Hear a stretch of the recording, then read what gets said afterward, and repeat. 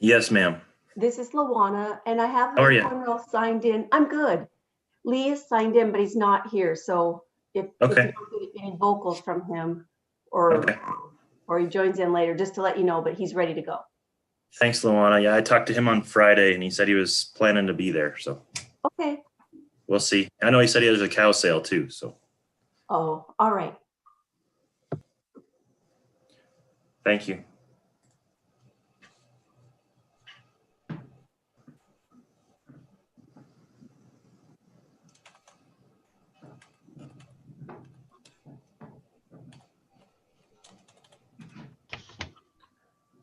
All right.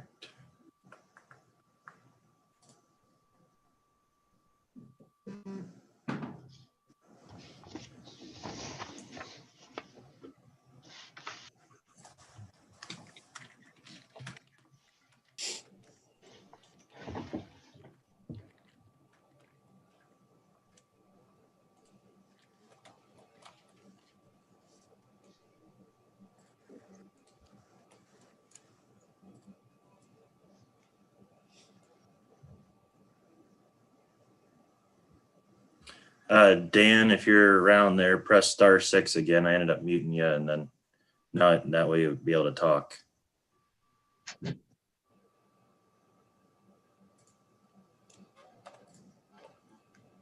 There you go. Hey. You're good. Okay, thanks. Just waiting for the YouTube link to get to our website. And then we'll get started. I sent it to Missy, so. Okay. So Pat, how do I mute this if I need to mute it? So On the bottom right-hand side, I'm sorry, on the bottom left-hand side, there should be the microphone, the video camera. yeah, it's not. It showed up before. It's not up here now. So let's see what. Maybe just take your mouse down there, and now you muted yourself. It's just yeah. There, you got it. You muted yourself.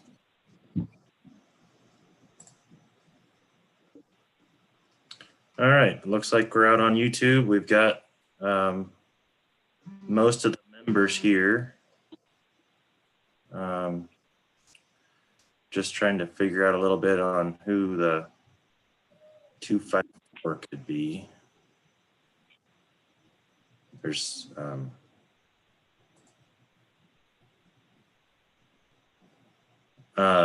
someone with the last phone number digits ending in 254. Who's that? That's me, Jason. It's Gary Burnett. Morning. Hey, Gary. How are you? Hey, how you doing? Good. How are you guys? Good. All right. You want me to mute, stay on mute or stay off? You're fine. I just changed your name. You can, if you mute yourself, you'll probably have to press *6 to let yourself back in, but okay. You're unmuted for now, Gary. Okay, thanks. Ed, you worried about forehead glare the last time. Should I put my cap on? Does that help? Looks good, Representative Logie. Well, welcome back, everybody. Thank you for hanging with us and participating here on this second day. We're going to try and fly through, and we'll have to adjust the agenda a little bit today just because we've got some folks that have other time commitments. When I sent out the email before asking about this date, I was thinking about a half day, and then I kind of forgot we probably should talk about what happened at our last meeting and add that in. We also have Hank Warsek. So everybody pretty much, I think, knows Hank. Dale, do you know Hank? Otherwise, everybody should know Hank. Hank has come back to work for FWP. He's a short-term worker to help with the session and also the transition. And so Hank's got another commitment too. So we'll adjust our legislative items up into the earlier before lunch piece. And then just kind of be flexible, I guess, on how we go. But the first couple things I wanted to pick up is going back to last meeting and kind of give you guys a chance to discuss your thoughts, debrief a little bit on that. And then also, I've got a summary from Cole Mannix. He wrote up a summary for us, one pager that I'll share here, and we can talk about that and see if that fits what you'd like to stick into your report, just kind of as a one pager of what happened with that panel discussion. We do have some of the access coordinators joining us today. A couple of them are dealing with COVID issues, unfortunately, so we won't have all of them, but we do have a couple. And then also Dustin, I see Dustin Ramoy joined us with fisheries. So Dustin, thanks for hanging out with us too. Anybody have any other agenda topics or structure things we need to talk about before we get going? Okay. So last Tuesday we were able to have that land. What did you guys think about that? I thought it was very informative and very good. I think anytime we bring landowners in to visit and get their perspective, it helps on any decisions we make moving forward. Yeah, I think it was a really good presentation for us. Clearly, to build on relationships between landowners, working lands, and wildlife, and certainly the hunter aspect of it. A lot of points to consider, and I think it gives us something good to go forward on to build some positive relationship, and then hopefully proactive and effective work in the future. It's interesting, you know, I remember the last panel with the question of hunting, and I got Cole's wrap up notes also, Jason, and you know, to look at it from that much a broad perspective as those landowners presented, there's a lot there to chew on, and yet I think there's things that can be done, whether it's us or us forwarding that information. You know, we have to decide. So great meeting. I thought it was a great meeting, and the article that they put out afterwards, I don't know who wrote that, but I thought it was a good article to let everyone know what was discussed.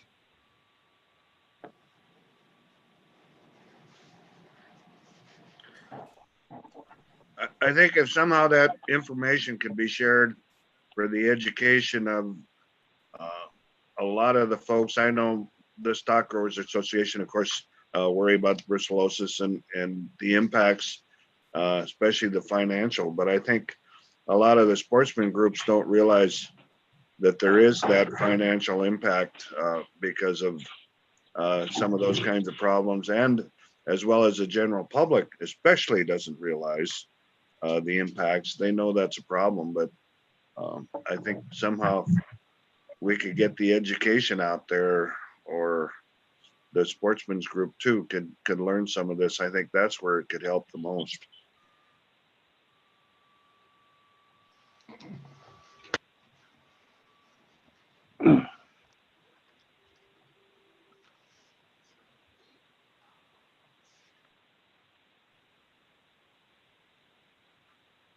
Yeah, I agree. I thought it was very beneficial. It was interesting, all the different perspectives. So the landowners across Montana, as we know, and how that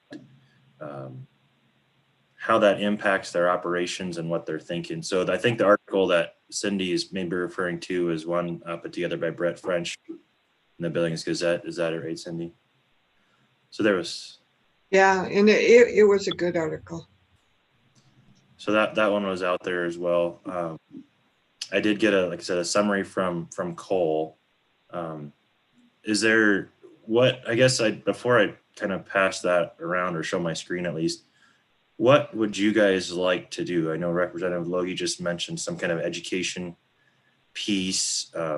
just trying to think of what that looks like and how we would go about kind of next steps for that, taking that landowner panel information and then moving forward. Go ahead, Lee. Yeah, I think I'd concur with Representative Logie, because I was on the board of livestock at the beginning of the Buffalo Wars, before we had had the environmental impact statement for all that stuff. And there was a lot of adversarial thing between Fish, Wildlife and Parks and the Montana landowners and the cattle producers and everything. And I think he's right on track. We could do something with a public service announcement or something. This is transmissible to humans. It's undulant fever in humans, and once you get it, you can't get over it. And the ranchers that live in those critical areas like the Paradise Valley, they're the ones that are keeping the open space that makes it what it is. And I think we should, if we could do something to show that we're on their, the Fish, Wildlife and Parks was on their side, that we're all in this together, and nobody can exist without the other guys. And so I think it's a good thing. Thank you. One thing that I saw on TV the other day, I believe it was Farm to Market on PBS, there was a very informative scientific discussion on brucellosis. And like I said, I don't know how you can get into some of those networks and maybe get copies of that, but it would be very educational. I think they missed a couple points we knew about brucellosis, but it was really up to date on what the colleges are doing, what caused the stopping of research and everything. And so I don't know if anybody else saw that, but I believe it was Farm to Market. So thanks. Hey, Lee, this is Cindy. I have a question. Does the Stock Growers Association, are they behind the people in the Paradise Valley? Or are they trying to educate other stock growers? How are they working? The Stock Growers doesn't have a lot of cash. It's a voluntary organization that submits dues or collects dues from their members, but they go to the legislature, and collaboratively, maybe we could work together somehow to come up with something that educate the people. We were talking the last time about the need for more funding to do things to keep those guys in business there. And the way it had been working in the past is everybody just passed a bunch of rules and regulations for those guys that got to live right there and be next to the park. And it'd be better if we could go together, if nothing else, than just a show of support and get everybody together. When I was first on the board of livestock, the brand inspectors were the only ones that were keeping the bison out of the state of Montana. And after we got that agreement with the Park Service, the Forest Service, FWP signed in on it, then everybody got to go out there and help, and it was better. And so I think show some collaboration and maybe open the dialogue up. I think it'd be good. Thanks, Lee.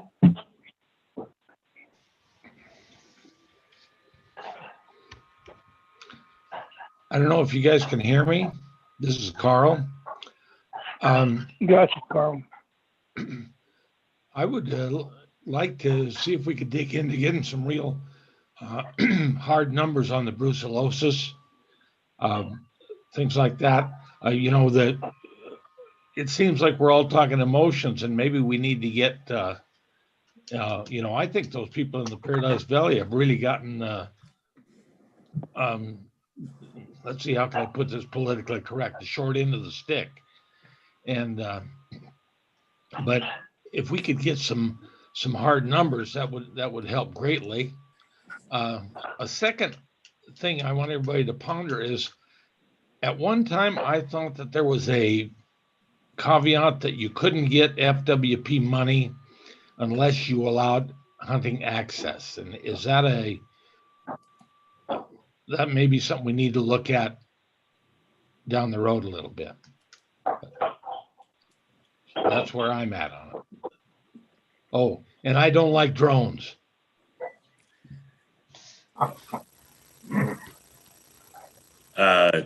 Carl, I think to your point about the assistance from FWP, that is accurate for certain programs. So like game damage assistance, you don't get any assistance in that area unless you allow a public hunting requirement.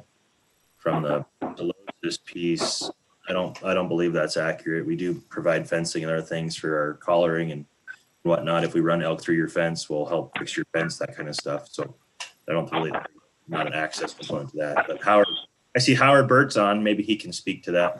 He's the Region 3 Wildlife Manager. Yeah, Jason, thanks, and thanks for having me on, everybody. We do have a brucellosis risk management plan, and we have been implementing that in the Paradise Valley for a number of years now, probably 7-8 years now. Carl, to your question, that does not require public access during the general season. So brucellosis risk management is not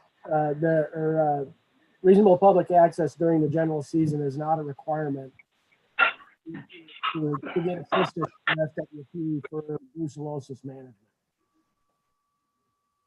And I guess just a couple of the other tools that we have available is, hey, we've employed hazers, we've stack yards. I think I listened last week when Druska was speaking, but that's true. We also have the ability to do permits, limited hunts. Those are basically the tools in our toolbox that have been approved by the commission. So with throughout the brucellosis risk management plan.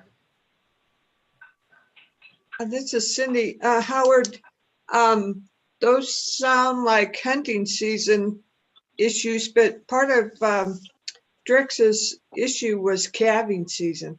So can you speak to that? Yeah, these typically are, brucellosis management doesn't kick in until January. We can do it before that. So we consider the risk period from around January 15th to close to 15th. So in that period of time, there, you know, we well, any time of the year basically, but we are implementing those tools throughout that whole period. So it's not just during the hunting season.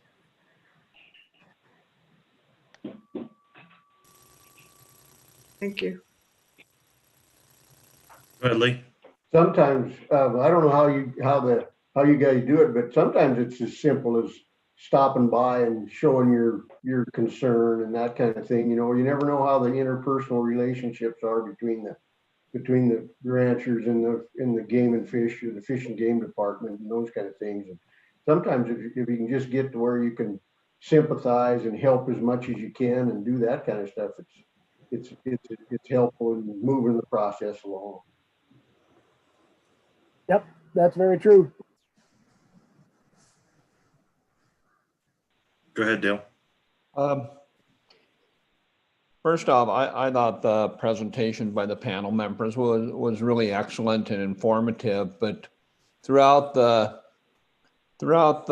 panel discussion and then afterwards, the thought that kept coming back to me is, what's next? How do we take this, if we want to at all, and how do we deal with it? And one concern I have is that I almost think we need to have a plan, like an action plan or something, of how we might address this or how we're going to get involved in this. If we look at a shotgun approach at the end of the day or the end of the year, I'm not sure that we'll have anything tangible to really show about, other than we've become much more aware of it and we've talked about some things. It just seems to me maybe an approach we might want to consider is just kind of formulating some type of a plan of saying, okay, here's how PLPW could assist with this, and these are probably the steps we need to take initially, and this is phase 2 or however it all comes together. But again, I'm just a little worried that we start doing a little bit here and a little bit there. At the end of the day, have we really helped those landowners out? Have we helped protect those migration corridors that are important, and also, the landowners whose livelihood depends on those habitats. And again, rambling a little bit, but let's think about how we might tackle this, and maybe look at somewhat of a holistic approach, as opposed to, well, let's do this today and then we'll come back and revisit it sometime down the road. And I know everything starts with a baby step. So I don't know, just something to ponder a little bit. This is Dan. Don't you think we should have the people that are affected be participants in anything that's done?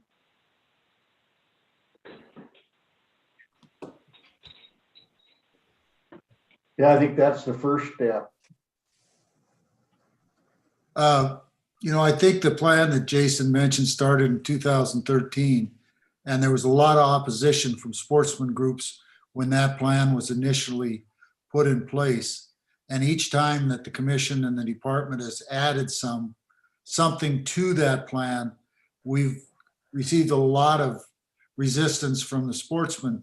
But each time, the department has done a very good job of implementing the plan as we told the public it would be implemented.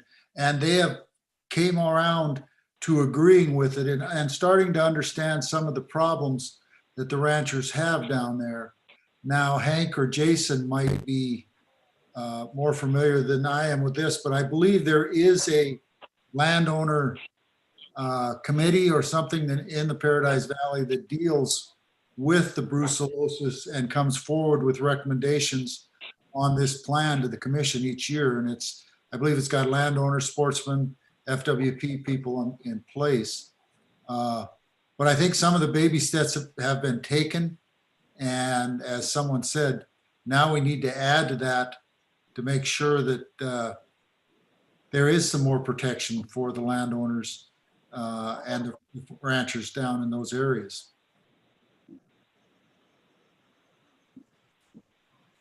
Rich, you mentioned, that you thought there was a landowner group that met down there.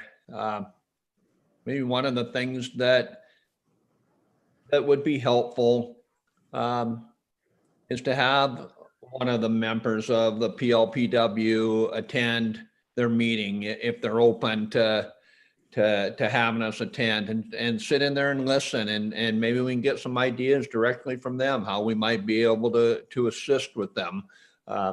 Obviously, we don't have the ability to make commitments to them, but just showing that, hey, here's someone from the Citizens Advisory Group that wants to sit in and listen to what they have to say, might be viewed as beneficial by that group.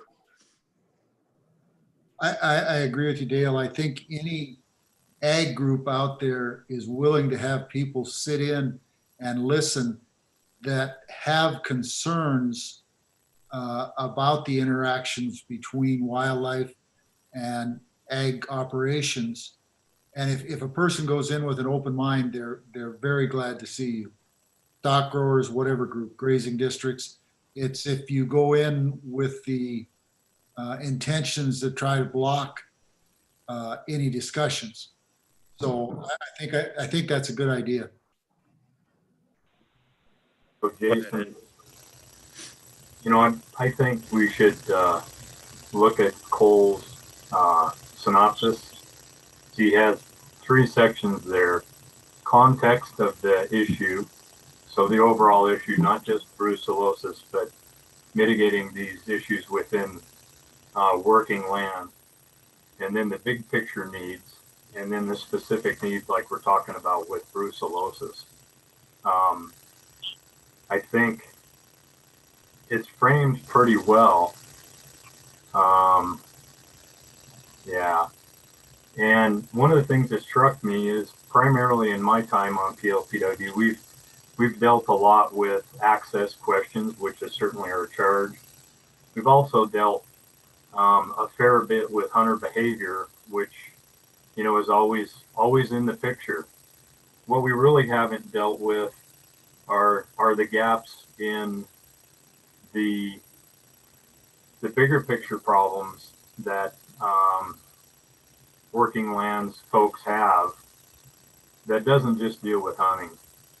You know, as we've heard, brucellosis, the impact on crops and such.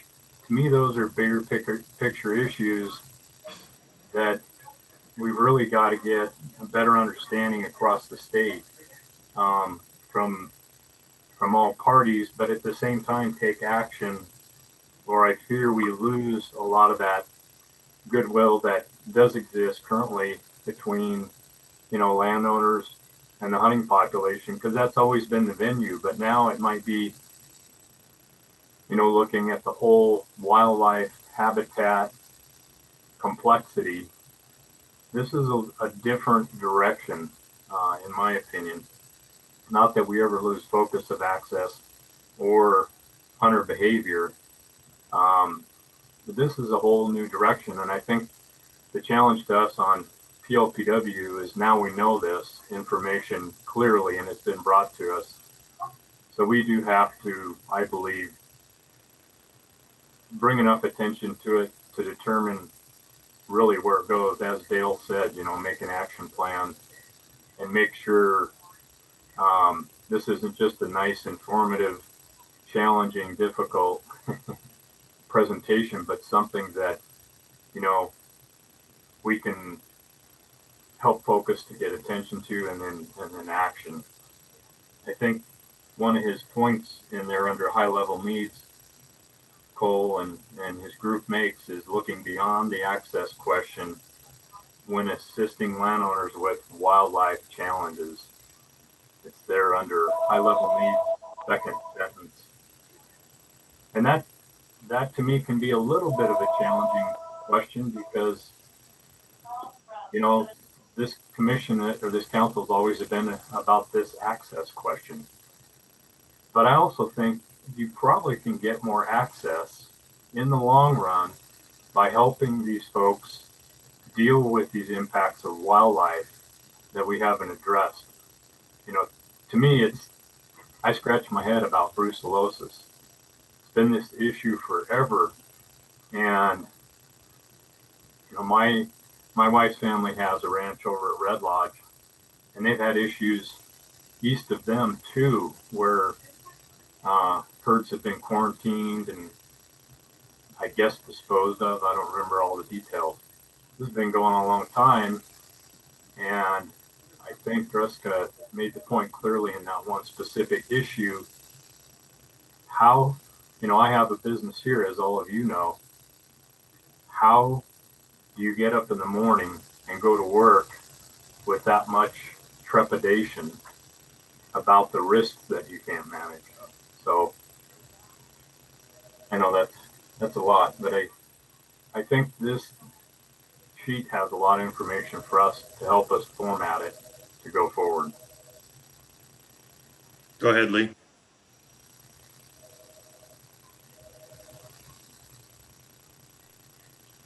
There you go. Glasgow internet connection must have froze on you.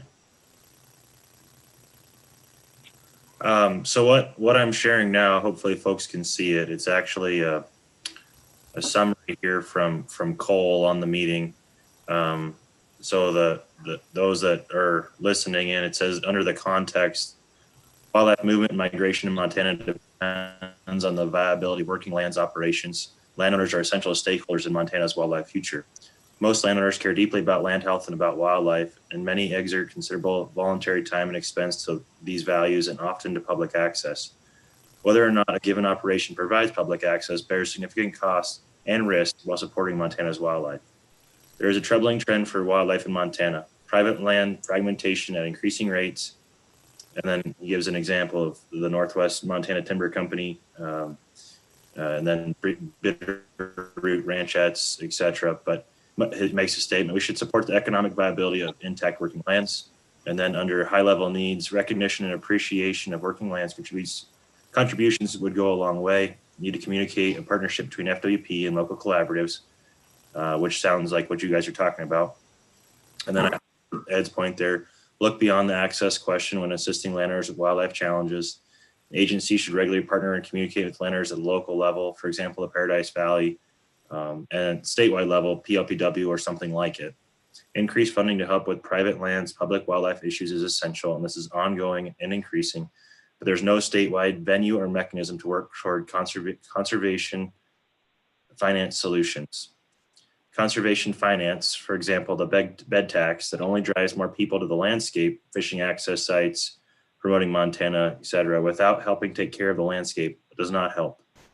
Locally led collaboratives such as the Rancher Stewardship Alliance, Big Hole Watershed Committee, other conservation districts can be very effective, but they often lack adequate funding or staff.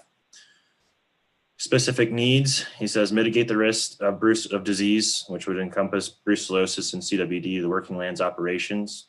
Mitigate and manage economic, ecological costs that wild ungulates bring to the soil and forage. Continually address range health from the perspective of weed management.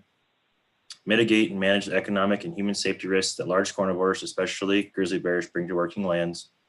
Funding for conflict prevention, implementation and practices and infrastructure. Mitigation, including effective agency response and adequate compensation, are essential. Stronger landowner representation on the Fish and Game Commission is needed, and develop multiple ways to get funding from the recreation sector. So that's kind of Cole's one-page summary. And the reason I set this up here was to try and include something from this group, you all, as a summary / recommendation, higher level recommendation to include in your overall PLPW report to the governor and legislature. So what do you think about this as you see it currently? If you can see it.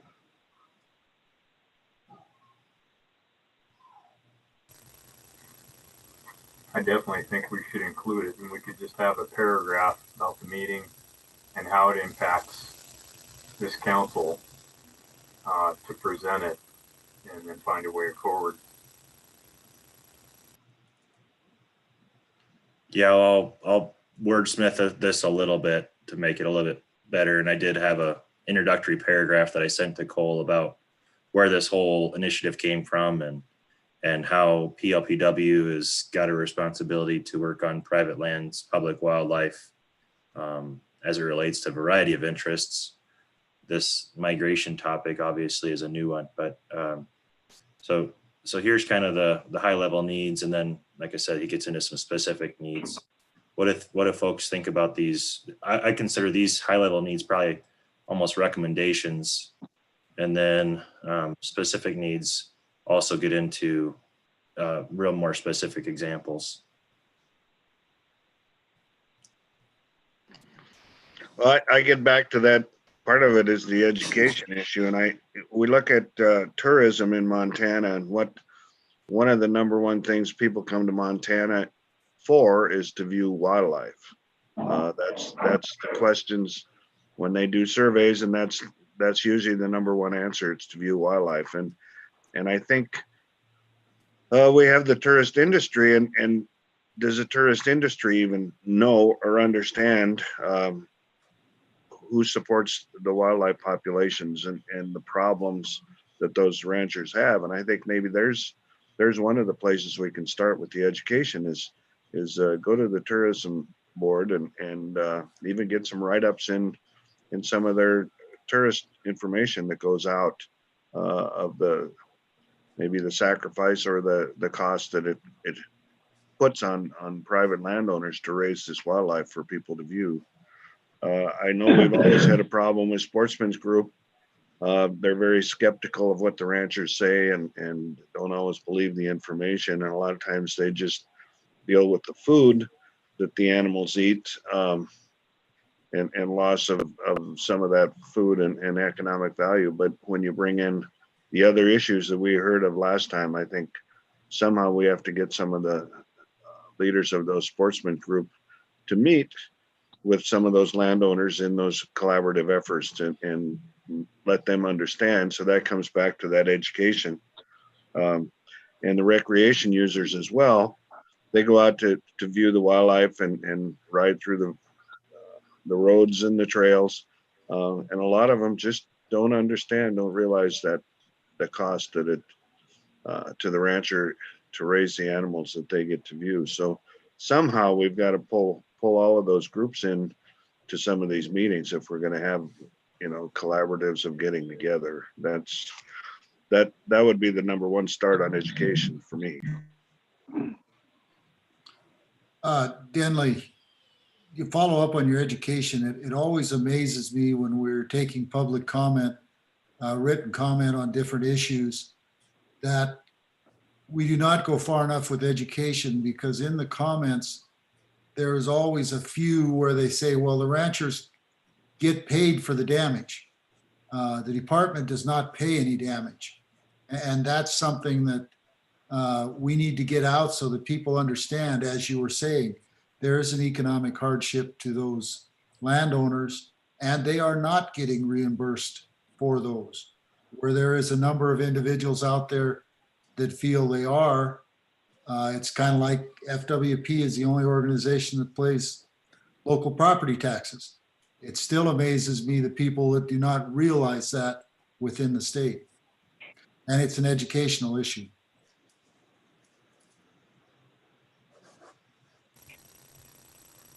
I see a couple different educational realities. The Montana recreationist or the Montana hunter, and then the 4 million or 2 million or whatever the number is that come from out of state to be in the last great place. So to me, those are two different things. I think on the buy-in for Montana recreationists and hunters, education is pretty important. I think on the national level, to me, getting the revenue is more important than the education, because you're never going to reach the education level. So when we talked about the park, clearly the animals in Yellowstone Park would not exist at the levels they do if you didn't have Paradise Valley. So as just one example. So to me, to research, can we do anything there? And I understand Wyoming did something, but it was pretty much just a statement. I would think our upcoming administration would be interested in gaining some revenue from that reality. Also, on the point of the Montana hunter, we've always said we don't pay for access through FWP, we pay for impact. So I think there's some confusion there, Rich, because I think folks that pay attention think, well, we're paying for those impacts, weeds and fences and all that. I'm not saying we do in a commensurate way, but I do think that a lot of the folks that come to meetings, watch videos, and read, I do think we've had this issue with, do we pay for access, do we pay for impact? So I think they're a little confused in that. I'm not saying it's right. I just think there's this misconception. And I also think the other part of that is you've got this opposing reality that croplands draw animals. You know, if we take it out of the western part of the state, if you put a big patch of oats or alfalfa in the best water in eastern Montana, you get the luscious land, period. And it's a magnet, as we all know, just like that pivot in the west. So that's where this conflict arises. All the game is there, and we want to get it. You know what I mean? So there's a lot to overcome there, and I think we just have to get after it. Ed, I'll disagree a little bit with you. Visiting with the hunters that show up on my place during the hunting season, most of them, they know I'm in block management because I have a sign-in box, but most of them do not realize that I get anything. And I think that's where it goes to the education. You know, we're talking about impact fees so that we can cover the landowners for liability, where we're talking that rather than an actual payment. If it's an actual payment, then the state policy would not cover us if something happened to a hunter and we were getting paid per se. But where I'm talking on damages is where some of these landowners are getting $60,000 to $100,000 in damage to their crops. And I think the heads of the organizations, the wildlife organizations and whatnot, know that there is no compensation. But I think the average hunter out there feels or thinks there is. And that's where I think if we can get the education out to those individuals so that they understand there is a big economic impact to those different landowners, it might change the attitude on some of them where they think it's not a big deal because you're getting reimbursed for everything that happens. And that's not the case.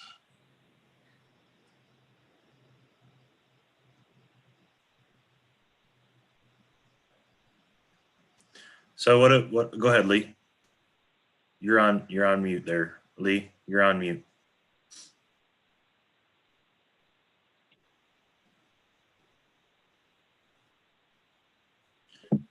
That better? Yep, there you go. What the biggest disconnect has always been with brucellosis is the sportsman side or the population side that isn't involved in agriculture thinks it's just a monetary thing. But it was a program it's a federal rule or law, and the federal government started an eradication program for brucellosis in the 30s when everybody had a milk cow, and undulin fever was transmitted through the milk to the people.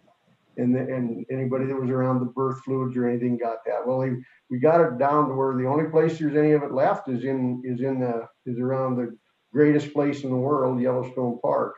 And the way it works now, if you can't prove if you've got it in your herd, they come in there and they totally remove the cattle. So you lose the total cow herd. And maybe if they change it, I think that brucellosis is a terrorism, is a biowarfare agent, and so that makes a difference on how everybody reacts to it, because they just come in there. If they can't clean it up, they just depopulate your ranch and you got to start over. And that it's a bigger deal than just a monetary thing.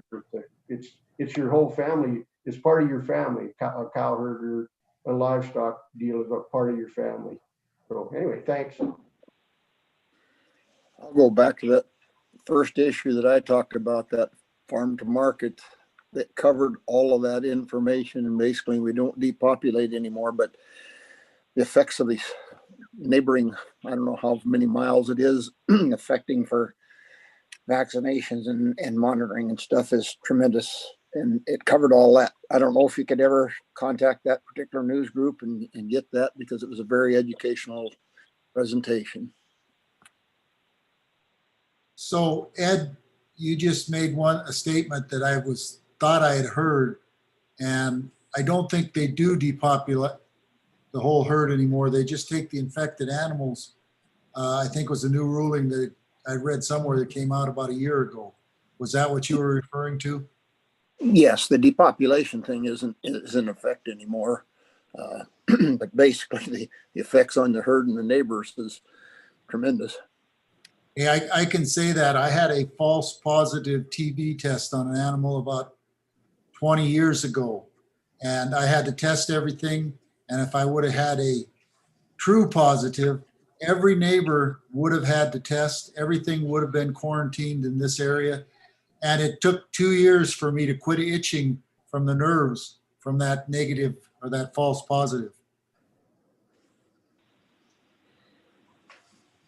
So what do folks think about this summary? Are you pretty much comfortable with it? I can send it out by email here and so you have a chance to look at it. I need to get your report printed by the end of the week probably, so it's kind of a quick turnaround on that. As far as solutions go, it seems like we've kind of got a need for an education piece. That's pretty clear on a variety of fronts. Continue to work with our partnerships through the other industry groups, and then obviously the impacts of local landowner groups and how a lot of that grassroots stuff gets going with agency folks.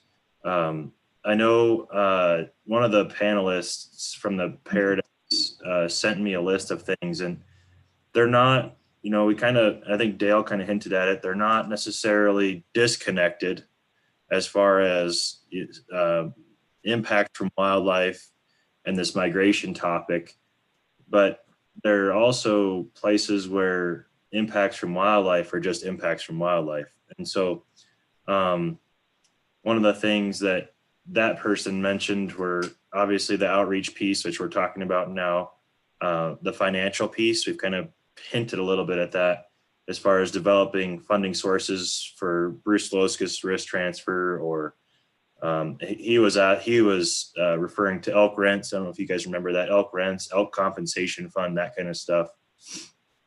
Another one was to engage the technical assistance piece. So make sure we're involved with extension and also landowner knowledge and citizen science into our FWP data. And then one of the comments he had made was about the private sector being involved in the FWP movement and migration strategy. So anyway, that was kind of his list of things. I mean, there was a few things in there, transferable hunting tags, wildlife, basically funding sources to help with the impacts of wildlife. And so I don't know that we have to really come up with any of those right now, but just there is a list of things that he put together too that, like I said, they're not disconnected as far as migration and the impacts from migration. But there's also the whole other side of this that are probably unrelated to migration, where there's impacts on private land. Well, Driscoll always comes to the elk cattle brucellosis meetings, and she always has good input from that group because I know they're fairly active.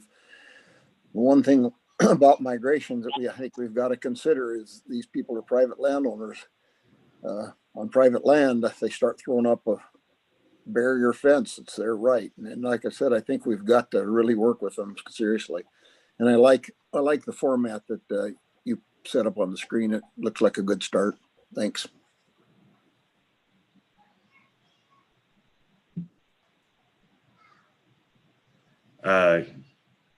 Gary Burnett, I see you're here.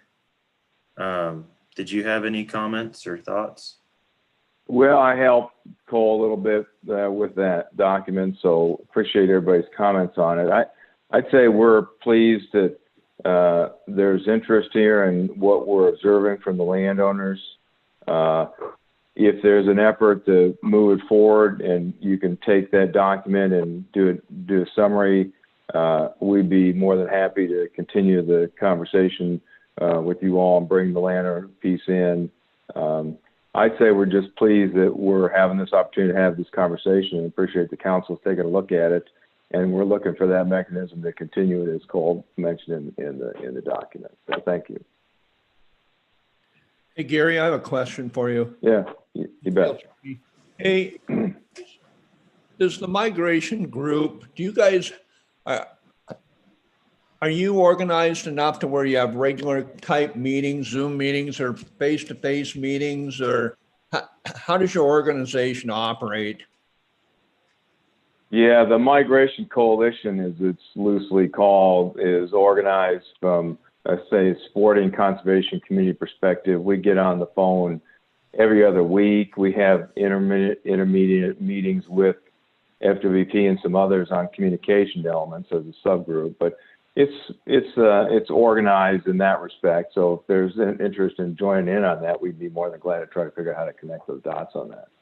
Well, I guess that would be then the follow-up that I was going to ask. If we're going to be a part of this, and I think I'm hearing a lot of support from the other PLPW members.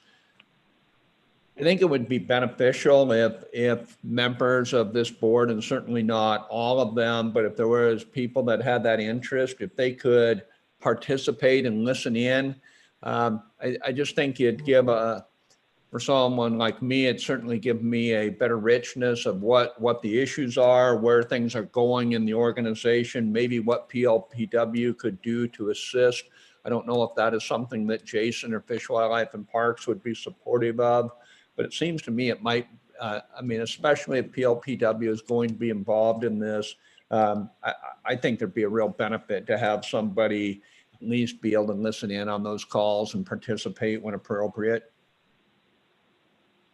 Yeah, we'd be more than glad to try to figure out how to make that happen. I think that's exactly right. The more we can visit with each other about what these opportunities are, the better off we're going to be in terms of moving some things forward.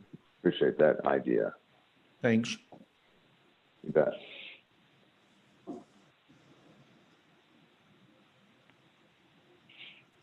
Any other thoughts or comments on this issue? I think, this is obviously a progressing topic, and you all are appointed at least till August of next year. And so my hope is to at least have 2, maybe 3 meetings before your term technically expires, even into the next year. I know that conflicts a little bit with Representative Logie's schedule and Senator Ankney's schedule through at least the session, but we'll definitely continue to meet. 1, because this topic needs to be flushed out more. 2, because you'll have another round of public access land agreements to review and discuss. And then lastly, that education video as it relates to hunter access and hunter behavior is still in process. And so my goal is to at least get a final product related to that topic for you all to review before your term is up. So is there anything else on the wildlife migration or movement kind of debrief that folks want to have?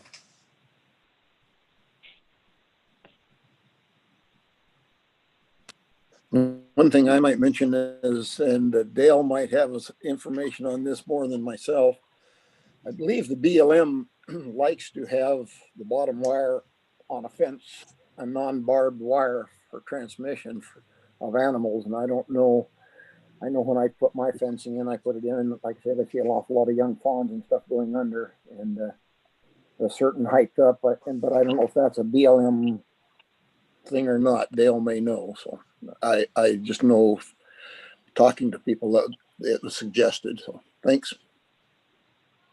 And to answer that question, obviously I've been away from it for a while, but BLM in communication with Fish, Wildlife, and Parks develop fencing standards, and pretty common to have our bottom wire or the bottom wire smooth, and just going down a little bit of a rabbit trail just because of wildlife movement.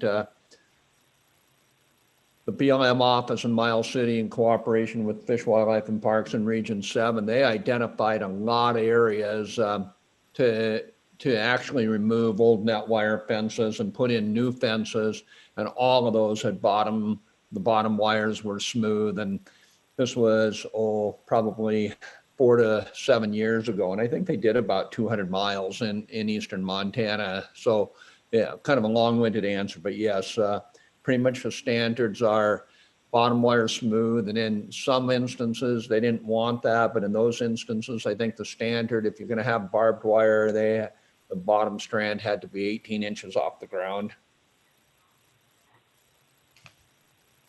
My last comment, Jason, on this would be, and this is the half-cocked question, is there anything here that, these working lands operators or we see that could even be affected in legislation? And that question is probably more for Denley as far as timing, but there's specific needs down there that they're addressing. Obviously, those are the ones they're looking for specific action, probably more quickly.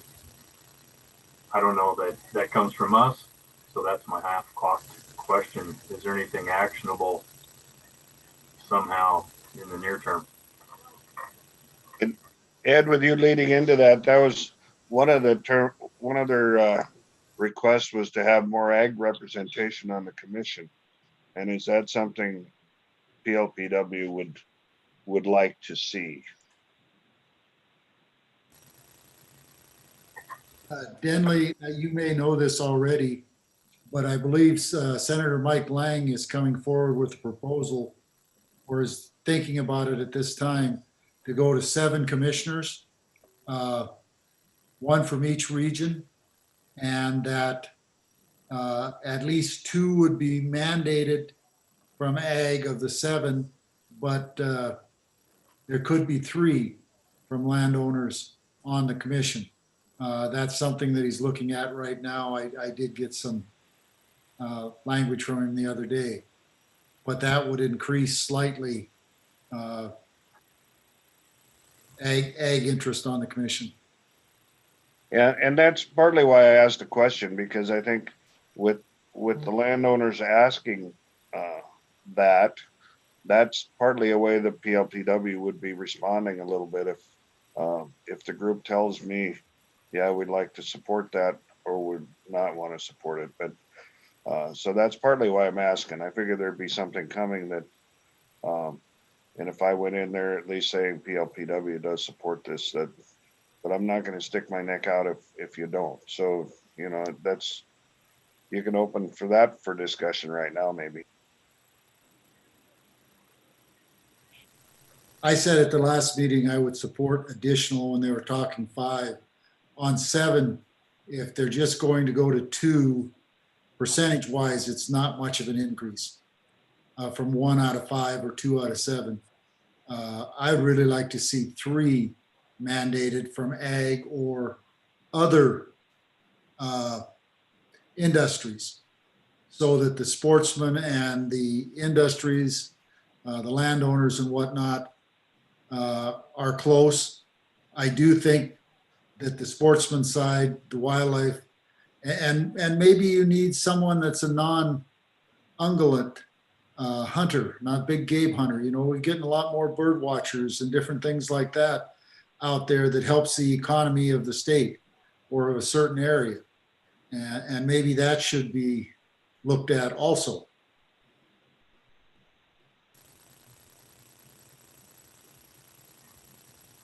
I have thought that there should be a commissioner per region for some time to affect,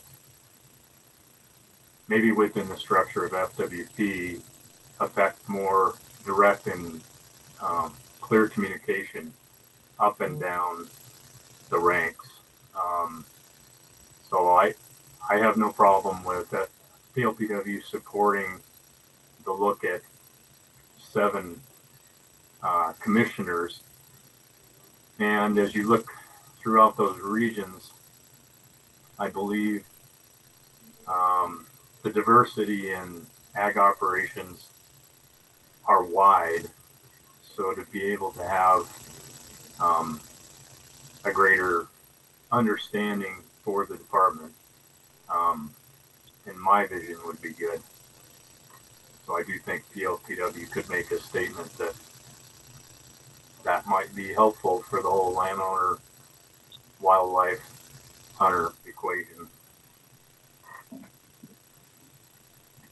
No, in theory, I like that, but I'd sure like to see the details of the proposed bill before we put our endorsement on it.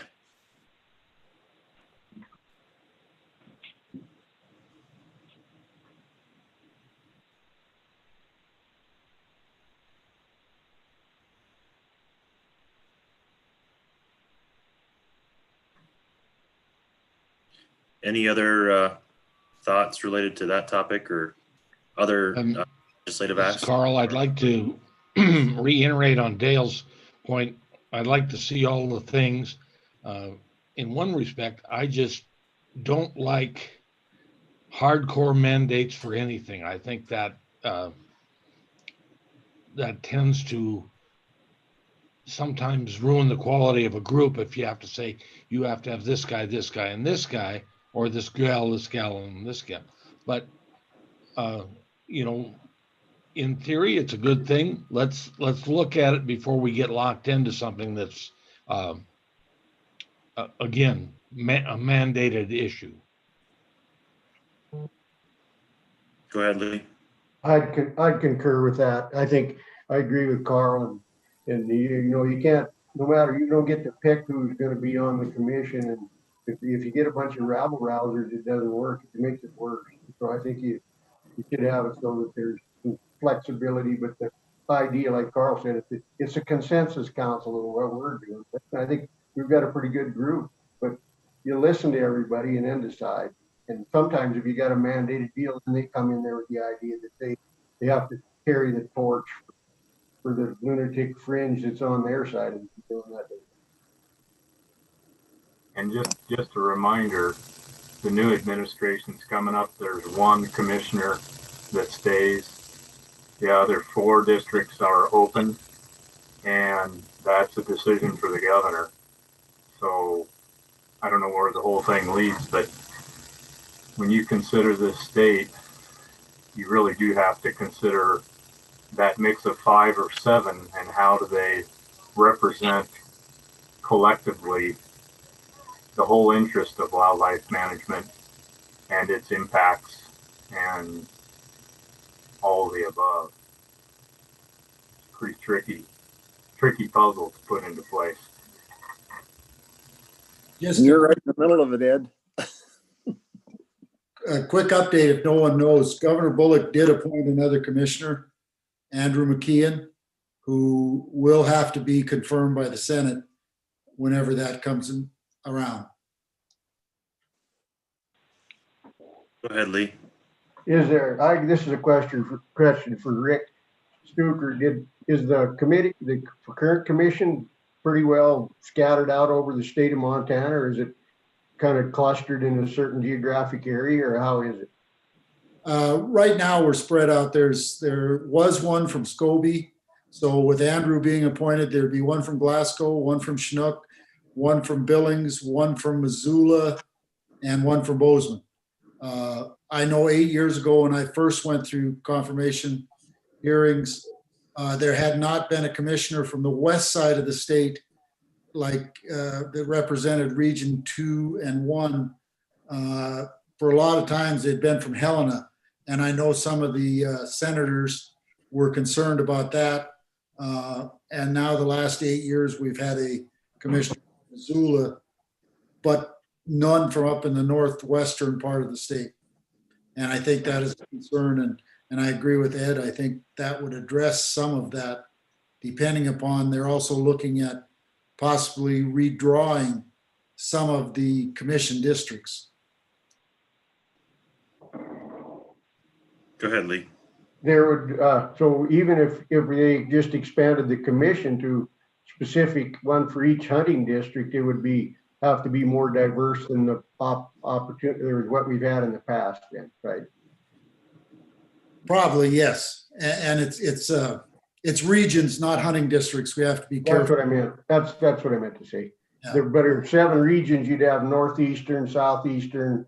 You had to more approximate the way things, the different climatic conditions and all that kind of stuff would be better. Yeah, economics too. I'm not sure how they're drafted, if it's by population or what, but you can look at Region 6. It goes from the North Dakota border all the way over to, I believe it's Liberty County line, or pretty close in there. And that's one of the bigger ones. When you get over in the western side of the state, those districts are a little smaller. And I think that's probably takes into account the population. Thanks. I agree. We should look at it before we jump on board. And as you just said, Region 6 is big. I live in Region 7. You know what it is. Thanks. All right. Well, Hank, maybe you can work with Ron and you guys can work with Representative Logie or whatever that language might be, and we can pass it around to this group if there's a desire to support that or look at it at least. Yeah, I got a few things I'd like to say real quick. First of all, it's an honor and a pleasure to be back working with this group. I'm really impressed with where you're going and what your topics are still, from my perspective, still spot on. As far as legislation, that's part of the role I'm going to be doing, is working with setting up legislation. I have heard about this bill and talked to Senator Lang about it a little bit. But what I'd like to do is, whenever we get legislation that deals with the PLPW, is kind of pull it. I'll send it through Jason to go out to you guys, and you can see what you think about it.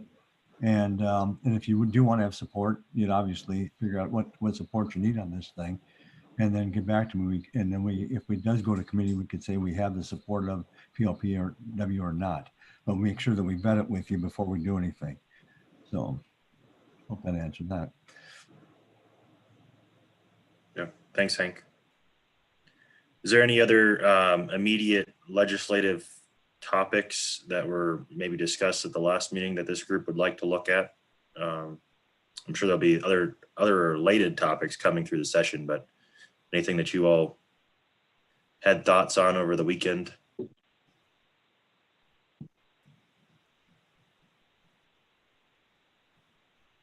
Okay, go ahead, Representative Logie. Yeah, we had, when I brought up this one about whether PLPW, I know this is quick because the other ones we've had time to discuss and go through and kind of rewrite and redo. So I wasn't meaning to rush the group, and I can still comment on my own and don't have to go from the group. So I won't say anything about if the topic comes up until I'd hear back from the group. But one, I know again, I think you might have mentioned it last time or somebody time ago, but the once in a lifetime tag again. I brought that last session.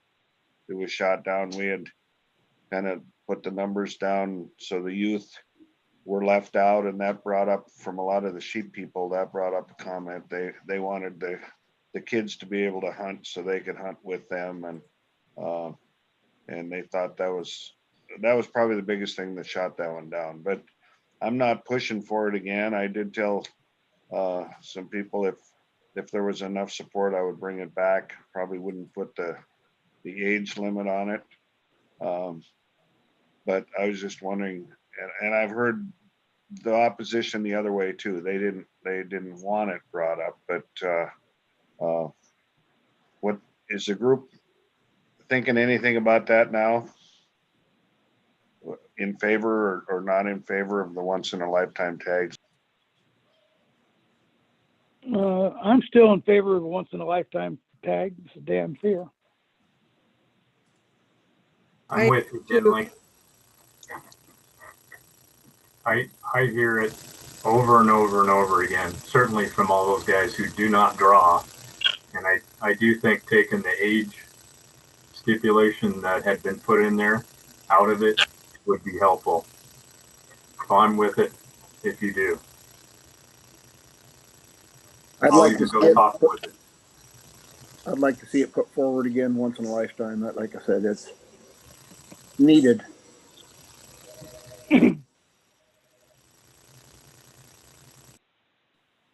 So I put up here what was the last rendition on this last once in a lifetime harvest. I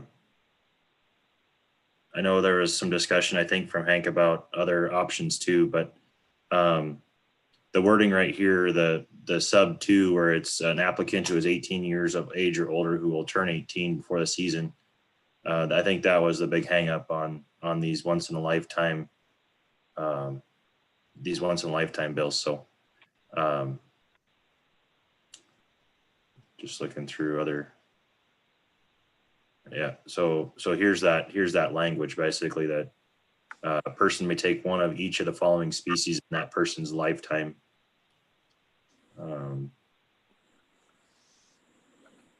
So that's the concept, same as last time. It'd just be a change to the age group piece. Well, I kind of get a chuckle out of the mothers, grandmothers, grandfathers, sons, daughters, every bit in the world applying for elk and CMR and the different elkhorns. But that's the way it is, and we're not going to get that changed. Yeah, that wouldn't have anything to do with this this topic anyway. Can you just send that to us all to look at one last time? Yeah, I sent it to you in the email I sent out on Wednesday of last week. Oh, okay. It was House Bill 390 last time. Okay. But I can send it out again.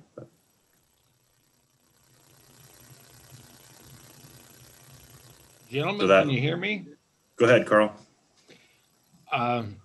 You know, I hate to be a negative Nancy, but don't we have bigger fish to fry than this? And how many how many people actually get 2 of these permits in a year in their lifetime? You know, it's almost like saying if you play the lottery and you win it, you can't play anymore. To me, it's not that big a deal. And I am 70 and have still not got my moose permit.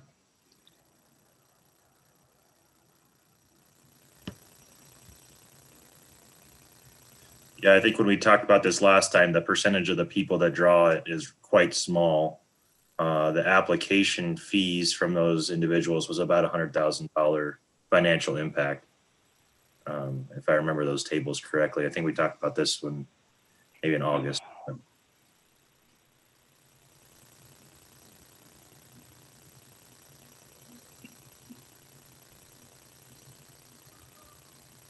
Go ahead, Hank. Did you have a comment? Yeah, I do. Trying to get this thing to work. And I agree with Carl. It's not about what really happens. It's about perception. And the perception is that there's, it's hard enough to draw this thing, as he indicated. It was, for like Director Hager just finally drew his moose tag after 44 years. And the perception is that somebody that gets it twice, it does upset people. And when I was running licensing, I heard that complaint quite a bit. Why isn't it not once in a lifetime? Why are these guys getting a couple?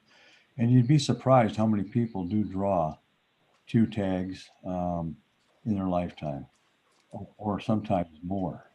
So it once again, it's strictly perception is all this is. Just to throw in here again, this really isn't PLPW's charge per se, but the reason why we brought it up is we heard it over and over and over again in our trap lines. And That's right. I'm with Hank's comment. What I've heard a lot is it's just like when you live next to Unit 380, you hear about everybody who got it the second time. You don't hear about the guy or the woman who got it the first time until later on. But when somebody's drawn it a second or third time, and it's actually harder to draw than some of these up here. It is a perception thing, and I'm surprised it didn't go through even with the age, but I think that might have had something to do with it. So again, I support it. I'll go testify with Denley if he needs help. Go ahead, Ed Bukowski. I agree. Like I said, I don't need 2 mountain goats on my wall, or haven't got any other ones drawn. But like I said, I think, I just get it out. I worked with a guy that drew Wyoming and Montana sheep, both one year, but a little different situation. Thanks. So it sounds like we've got a little bit of mixed opinion. Do we need to take a vote on this, or is this something you want to work towards consensus on, or how would you like to treat this one?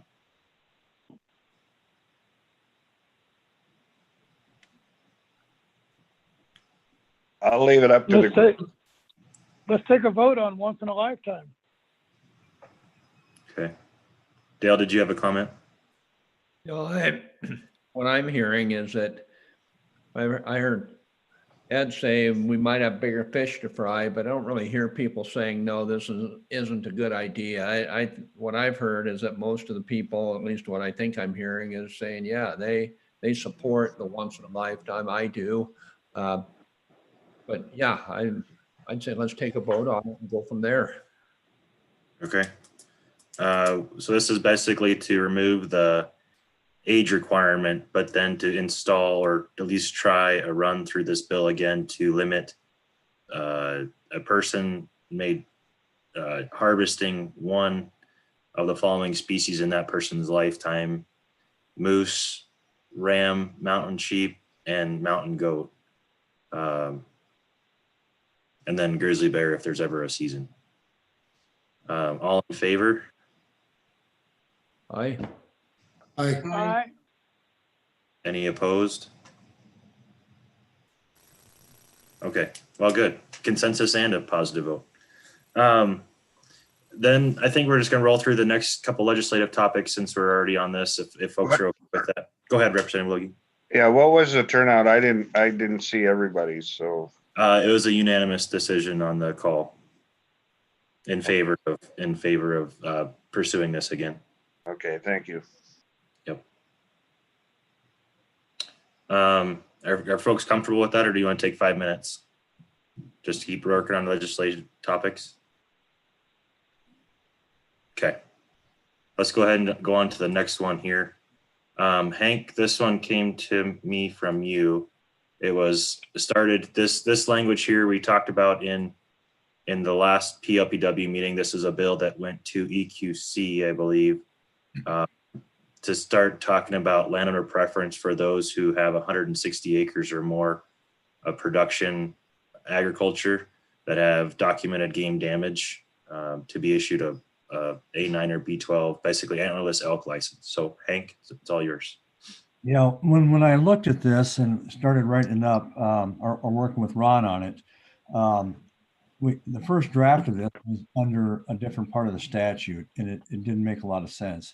What we found out is we have these A7 licenses. They tried to adjust with that, but we haven't used the A7 license in probably 15 to 16 years. It was a license that allowed an individual to get an elk cow license or antlerless license if they exchanged their A5 for it. So their general license, they'd have to exchange that. And that was used before we had the B licenses or the antlerless elk licenses. So it was a tool that some of the regions used. But with the advent of the antlerless elk license, there's no longer a need for it. So this would strike that. The other part of this at the bottom of what this says, it would strike all the reference to A7 and make this a little bit clearer for drawing. So it, as you can see, the main change, I think, is what the committee wanted was in 4 there, subject to the limitation of 5, a person who owns or contracted to purchase 160 acres or more of contiguous private agricultural land on which the department has documented elk game damage within the last 2 years. Last year shall be upon application issued an A9 or B12. So that's what you were working on, correct? Yep. The whole concept was to be able to get these smaller pockets of land that are getting beat up a little bit with game damage, to give the opportunity for that landowner to get a license. That's what you wanted, correct? Right. It was acreage was the limitation. Yes. Right. So the only other difference that this has is under the other wording is under that permit. Well, we stand corrected. Under the permit, it used to be able to designate who you wanted to give that permit to, immediate family member. But since this is a license, that would not apply. It would be only to the landowner. Does that make sense?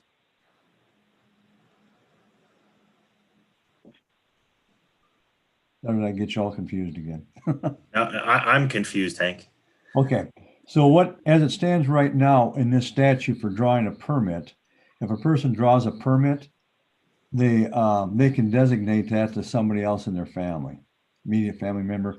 It'd be under 3. An applicant who received the permit under this subsection may designate that to immediate family member for that person employed by the landowner under cooperation owning the qualified land.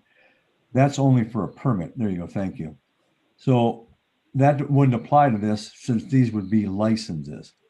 So I just wanted to make that clear too. This only goes to the landowner. He wouldn't be able to designate anybody else. It'd be just like any other license. Does that make sense? Hank, This is Logie again. I'm on the 640 right now that you can designate it off to your help or a family member. So if this went through, then you would never be able to transfer it, even those bigger acreage. It's only for that landowner himself. Right. So here's the issue. Once again, the way it was written up under the other language was under a different, it was under 5. I can't remember which one it was. But when Hope gave it to me, it was written under 5, I think 501. And that talks about the separation where you'd be able to give that permit to somebody else. But once again, those are permits. So they can give the permit, not the license, to somebody else if you draw the license. So it wouldn't change the 640 landowner preference, get a permit to designate a permit. What it would do would change for those that are at the 160 under this topic. Those individuals would not be able to designate someone else. Right, because they're receiving a license, not a permit that they can designate to somebody else. So they have to apply for licensure, and they're going to receive a B license to shoot a cow. Now, that's why I want to clarify and talk this through. If that's not what you want, we can try to rewrite that. Hank, I got a quick question on this. Yeah. Is this still under the landowner preference then in the 15%? Yes. Okay, I'm probably reading this wrong then because it talks about shall be issued if they have damage in the last 2 years. So that doesn't seem like it's under the 15% then, the way it's written. Well, look at the first part of the sentence, subject to the limitations of subsection 5. That's the 15%. See it right below?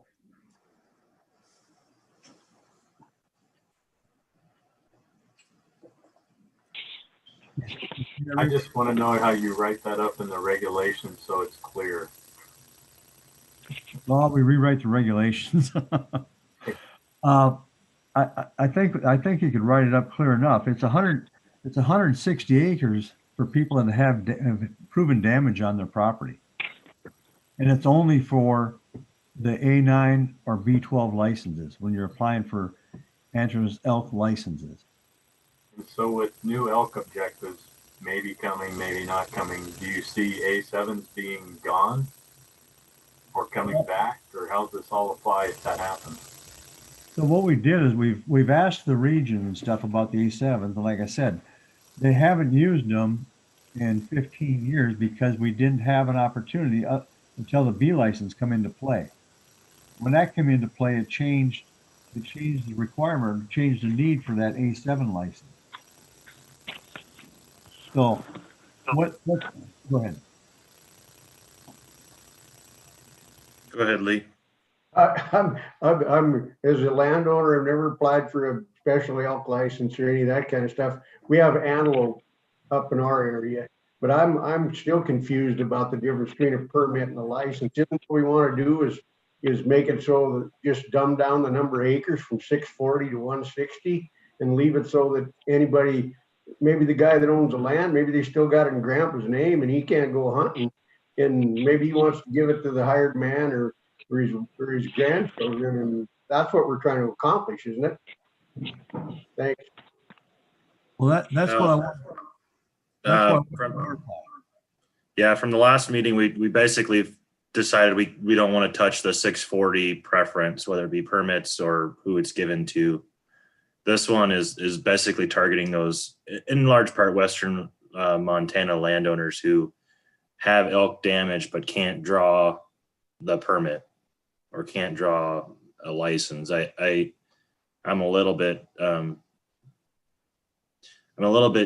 sure if this solves that issue. I mean, it's subject to the 15% and sub 5. So we know that there's going to be a landowner preference then for those licenses. I wonder though, if it's a place where it's got game damage, does, I mean, ultimately the department could come in with a kill permit. I mean, if we had to go that route, and that would basically get the landowner the license. But I'm just trying to make sure that this accomplishes what Representative Logie set out to originally do. And I think it does if I look through it. Well, I'm thinking back on, the idea there, I think, was to extend that permit down. Not just a license, but the permit down, just so it just mirrored the 640, only dropped the acreage down to 160. That was the initial intent. I didn't quite understand explanation of the license part, because it was to be on those where they apply for cow permits in the area. So that's the issue, that we no longer have cow permits. that I know. I mean, maybe they've changed it since I left, but we weren't using cow permits. They were cow licenses. They were a bee license, like a deer bee license for antlerless was a license. The permit was for the either sex. And to clarify, we don't have the A7s because there are currently, under these guidelines, a lot more elk in the west. And so we've gone to A9s and B12s as a more liberal policy. But if you see game populations change, like particularly up there, from what I hear in the Northwest, there's a lot less game, a lot more predators. So that's one question. And the second is, was it the Stoltz lumber guy? Is that the right name on the migration meeting, who talked about the timber company up there breaking all those into 160 acre plots from the timberlands? Does that change this at all, Denley? Your view of it? From my standpoint, it wouldn't, because they probably wouldn't show any agricultural damage or any damage that they would qualify. That would be up to FWP whether they would qualify. But I think, just because you have a 160 doesn't mean you qualify at all. Right. And if the permit system, like you say, Hank, the permit system is gone, it kind of, like I say, it's kind of catching me a little off guard. But if it's, and I realize you're saying it's turned into a license, so it's not like you're getting a regular hunting license, you're just getting that cow, what used to be a permit, you're getting a cow license. Right. So it's accomplishing what I was thinking. And like I say, it's still up. The 160 was dependent on the damage. It's just not an automatic permit or license that's going to be given out. So I don't think the Stoltz lumber would fit into that.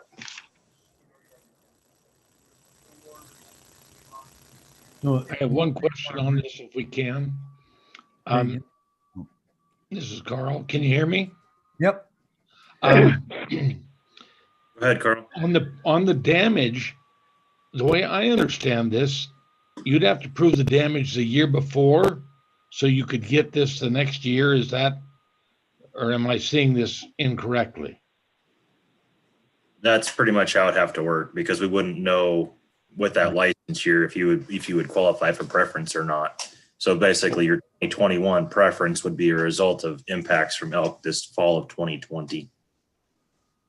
Okay, so if I own my 160 and they're eating it today, I don't get a permit until 2021. Is that correct? It'd be for the 2021 hunting season. That'd be correct. Okay, thank you. Yeah. And Carl, the idea I think partly behind that is too that, okay, one year you've got a bunch of elk that just move through your field, but they aren't there year after year after year. They just happen to be there once. They probably aren't doing that permanent damage, but the little guys that are trying to make a living selling some hay off 160 acres, and they're there every day for 1, 2, 3 years and kind of living, and then they'd be able to prove their damage. And that's the idea. It's the bigger impact would be up to FWP to decide that, but a one-time shot probably wouldn't qualify you. And just to throw this out there are a few elk permit, antlerless elk permit opportunities in Region 2, at least that I know of. I haven't done a full intensive look, but there's at least 2. Go ahead, Lee. Is there any way to my ignorance, but is there any way to make a license that could be transferable to designated when you applied for it to your grandchild or somebody else when you applied for your damage, did your damage deal, and say, I'd like this person to get the license? I think that was the original intent when we were looking at this, was that this would be no different than the permits on being able to give it to another relation or employee. Other quick question, and I'm the world's worst speller, but we probably should change that to the correct spelling sometime. Yeah, bring that up. I noticed that. I was going, it should be TUWO. So one thing, the response on the licensure, there's a requirement to be licensed. And for a permit, you already have to have a license in order to use a permit. So we can't just designate somebody to get a license. They have to be qualified to receive that license, i.e. the right age, they have to have completed hunter education, a bunch of other things. They have to be in good standing, all these things in order to get a license.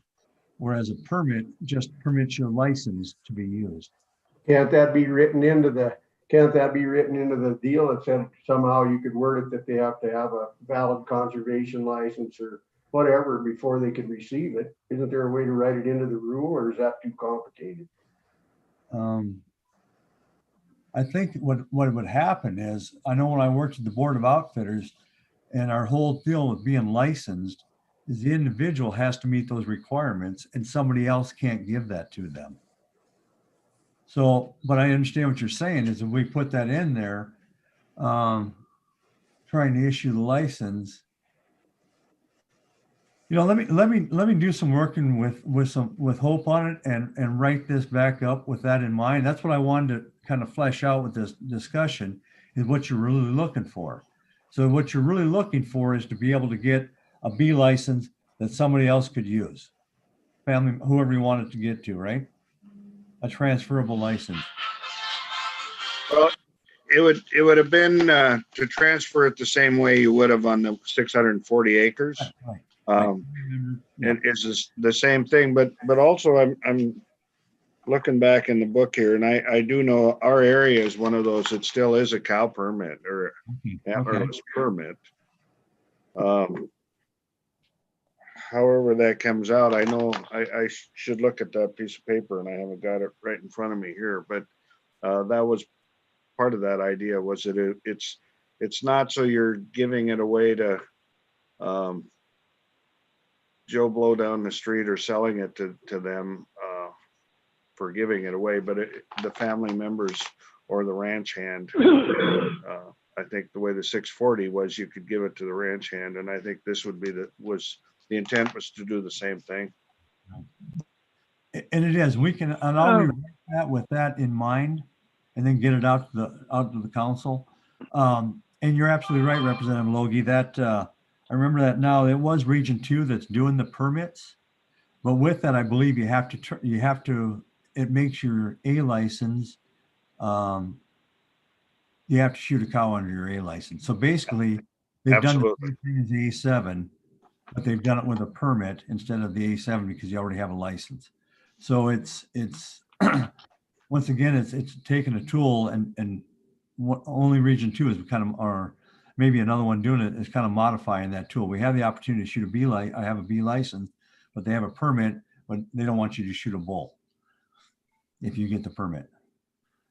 Right. So I guess maybe that'll complicate the writing. You'll have to make exceptions for Region 2, or you'll have to look into that with Hope, I guess.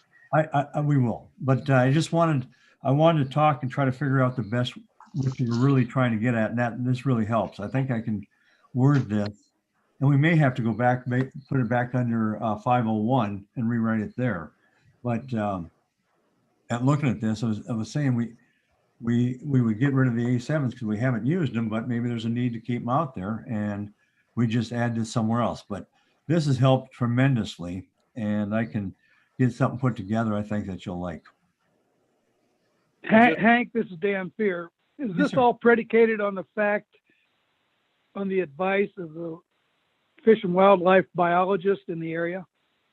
As far as what the license type is and everything else? And giving them out also. Yes. So they set the quotas, they set what type of license they need, and then they're issued. And if it goes into a drawing, the 15%, if this is something over the counter, not an issue. But if it's something that goes to a drawing, then what you're doing is just ensuring the 15% goes to that landowner. They're in that drawing. Okay. Yeah, for example, the 281 hunting district, which is that upper Blackfoot, has a quota of 25 elk B permits. And if you get that permit, you have to harvest an antlerless elk with your general license. Right. So you Yeah. So what we're talking about is basically that 25 quota, 15% of that would then go to landowner preference pool if you met eligibility requirements. That is correct. Thank you. Great example. Go ahead, Dale. Just a couple of comments. If there's a move to make these transferable to family members, ranch managers, whatever the decision is, then I really think the harvest should take place on the 160 acres or whatever land that person is claiming. And we talked about this, not that topic, but that 160 acres, it just seems to me that historically, when you started talking about an acreage, it was to try to protect those people that were making their living off the land. And I just have a hard time believing there's very many people with 160 acres that are making a living off that 160 acres. That being said, it just seems to me 160 acres is insufficient. I just think it needs to be probably at least double that to 320. And I know we've talked about that a year ago, but I don't know, 160 acres just seems like a pretty minimal amount of land for somebody to qualify for a permit based on game damage.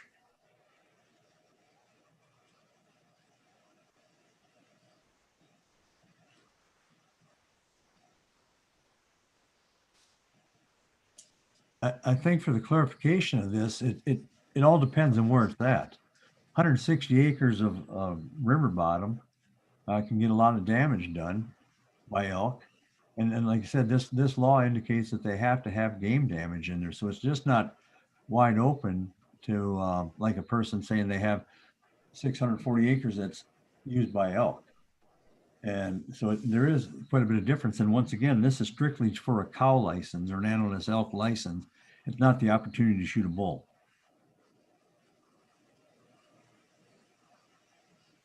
And I think the difference is we're talking damage here, like the landowner preference with the 640. You don't have to show any damage.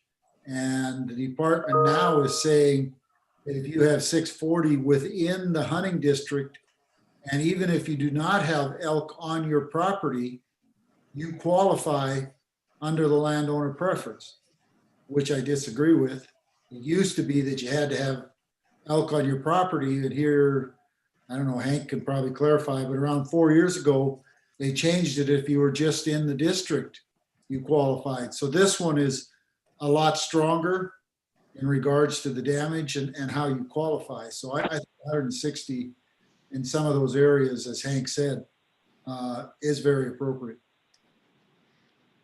I think that there should be an opportunity for the guy that's working in town, that's got a small place, that's trying to raise some kind of a cash crop on it. Like Denley said, not everybody's got a half section or a section, and there should be some benefit to those people that they can take a little bit of benefit from providing the habitat, and not have to have a large area of land. If it's this specific, I think I'd agree that it should be left this way and not make it larger.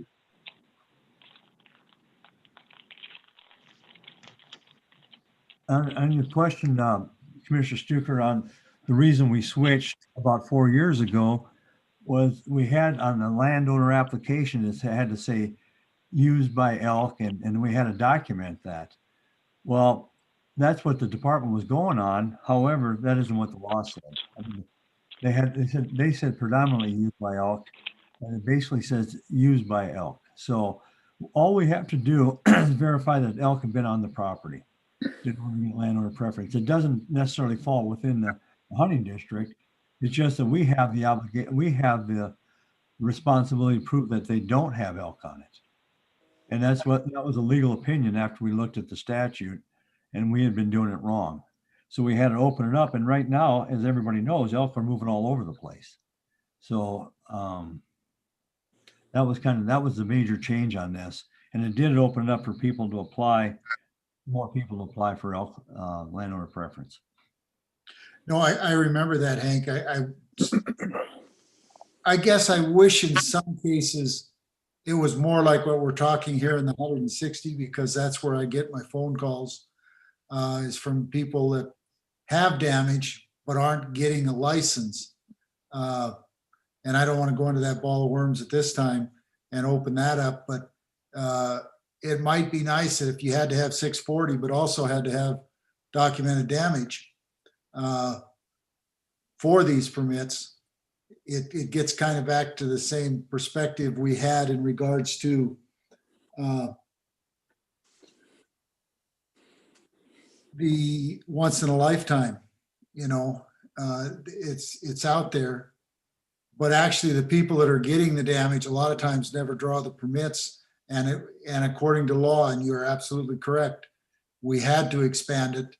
Not that I liked it, but it still was the law. So but it made it tougher for those individuals that actually had damage to qualify under the 15%, because there was a lot more applicants.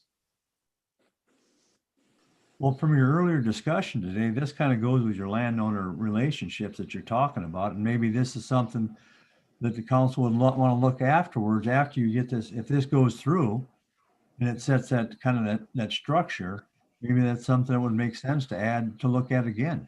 Add it for the 640 to make some kind of proof that you've had to suffer some type of damage from elk in order to receive that 15%. Just a suggestion. Go ahead, Representative Logie. Dale, I want to get a little bit back to the issue of the small holdings. I just, and as an example, I have one little 30-acre field that I put some exclosures on, and I had about $1,700 worth of damage, proven damage, because they hadn't eaten those in the exclosures. And to me, my livelihood came from a job I had to work out because I couldn't have enough cows to pay. I've got more than that 30-acre piece, of course, but that took away about 7 cows that I could winter that amount of damage. And with those 7 more cows, that's a little bit more of an income too. And I think that's the point I'm trying to make about the smaller acreage. It isn't their livelihood completely, because in Western Montana, there are very few people that make their full living off agriculture, but it does add up to a loss. Like for me, like I said, that was about 7 cows I couldn't keep through the winter because the elk had eaten that amount of hay off of that field. So that's the part I'm trying to get at. And I think Hank has a good point too, that as far as the landowner relationships, and you see that in Western Montana, there are landowners that won't let hunters on their property because they fall under that 640 and they can't get their permits. So they say, well, I'll eat up the damage myself. But I'm thinking this could open up some land to possibly block management, just because of the landowner relations with FWP and with the hunters. Well, thanks for that clarification. And you know, the state is not the same. And I think Rich or somebody mentioned the land along a major river. Yeah, 160 acres of ag land along the river. It could be significant. It could be a significant part of a person's livelihood. I hate to think that 160 acres of crested wheatgrass in eastern Montana is going to be enough to support somebody. But then once again, there's that caveat of having to prove damage, and that falls on Fish, Wildlife, and Parks. And a reasonable person would probably look at a piece of non-native grass and say, yeah, you're not going to qualify for it. So I think your point is well taken, and that 160 is probably an appropriate amount. So Denley, a question for you on this. So this allows you one permit as long as it's within the 15% to deal with the issue you have. Is there any way you'd tie, I mean, does that really mitigate much for you, either in moving those elk in any substantial way, or in the, say you use the tag and you get an elk out of it, that's not like losing 7 cattle.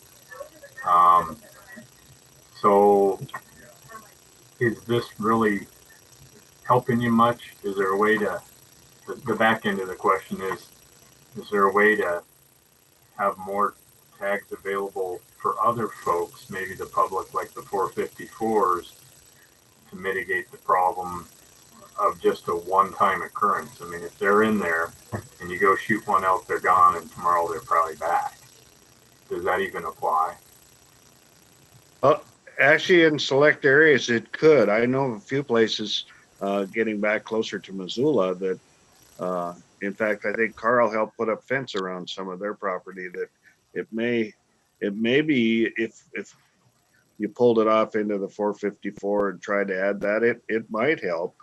But I'm not sure that we don't have enough applicants on that 454. So I'm not sure if that would sell the point. To me, I think it's partly more that landowner relationship that they say, well, at least they're trying to help me out a little bit. And I think as far as keeping the permanent damage off, it won't step into that, but at least helps. Like I say, maybe it might open up that piece to let other people on too, as far as block management or something. That's my hope. Yeah, I was just wondering, because it's always the issue of if that's the best feed in a radius of 5 miles, they're going to keep coming back, or whatever the number is in your area. So yeah, it's just kind of that carrot for the landowner. Yeah. Okay. Because management hunts could still work in that area, but Denley is correct. It is the carrot for the landowner. The 454 has a lot higher acreage requirement also, but they could still get a management hunt in those areas to help as a ongoing control. One of the things with the 454, you're absolutely right, Commissioner Stuker. You usually go for the larger land because it's the either sex permit or the bull permit that we're talking about.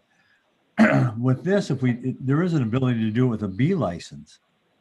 So with that being said, you would issue one. This is separate from the bill now, but they could issue a B license if a person signed a 454, and then allow four cow hunters on his property.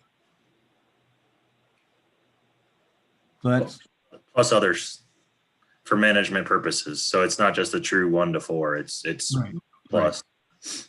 But I mean that's usually because we've talked 1 to 4s for either the bull license or the bull permit is what they've talked about, and then additional because they're bigger pieces of property. But if you're dealing with 160, for example, you could do a 1 to 4 to help move the elk off the property as well and take more elk off of it. But that would be a completely separate deal than what this is. Yeah, and the only reason I brought up the 454, usually those are more coveted. I understand, but I was just thinking how much this is a good carrot. Could it be more, or does it need to be more? That was my only question. More help for the mitigation of the elk. Yeah, I think Commissioner Stuker's point to, game damage opportunities are still there. So they're allowing public access to be eligible to be in this pool of permits, but there's also then the secondary effect of opportunities yet to implement game damage strategies, one of which could be a management hunt or something like that. So that, or to influence that issue. But folks are generally supportive of this. Is that correct? Is there anybody that would be opposed to this?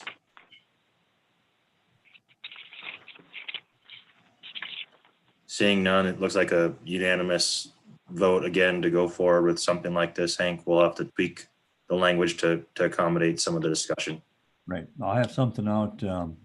I'll get with Hope right away and we'll get something out to the council to look at it.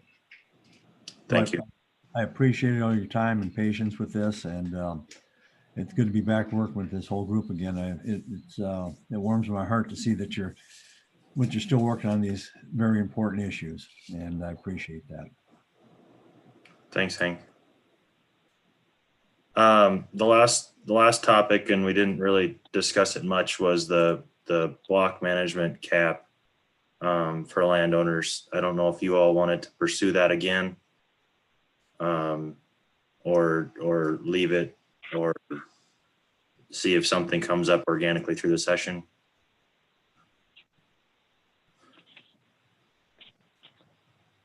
What are we hearing? I think this relates to the upcoming discussion we'll have next, which is that the public access land agreement program, where it authorizes up to 15,000 per agreement as opposed per landowner. And so that's the topic of discussion. Is it, do we want the two to mirror something? Do we want this to reflect a higher amount? Or do you want to leave it as is? I think we had discussed there's 65 people, our landowners maxed out in block management. And I thought we maybe had somewhat decided that maybe 15,000 could be moved to 20,000 without having the economic impact of raising the per 100-day price. But that was what I recall. No, I would recommend that we go through the discussion on the PALA program.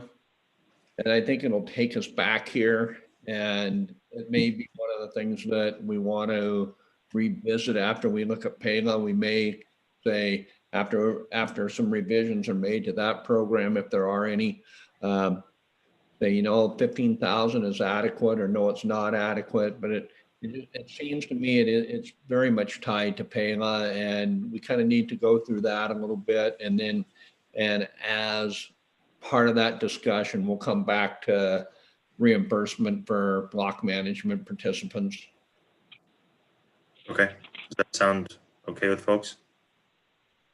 Yeah, I'll second Dale. I was thinking that's, as we go through that PLPW deal, it occurred to me that there should be an incentive, as we saw in these reviews already, for the block management participators. So I think it's great to go through that first and then come back to this and see how it applies. Okay, let's take a break here for 5 minutes. It's 10:20 now. Come back at 10:25, and we'll start to work our way through the public access land agreement stuff. Sounds good.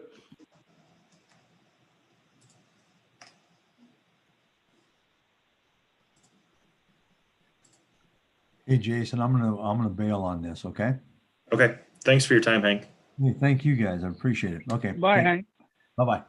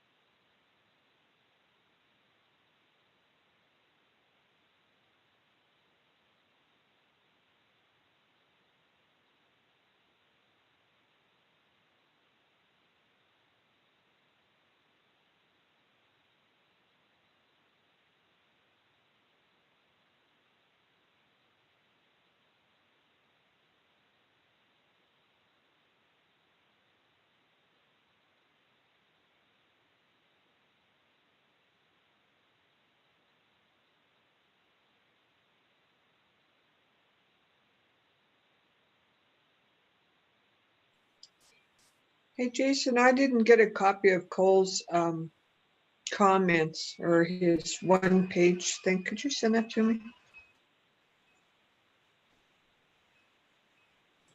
Yeah, I just got it on Sunday evening. I haven't sent it back out to the entire group yet, so I'll do that here. Oh, Maybe. good. Thank you. I noticed you had sent a couple emails this morning about landowner permission legislation. Can you, what were you looking at there, Cindy? Oh, and well, if you got that, then something went awry. It was actually should have been an email on the fencing legislation, because Ed brought up the fence on the Matador Ranch, and it was the legislation regarding livestock fencing, just for info.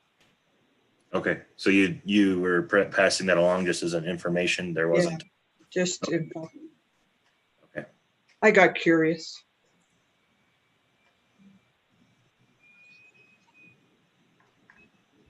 I did have those questions on, like the Dome Mountain WMA. Maybe we don't have good.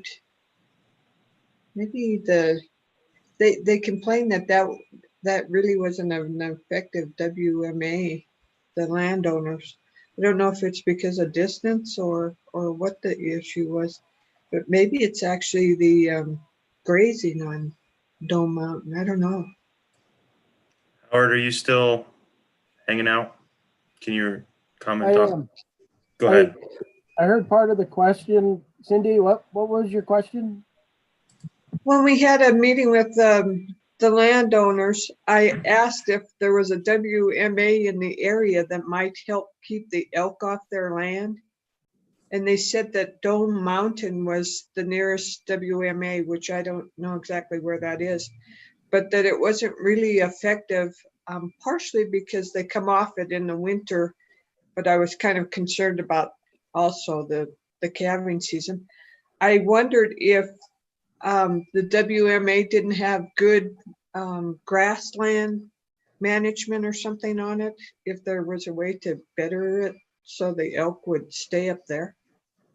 Basically, the comment was made that Dome Mountain was grazed to nothing by the elk in the summer, and so then they leave off. We have the same discussion basically with elk cattle brucellosis over on the blacktail. There's so much thatch on the creek bottom that nothing, no green grass comes up and grows. And one of our suggestions, which I don't think still has been implemented, was to put about 10 or 15 Crystallix barrels in there and turn about 300 head of cattle in there, and then move the Crystallix barrels every 10, 15 days. And they will stomp the thatch out and the grass will come back. But that's one of those situations where the wildlife sportsmen and agricultural people are at head knockers. So, but that one is a logical way of improving that particular wildlife area, I know, and we've discussed it at length. Yeah, Ed, I missed the part that they had eaten it down to nothing, but that tells me that maybe we can do something to make it a better area somehow. I think, Cindy, to answer your question a little bit, I think it still supports 35. We typically count in the wintertime 3,000 elk that use the Dome Mountain WMA. We also have a small farming lease with the Kinkies on that property that we leave the second or third cutting alfalfa there for the elk. So we try to draw elk out off of the private land onto that. Part of that, I think part of the issue has been is that what we're seeing with that's the northern herd that comes out of Yellowstone Park. And in the past, even when there was 19,000 elk in that herd, only about 35% of those elk were migrating out of the park into Montana. Now we're seeing 80+% of those elk move out of Montana or move out of the park and move north into Montana. So there's been a change in that migration pattern or migration numbers out of the park. And so we're, the WMA is probably supporting more elk than it has in the past. to a certain extent. It's not grazed by domestic cattle. Occasionally we have trespass, but it's not purposely grazed by domestic cattle. So it seems to be. We also have vegetation. We have a vegetation expert in-house that does. We do transects on the property and those type of things, and you know, it's in his thoughts are that it's basically you know, producing what it should be at this point.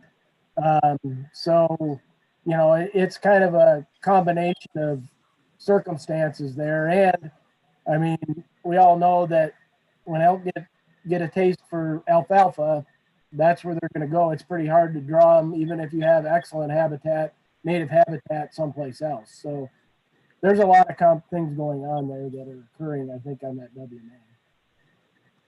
Thanks, Howard. All right, let's get into the public access land agreement discussion. We had more time blocked off this morning for it, but we moved to one of our agenda items from the afternoon forward. So I want to make sure we have the next hour and a half, maybe 2 hours to talk about this program. And then I know a couple of folks have. As far as representatives or who's on the call, we do have regional wildlife manager from Region 3, Howard Burt, who was just talking, and then also John Ensign, the regional wildlife manager from Region 7, as well as the hunting access coordinators from Region 5 and 6. So Derek Miller, who some of you have met, is from 4. Dale Nixdorf is from 5, and then Tim Potter is from Region 6. So I wanted to, I know it was per kind of your guys' request that you had them on for this feature review. And so I just wanted to make sure that you guys knew that they're available here to provide perspective or answer questions for you as well. My thought process is kind of just to recap this year and then look at stuff for next year. And part of that is timeline, part of that is process, part of that is valuation for 2021. But overall, in the PLPW report, I tried to capture kind of some ruminations that you guys had through this year. But I guess I'll turn it over to you to talk about thoughts and what you think from this year, and then is also moving forward.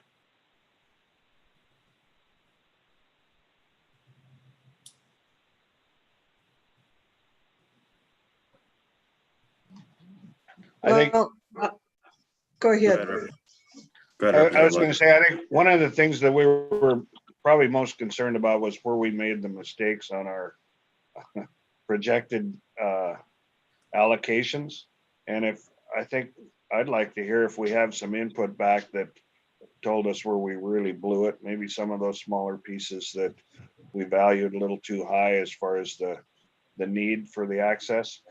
And I think that's where probably our discussion needs to go, is where we messed up and how we need to try and bring it back into real better figures so we aren't wasting money.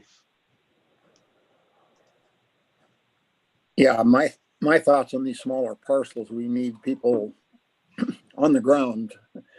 Is this just a chunk of sagebrush that carries 2 or 3 mule deer, or is it something that's quite valuable? Because yeah, I think we overpaid on quite a few of the small parcels.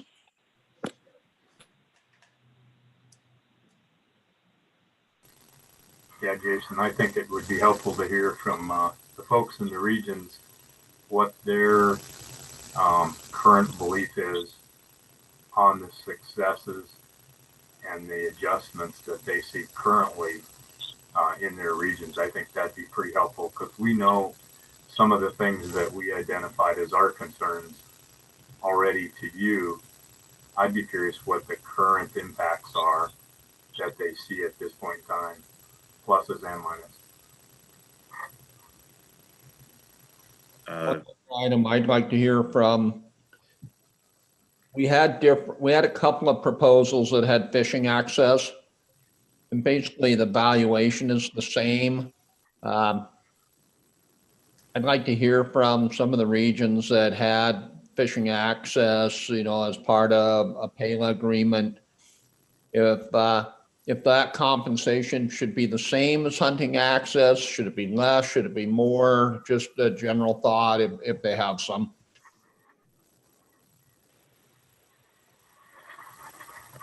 Whoever wants to go first from the regions, it's all yours. I guess probably maybe let's start with the coordinators since they're the closest to it. And then I know Region 7 had a couple projects with fishing access, and Dustin, you can also provide your perspective. So Tim, Dale.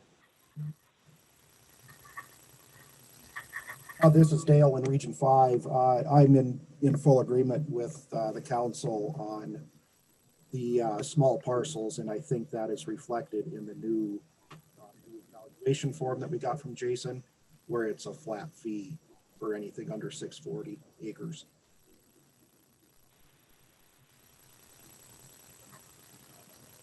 Derek or Tim? Everything went well for our palas that went through.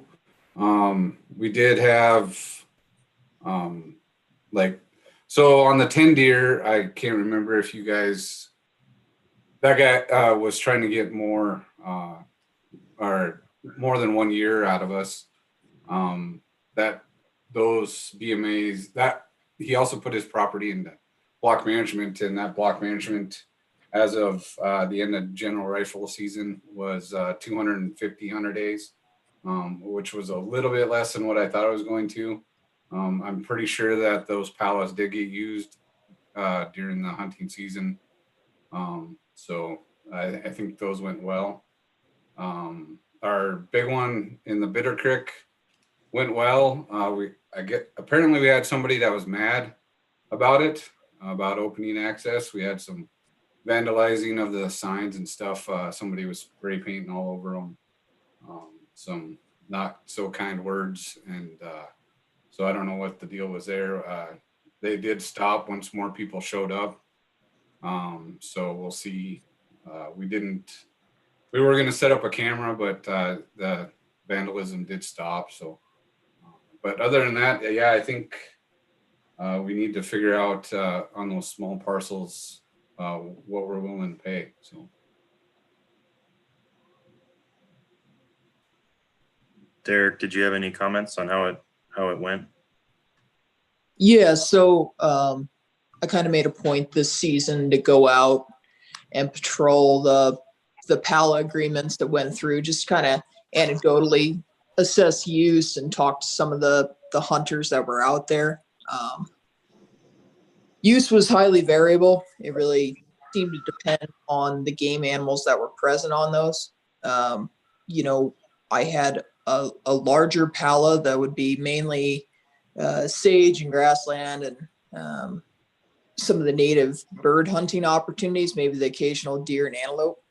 And it appears to have not had nearly the use of a 560 acre section that had really good deer hunting and elk presence and elk harvested off of it. But by and large, no matter what pala it was in Region 4, the hunters were satisfied. Landowners seemed to be happy. But I do agree, we need to have a framework in place to do a flat rate on these smaller parcels. But I think it should also have latitude to, like in the case of this 560 that received a lot of use, we can pay above that flat rate. However, we need to be able to quantify those hunter days. I think we need to put something in place so that we can't exceed the flat rate on something under 640. But that's all I have. How do you measure the use of a public access land agreement where it goes to, it's the idea of it was to go to public land, wasn't it? And so how do you tell if anybody's using it or I know up there on that one Tim was talking about we had that early snowstorm and then we had a hard wind and it plugged the road just past that piece of deeded land that went through there, so they weren't able to use it very much. They had to come back through the building site down there on the west side of it, and so. But how do you measure it? How do you measure how effective it was, where you don't have any sign-in box or anything for anybody to document that they used it? Lee, that is the difficulty, and that's something that we tried to stay away from, is having those sign-in boxes in place. But just going out in the field and patrolling those palas that we had placed in Region 4 and counting vehicles and talking to hunters, just seemed like some of them did have more use. I tried to make a round at least every 2 weeks, some were every week, and you'd go to one, you would never see a vehicle there, and then you go to another one and there's 2, 3, 4 vehicles there every week. Just anecdotally, it seems like it would have more use. So that's all that I was going off of. Thanks. Yeah. Derek, do you have a comment on APR on the Prairie Reserve? It was high use. Honestly, that pala was probably used every day by multiple groups of hunters during the rifle season. Any comment in regards to neighbors and their thoughts or concerns? I have not heard any concerns directly. No. Okay, thank you. Yeah. Howard or John, do you have any perspective to provide? No, Region 7 had a handful of them. Region 3 only had the one. Yeah, Jason, this is John, and appreciate you folks all getting on here this morning. First, let me apologize. Actually, Trey should be in on this call, but he unfortunately was called away with some family issues. Visiting with him overall, I think the PALA agreements down here, things went fairly smoothly, went fairly well. In looking through the new application and so forth, I do think that small parcel thing is addressed, and I think addressed fairly well. There's a question there about where we had FASs in a PALA, and I think we've got 2 of those. Honestly, I apologize here. Haven't heard much about those. I think those agreements were put in place, too late in the season. I mean, we didn't get any summer use, this type of deal, but my understanding is there's no issues with those either. As far as looking at them separately, as far as payment, I guess on some of those, it may not be a bad idea. I mean, I think you're looking at in some of these places where there's probably going to be a lot more fishing access site use during the summer, which it doesn't conflict with, but it's in addition to, fall hunting season. So maybe we should look at those a little separately, would be my impression. So I don't know if folks have any questions or not.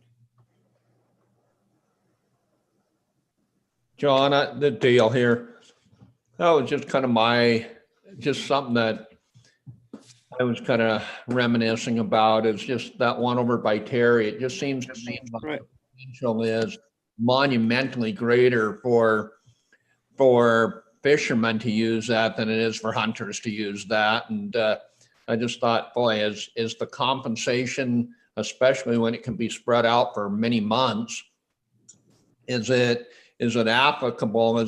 Should it be essentially the same as the hunting payment? And just wanted to get your perspective. I kind of hit you cold with it, but yeah, I appreciate your thoughts on that. Yeah. Well, again, Dale, I think you're almost comparing apples and oranges there in a sense. That particular pala, there is some hunting there, reasonable hunting. It'll be interesting to see with that agreement in place, what kind of use that gets here in the coming year. Again, basically most of that use I would assume is going to be during the summer. So, which we haven't really had a chance to look at or evaluate yet. Go ahead, Ed Wygoski.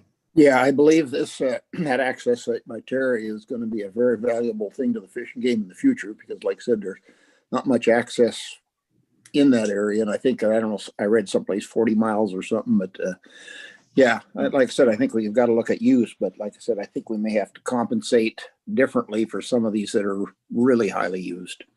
Thanks. I would agree. Ed Beal, did you have a comment? Oh, was that Which one was that? That would be Jared Kuntz. I don't know what you're looking at here, but it's Okay, yeah, I see it.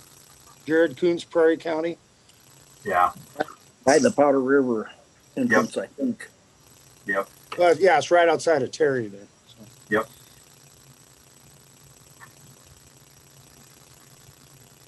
Dustin, did you have any comments or anything related to the fishing side that you've heard or?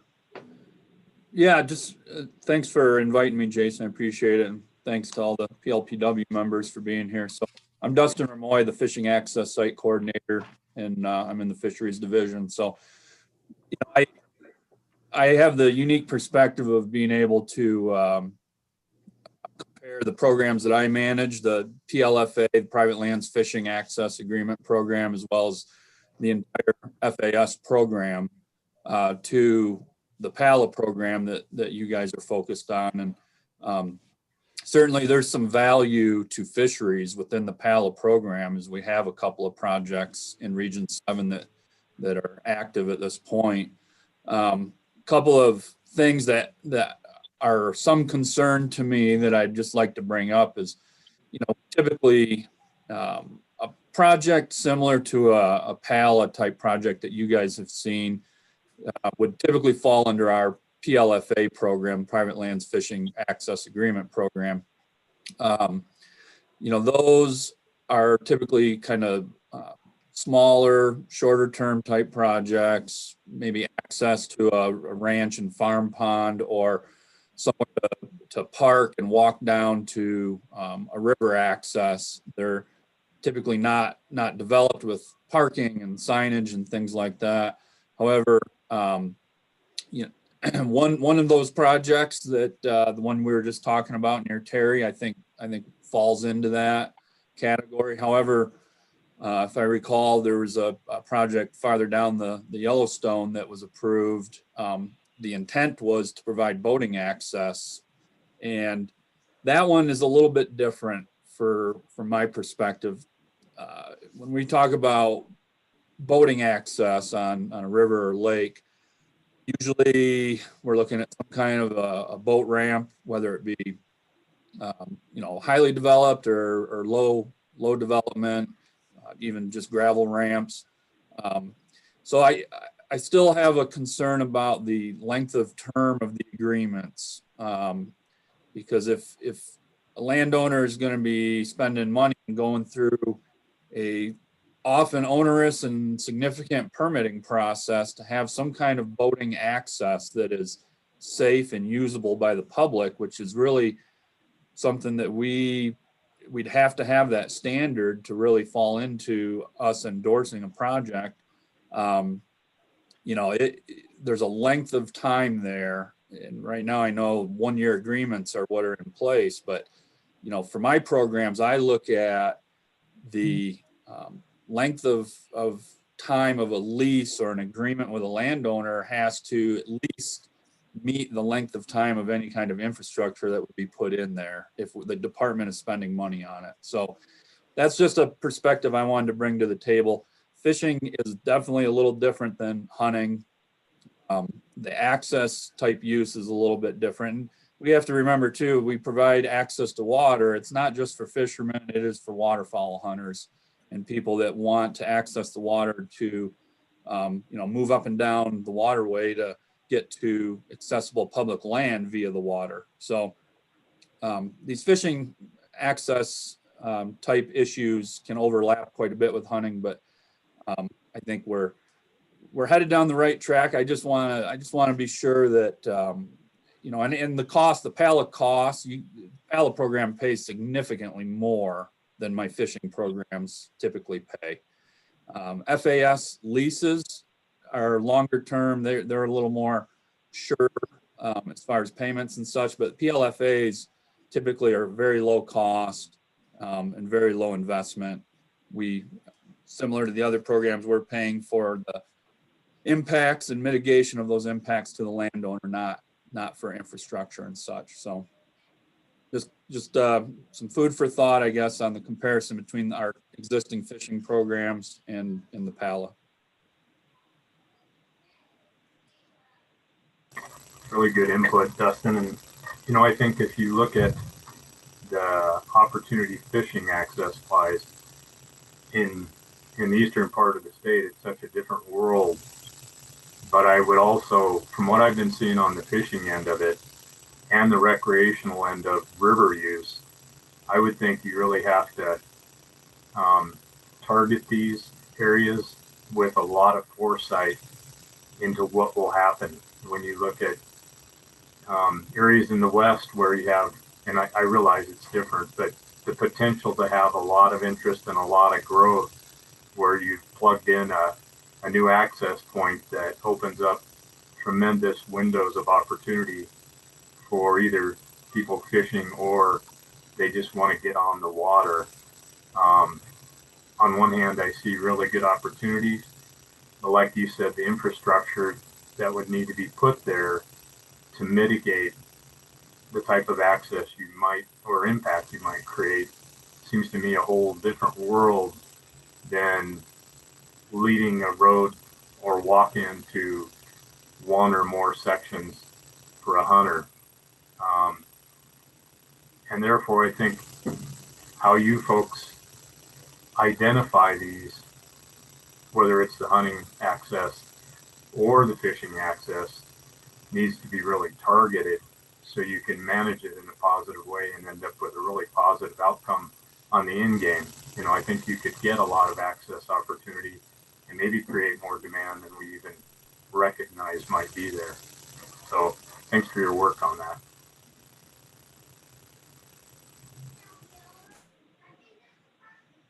Any other thoughts or comments kind of reflecting back on this year that folks wanted clarification on?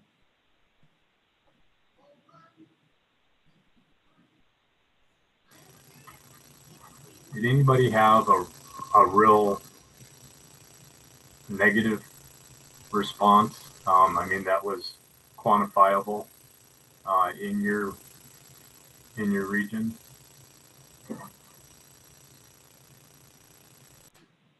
None in Region 5, Ed. No negatives.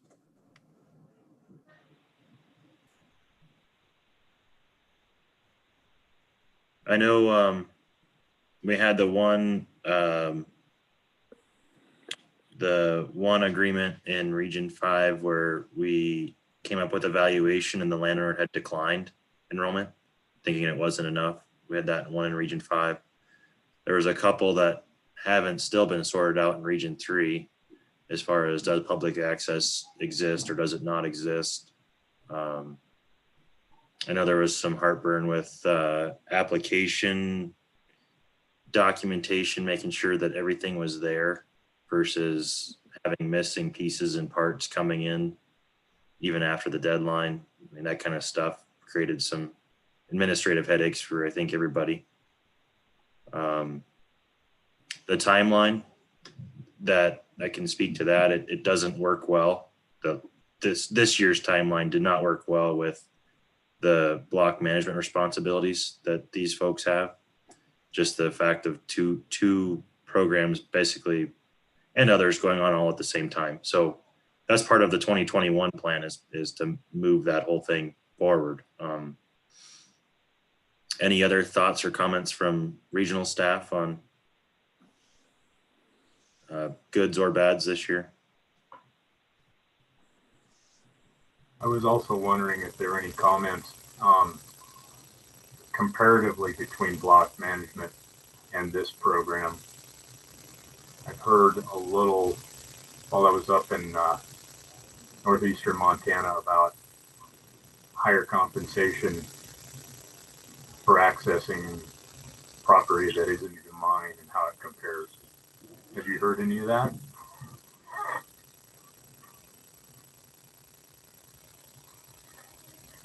Tim or Derek or Dale?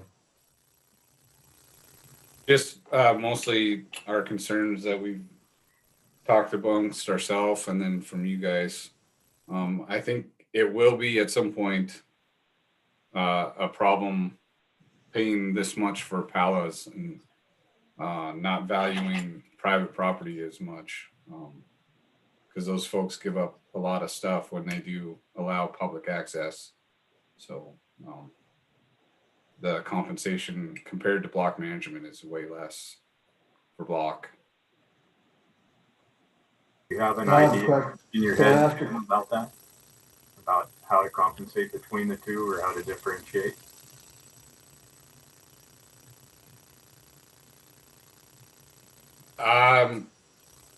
Can you ask that again, Ed? I didn't hear you. Well, I'm just wondering on the ground there, as you've looked at that in your mind, do you have any ideas about how to differentiate or create a better equity?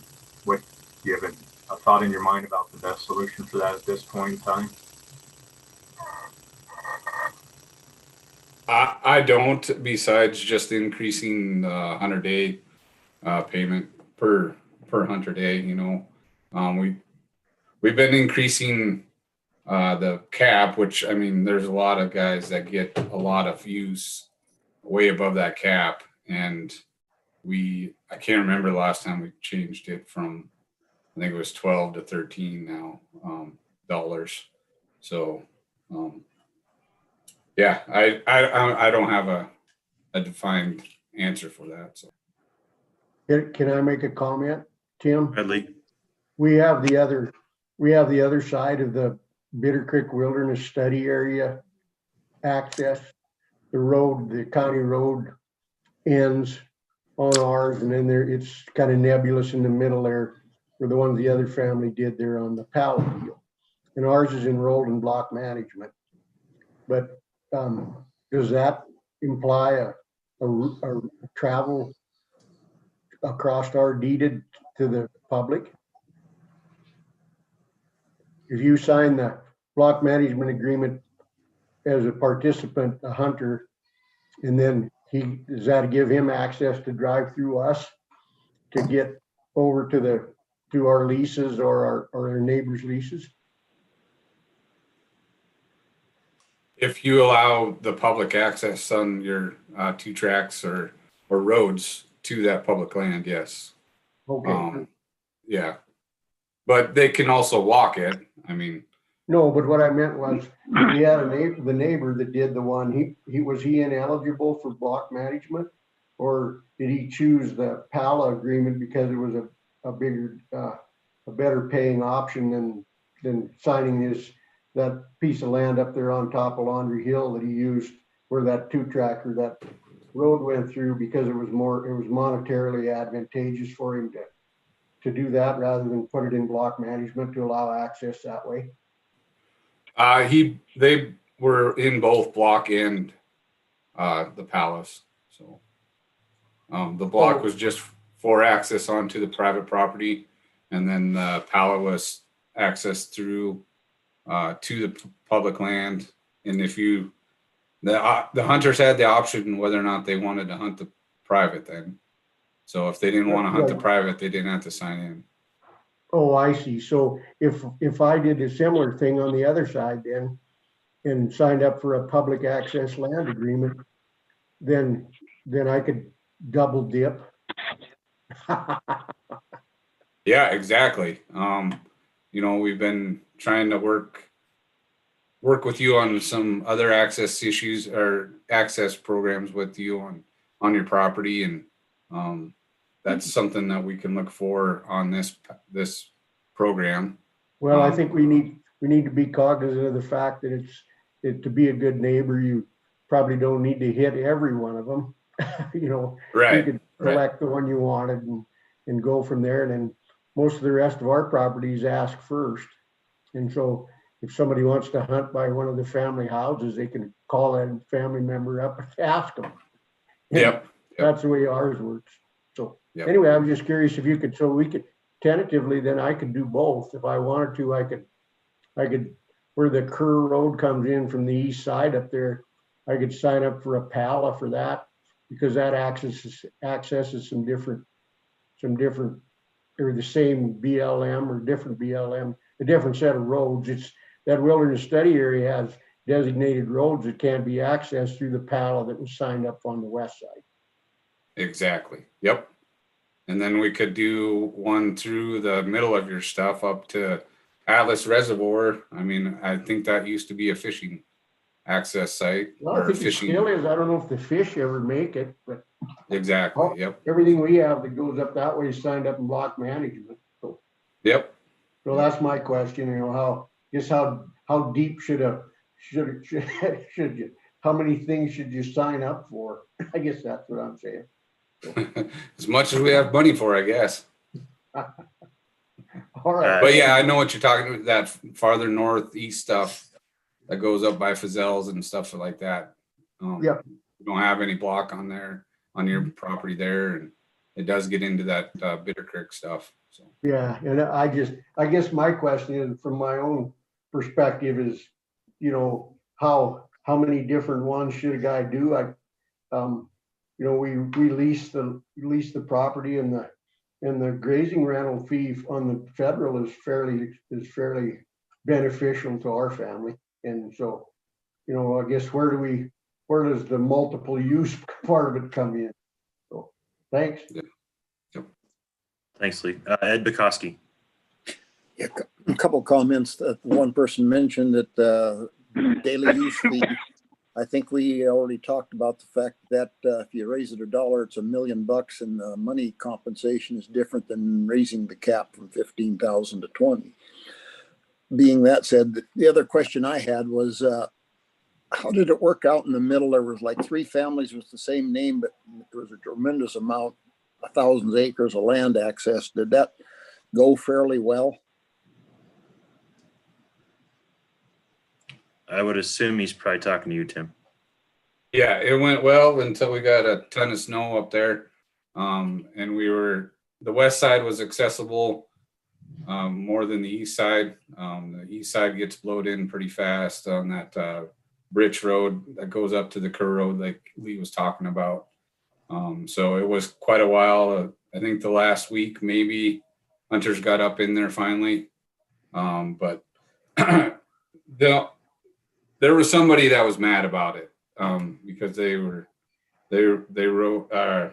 spray painted the signs. I don't know if they were trespassing from the last few years or what, but they weren't happy that more people were able to get in there. So, but other than that, everything went well with that one.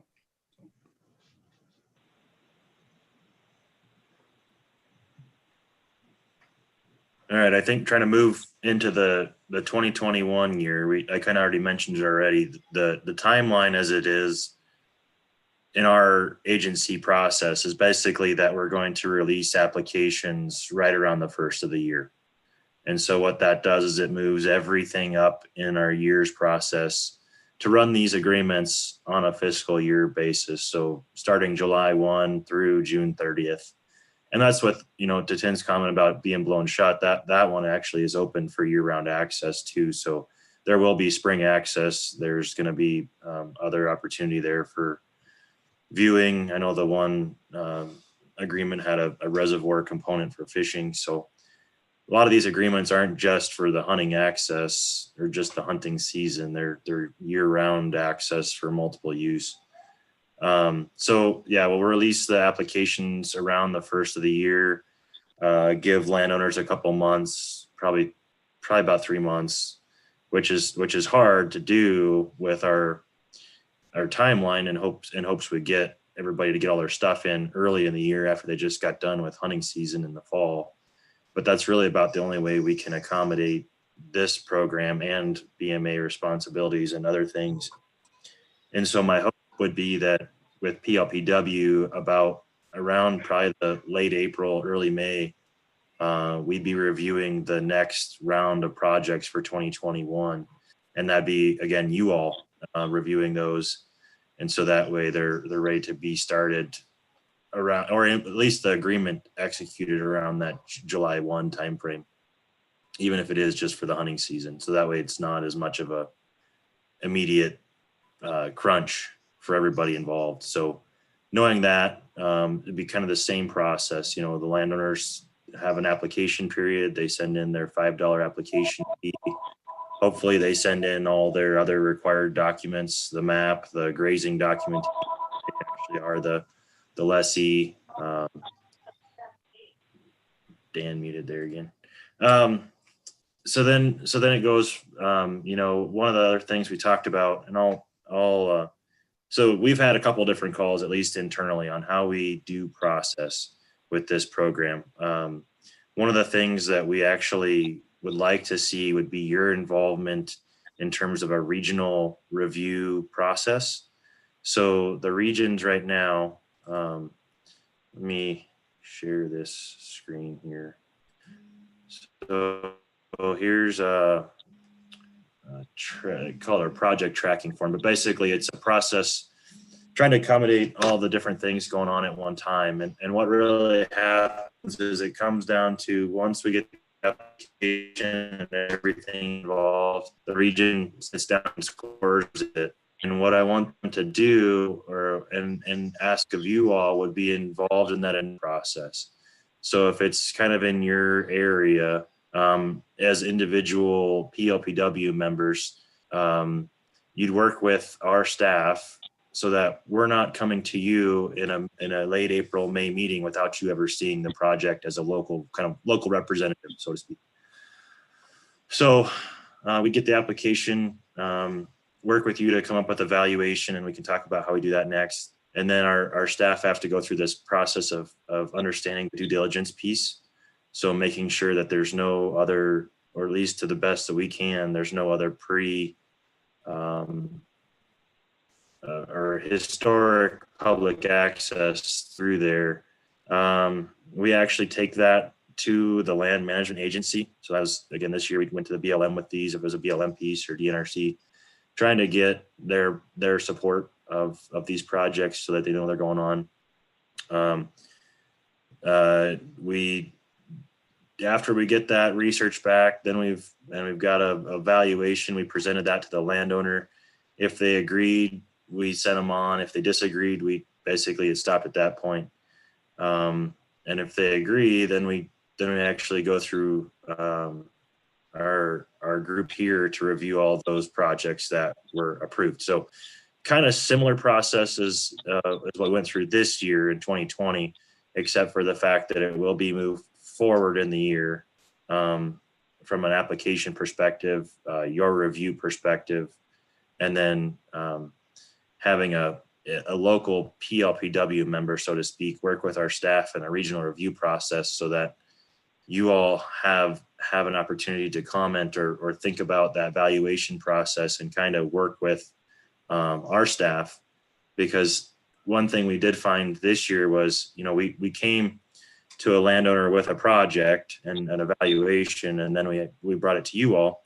And in a couple of them, either you guys disagreed with the valuation or you disagreed with the scoring. And so we want to make sure that we're consistent in that process rather than trying to, I mean, you still have the opportunity to provide your recommendation as a collective, but what we're asking is to have a local PLPW member be a part of that initial discussion on, you know, understanding the projects better and the valuations that are being presented to landowners before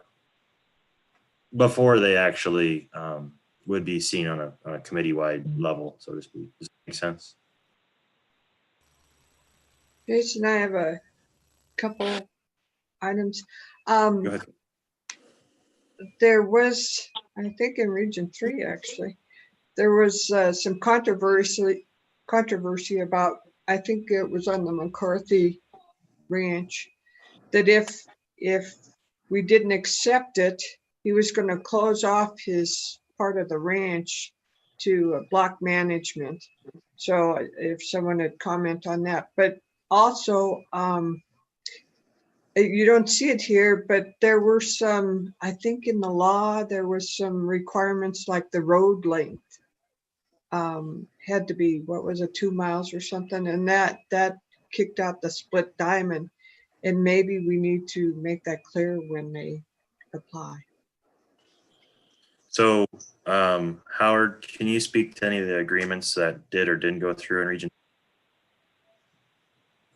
Yeah, I think just briefly, I think Cindy's correct about the road issue. We had, and you had also mentioned about the legal access issue on some of those also. So I think getting that clarified would really be helpful.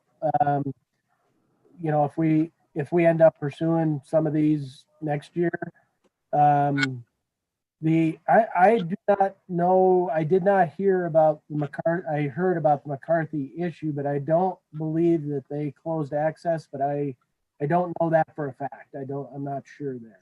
Do you know, Jason? I don't know, Howard. I saw it, like you said, on the application. I remember that, but I don't know if they actually, it was a part of the bigger block management area and trying to understand the lessee's role and the impacts there. I don't think they closed it off. I think the threat was in the future they would close it off. Okay, yeah. We didn't hear anything from, we didn't hear anything from hunters this year about it. Right. I think they're still in block management, or at least were. So that was part of the piece of it. And as far as the 2 mile restriction, to your point, Cindy, that's an ARM rule change that we had.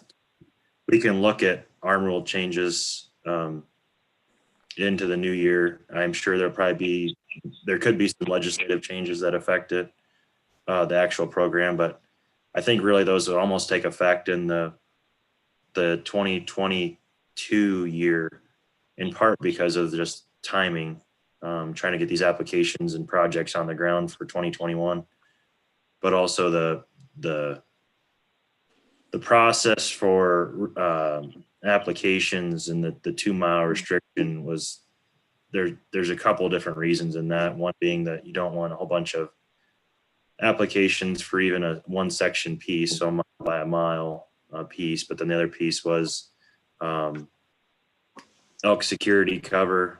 A lot of our research too showing like 1.7 miles from the nearest motorized route. So we're trying to accommodate some of that too.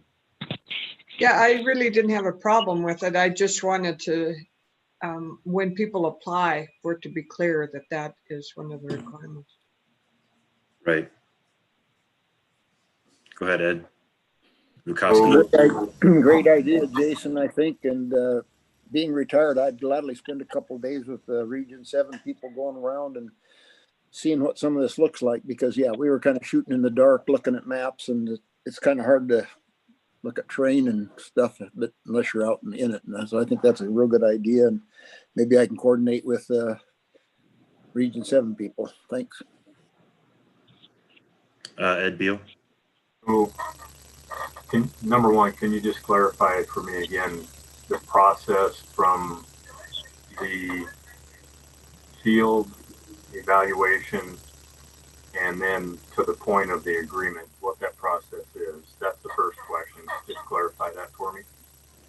Sure. So landowner makes an application to us. Hopefully it's complete. A lot of these weren't. So our staff were tracking down maps or making maps or grazing leases or whatever. So once the application's been made, our regional folks will sit down and this is the part where it brings in a PLPW member, basically use the scoring criteria that is developed to come up with a valuation. That valuation is presented to the landowner. If they agree to that valuation, then it comes back to the full PLPW committee to review. And then from that point, there's a director decision on your recommendation. One of the pieces within that, kind of as a sub point, is this due diligence piece. So not only are we coming up with a project to score it and evaluate it, it's does there have a historic public access component? And so that's where these questions are related to researching that due diligence. Again, that adds a burden to our staff. There's a kind of another sub point of checking with BLM. So once we get that due diligence figured out, or DNRC or Forest Service, whoever the public land management agency is, making sure, hey, this is going to take place. Are there issues or red flags here that need to be addressed? And all of that is completed prior to PLPW as a whole reviewing the project. Yeah, and that's my understanding, because we wouldn't even want to get those if there's a question about access. We wouldn't even really want to be talking about should we approve that if we haven't clarified it. And if it remains a question, maybe it's a project for the next year or in the future once that's clarified. So, so then the second question is, regionally, do CACs have a value in looking at these? And I don't want to complicate it. I know Ed Bukoski's on one, but it seems to me that they're all connected this way anyways. So that was just a question, is there a value there in those regions?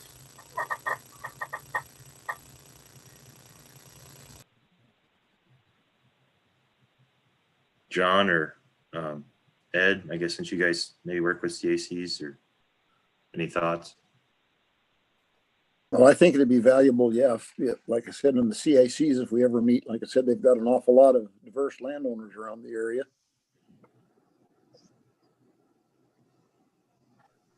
Go ahead, Dale. This is John. I think I'd agree with Ed. I mean, and I think it's more locally. I mean, just what the involvement of the CAC and what they want in that. I mean, typically, if we do have these projects, it's run by those folks. But I mean, as far as, you know, dealing with the CAC on intimate details of these, I don't know if that's needed or valuable. I think one landowner, John, basically, I think he bumps into the Custer Forest, and probably, you know, I don't know if he's even aware of the, you know, possible getting a different access route into that. But yeah, that's something we should probably look at eventually. We can go visit with him, Ed. I'm just wondering, I'm not on one, I haven't worked with one. So maybe if it creates or poses more issues of risk within details, maybe that's not a good idea. You know, I was just wondering if there's, one of the concerns I've had is how do we identify, you know, what are the best possible PLPW projects we could come up with by region. You know, to me, it seems like the ones that fit all these criteria for you folks on the ground that are dealing with this every single day, you know, obviously it's creating access, but, you know, how valuable is it in your region to pursue it, you know, and sometimes identifying it that way. And I'm not sure exactly how to get at that, but certainly you folks know it, I think, better than the rest of us. Several of our PLC members are basically in block management. So like I said, if we ever do get a meeting or have a Zoom, we can maybe get some of the feelings a cost differential too with them, because there's several on the committee. Dale, then Howard. Going back to your form that you just had up, the project tracking form, I have some questions on that for you. In the very first block, the last sentence said, if not received, that's the application, by deadline or incomplete, forward all documents to Helena Access Bureau Chief. I guess I'm just wondering, what is the purpose of that? I mean, if they're incomplete, why would they not just die at the regional level? It makes me wonder, well, if they're not complete, can they come up to you and the Helena office can approve them? I just found that interesting, having that as part of the application process. So first, if you could address that, and then I got a couple other minor comments after that. Sure, I can address that. One of the processes built in last year, or I guess this year, would be that we had to send everything that was not either deemed eligible or incomplete through our legal unit. So I had to get permission basically from our legal unit to call that out, so to speak, or incomplete, or basically that it doesn't meet program eligibility requirements. And then the other piece of it was we had a couple landowners call and complain, or at least contact the director's office with complaints because they hadn't sent in everything as completed.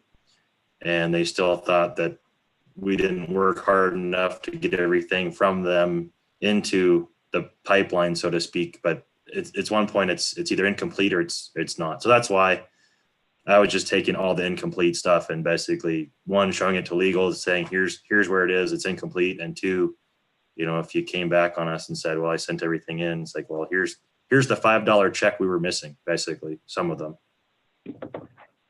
And then your other comments? Yeah, and then when you go down, you know, where you have the bullets, and it's the second bullet says, does the county maintain the road?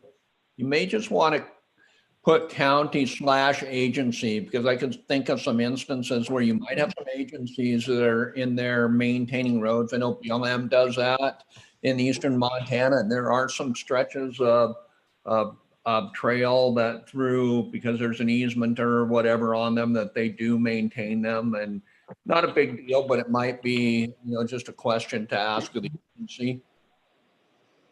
And then when you get down towards the bottom where you have the Helena, the 3 bullets with Helena, it says projects that are incomplete are not landowner approved. And what do you mean by not landowner approved?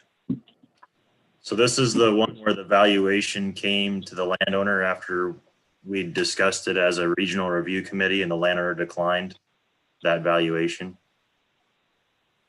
So if they are not acceptable to what, this is a little bit of an interesting situation, because ultimately PLPW could provide a different recommendation from a valuation standpoint, and the director could overrule all of it altogether. So at least for this year's case, we used the scoring criteria. The valuation came up with, I think it was 4 sections of DNRC, presented that to the landowner at this price. Landowner said, nope, that's not enough. Thanks anyways, basically is how it kind of. So if they're not at the evaluation that has been set forth, then there's not really a need to discuss those any further. Okay, and that maybe just a change of wording may make it more clear, because what it says are not landowner approved. I'm thinking, well, what landowner? Are we talking about the cooperator here? So as I read that, I just found that a little bit confusing for me. And if I'm finding it confusing, there might be other people that do as well. But that's all the questions I have specific to this form. Yeah, this is kind of more of an internal tracking process. This isn't really something that I mean, if a landowner has a question, this is the process it goes through. But really, this is more for our internal process, just to make sure we're taking steps, and so that you guys know the process. That's why I wanted to bring it forth. Understand. Thank you.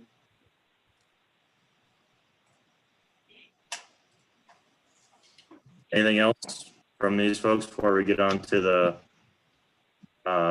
actual scoring, and we can value these for the next year?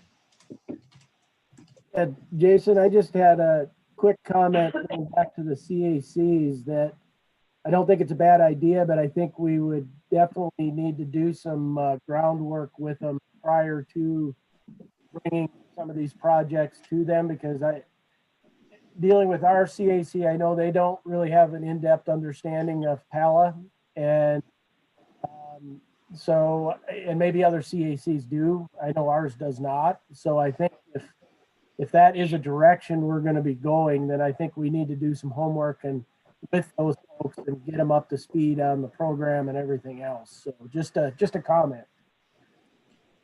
Thanks, Howard. I guess my feedback would be, or preference would be, if we can use a local PLPW member in that initial review process, that would save us probably a week, maybe weeks of time in the process trying to get through a CAC review. I mean, if the CAC wants to see it post haste, meaning after the agreements are out there, or say, hey, these are in your backyard, I don't think that's an issue for sure. But anytime we add another review process or add another entity looking at all these throughout the timeline, it adds significant amount of headache, but also time and shortening of the application period for landowners. In reality, that's where it has to give, is on the front end, that to accommodate that an extra 2 weeks, your application period gets shortened by 2 weeks, basically. Go ahead, Representative Logan.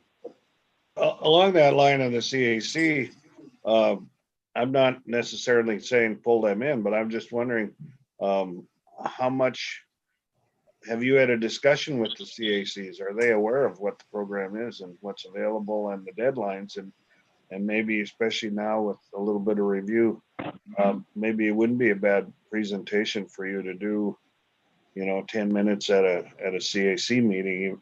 Most of them are via Zoom, just to let all the CACs know about it. It's a good idea. Thank you. Ed Bukowski? I agree. We don't need the extra step to CAC to approve, but I agree with just what was said, that probably should let them know what's going on. So, and then we can contact them later on to see if they feel, it's balanced or fair, and they're a good input. So thanks. Thank and you. to clarify my point, I don't suggest that we get anybody involved in the process of grading these for approval.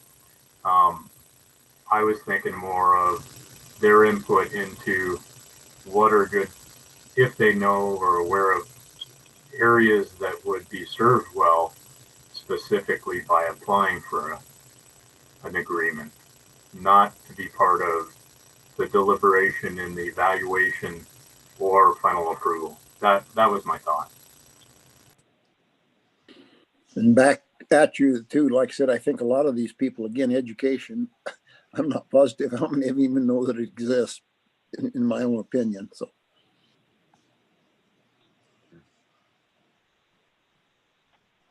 Okay. So this is everybody's fun and favorite form. We did a couple of renditions in person before we ended up having to go to this format. What I did is I took the feedback from your recommendations and discussions from this summer's call and put those into the overall report. But then I also tried to factor in that. Plus, like I said, we had 2 staff calls to talk about this program and how we can improve it for next year so that it basically addresses some of those concerns that were brought up. And so what we did with some of these things were kind of change the scoring criteria, so to speak. We eliminated some areas of duplication. So if you'll recall, some of the first ones were scoring like how long it was open. Well, if we're paying for that, we don't need to add points to score it for that too. So we did that piece of it. We talked about these flat rates. I think that kind of came forward as a big issue for those that were less than a section. Again, this stuff is a little bit interesting because statute leaves it to negotiation. So I would say that just because if something is less than a section, there is opportunity there to negotiate a higher value. But in general, those that are less than a section were, I took the kind of the average block management payment per acre in Western Montana to get a multiplier effect on what the number of acres would be. And so we look at like Region 3, I think it's $1.25 an acre or something like that. So that's just a number. So what you're seeing now is a little bit of a tweak into really focusing on what this program is designed to do. One being improving access, the potential to improve or enhance wildlife management. And those first couple of questions, we got rid of some of the subjectivity. So it's kind of like a low, medium, high kind of thing, rather than having such a wide range. Because we ran into what's a 4 versus a 3. But I think people can kind of understand a little bit better what low quality or low potential to improve wildlife management would be when it's a section or less, right? So, but if you have something that's 3,200 acres, there's probably potential there to impact some wildlife management piece to it. And this is the form that I sent out to you all on Wednesday of last week. I don't know if folks have had a chance to see it or not, or think about it, but really tried to hint on the public land opportunity as we talk about habitat. Some of the forms last year, I know were probably inconsistent for you all to understand as much what the opportunity really was as far as habitat and hunting or fishing opportunity on the public land. So I wanted to clarify some of that. The other piece of it too is that having a local PLPW member and part of the review process as these get scored, I think will help better help your understanding and folks before we go forward. So there's I tried to adjust some weightiness, so to speak. So let's just say conflict is on a 0 to 3, whereas the quality of wildlife and fisheries habitat is on a 0 to 5. So there's more potential there if it's providing better habitat and opportunity as opposed to some of the conflict opportunities there. Again, it's the satisfaction, which is striving for, and I think we saw that actually work out pretty well. And then we talk about these special circumstances, and this is kind of where I meant to say, you know, that these things are negotiable. So if you do have a section or less than a section that's really desirable, this is basically where it comes into. So, you know, the small size is valuable to enroll at a higher rate than that standard flat rate calculation, and kind of justify that. So that's what we were looking for on that page 2. Then as we get into here, I did tweak some of these valuations, and that this is, again, it's not, maybe it's not right. One of the struggles I had was when we talk about the maximum payment for this program, how a landowner can get to that 15,000 for either just a hunting opportunity or just an angling opportunity or a combination of the two, and then how that compares then to our discussion before about block management. And so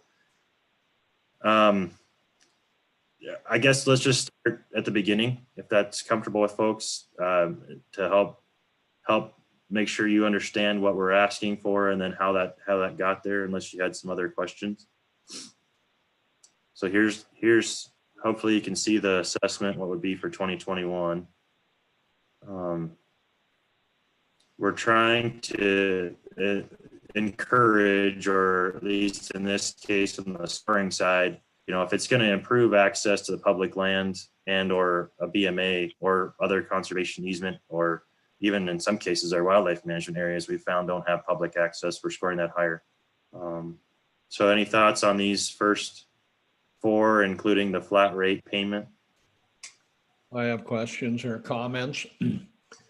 For 1, 2, and 3, I think it would be helpful to have some kind of a matrix in terms of what qualifies for a 1, 2, or 3, or 1, 3, and 5. I mean, if you're looking, please rate the extent to which PALA will improve access to public land. What differentiates a 1 or a 2 or a 2 to a 3? And again, I just think if there was something there like you have on page 2, there's a lot of things that say, well, if it provides this, you get this level, and if it, you know, are up to this level.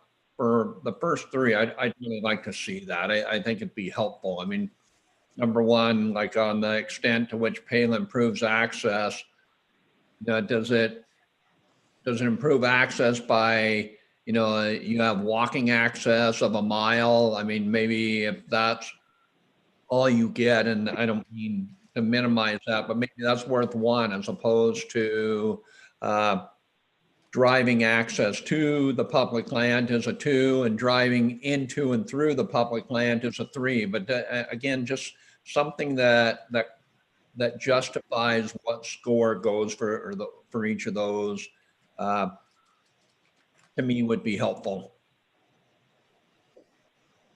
I'll let you finish that, and then I'll talk about 2 a minute.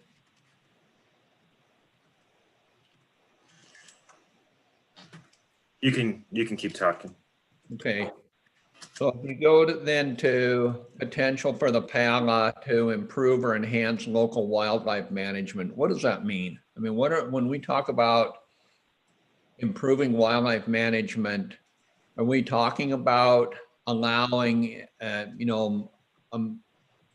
increased access? Or are we talking truly wildlife management? For example, let's say a PALA allows access into an area that can be, that can support or provide security for a lot of whitetails that become a real issue for an adjacent landowner, and the ability to get in there and for hunters to shoot those whitetails certainly could help alleviate some crop depredation issues. I mean, to me, that's a local wildlife management issue. What does that mean? How do the different offices rank that? What criteria are they utilizing? And I don't have a suggestion there. It's more of a question. What does that truly mean? And then on the third one, it's kind of the same thing. What is high demand for hunting or fishing opportunities? And that one's much more subjective. But again, if there were some type of narrative that where a person could say this warrants a 4 or a 5, or this warrants a 1, you know, I think it would help with consistency from application to application, and certainly in between the different regions. So as far as your second point, it's, I think, more about the what ifs, right? So if there was public access to this public land, could it or would it help improve wildlife management objectives? Meaning not per se a specific overall district objective, but I think the idea was, if I can recall our earlier discussions, was about if specifically for some of these larger public land access agreements. So thinking about if we now have public access to that Bitter Creek BLM area in Region 6, does that have benefit to overall wildlife management? And I guess I would argue that it probably does from a variety of different reasons, but I think there's also to be said some of the ones that I've seen in eastern Montana, as well as one that didn't make it through the process but was submitted, was, you know, 30,000 acres in Region 3, I think, of forest and BLM and DNRC. And that's going to have a huge impact on wildlife management if we can get that access, but maybe it's not something that this group sees of value.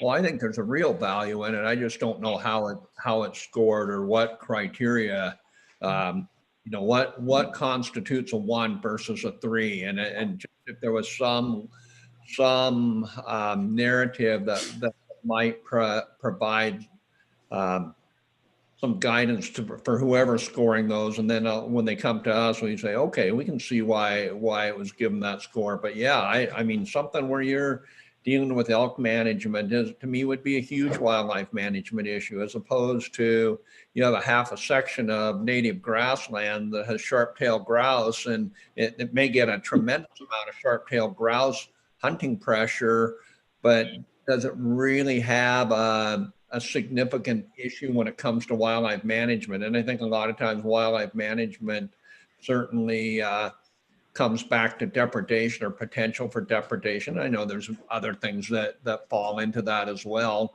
You know, it could be CWD mitigation, something else like that. But again,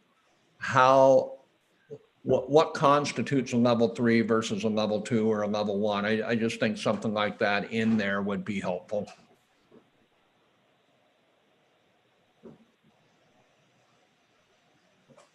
Any thoughts on what that might be for sideboards? I liked what Dale said earlier about that it could have an impact on the neighbors too. So that would be that wildlife management, considering the impact on the neighbors' fields and crops.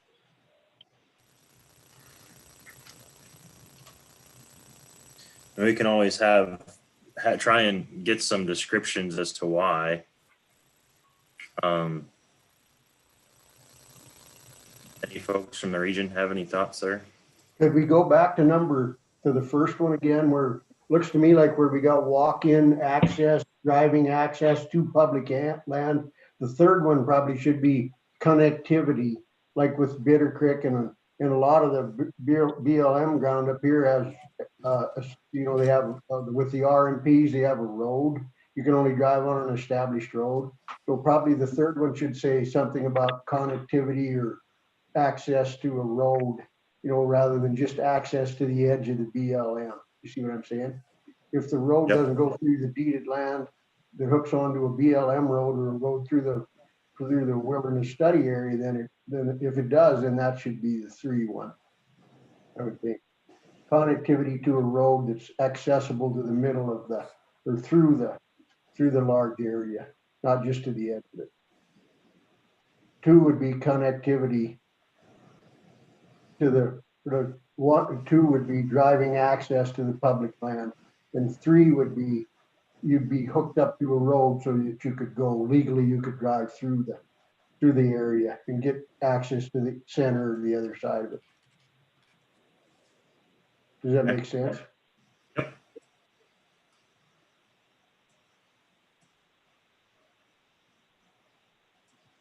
And their improvement for the wildlife management would have to be more incumbent upon the individual circumstances, and that would be an agency decision, I would think, rather than ours. I think all of these are agency decisions, but certainly when we're looking at how come they gave them a 3 or 2, having some descriptor of why they gave them those scores. But yeah, I think in all of these situations, these rankings need to come from the regions. And I think in item 2, does the addition of this PLA change the way wildlife is managed in a positive way? I mean, it could be one section. I can think of in the West where you can have one section with a big plug of elk and you can't get to them. So if you could disperse those on a regular basis instead of a one-off, that's a big deal. Whereas opportunity to the big area that Jason mentioned, 30,000 acres, obviously impacts it. But one section can help neighbors out a ton if it keeps elk dispersed and not just plugged on that one spot. And then it creates all kinds of problems to manage. Back up on one of the concerns I have with how we score that is just because there's a road getting there, do we give it a full 3? And I think we've done that in the past is, well, there's a road, so we give it a full 3. Again, I can think of places in the West where literally getting the walk-in access just opened up a big deal. Yeah, I'd rather be able to drive where I can, get an elk out. But I think the challenge in the scoring is not to just instantly give it a 3 because it's a road access. It has to be weighed with what the opportunity is. And I think that's where we got a little off track in the initial scoring is pretty much all those got a 3 because we gave them road access, even if it was a section. So. Yeah, the original valuation you talked about through the meeting about, well, we give them a garbage impact payment and give them a litter or a weed impact payment, and ended up kind of snowballing into a motorized route dollar valuation. And so, at least from my perspective, I backed that off and tried to really define that in the 3rd section here on page 3 was basically if you're allowing game retrieval with permission, it's a certain dollar value. If you're doing it for the full season, no permission required, it's more money. If you're doing it for both hunting and fishing with permission, it's a little bit more. If you're doing it for all hunting, basically year round, no permission required, you're incentivizing them more. The dollar value might not be right, but at least you're trying to compensate for that impact piece. I think there's a big, we talked about, I think Carl made the point about tying our hands, so to speak, tying us into something. There's probably quite a few places and even constituents of Montana who would say, I would rather have the walk-in access and it's just as valuable from a overall use as it is to have the ability to drive someplace. And so I think, compensating for the impact from driving is one thing, but then to diminish the value of some walk-in access by putting a lesser value here may confound the problem. Oftentimes the walk-in has more value than the other because, like I said, you get the road hunters out of your hair. And there can always be, I think maybe there should be the potential for the regional offices to justify, okay, it is only walk-in access, but it's worth 3 points in terms of improving public access based on this or these reasons. And there certainly needs to be some, and a significant amount of freedom for the regions to justify a score. But at the same time, they also need to justify what those are. Yeah, Lee's going to think I'm nuts when I make this statement, but to think that some guy from Helena would walk in 3 miles to shoot an antelope he wants to shoot and put it on his back and carry it out, that just doesn't seem right in anybody's mind. But it is known to happen. So there are even guys from St. Regis that have done that. They don't happen very often. So I don't want to speak for the regions, but I guess I would say if this committee or PLPW sets a certain point system, the regions are going to try their best to stick to that. And so that's where I'm just saying maybe it's better just to say describe or justify that score than to kind of limit it to these really specific areas. And I don't know what you guys think about that. This is John. I don't see any problem there in having a narrative that explains how we came to that scoring. I think that's probably a really good idea, actually. So I'd concur. I would agree.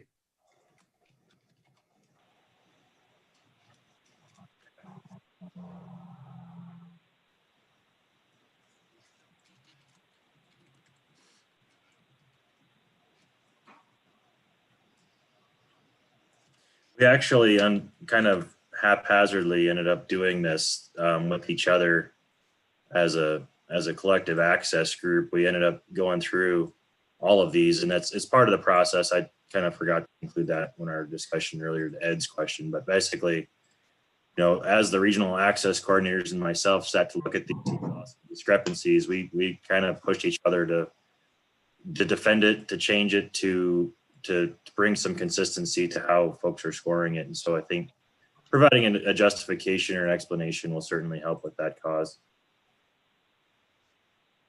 The public land acres, it is or it isn't. That one seems to be easier. There's this flat rate piece as well that we need to accommodate for. The one of the questions we ran into, and it's still not really been answered from an agency perspective, is are we compensating for the total acres opened versus what somebody has leased? So in some cases, a guy might lease a section, but it opens up 10 sections. He's really getting compensated for the full 10 sections as opposed to just the one section that he might lease. And so we struggled a little bit with that, but that's why this came in here. It's just total public land acres, not just leased, because we really, the whole program is to try and get public access to public land. And so.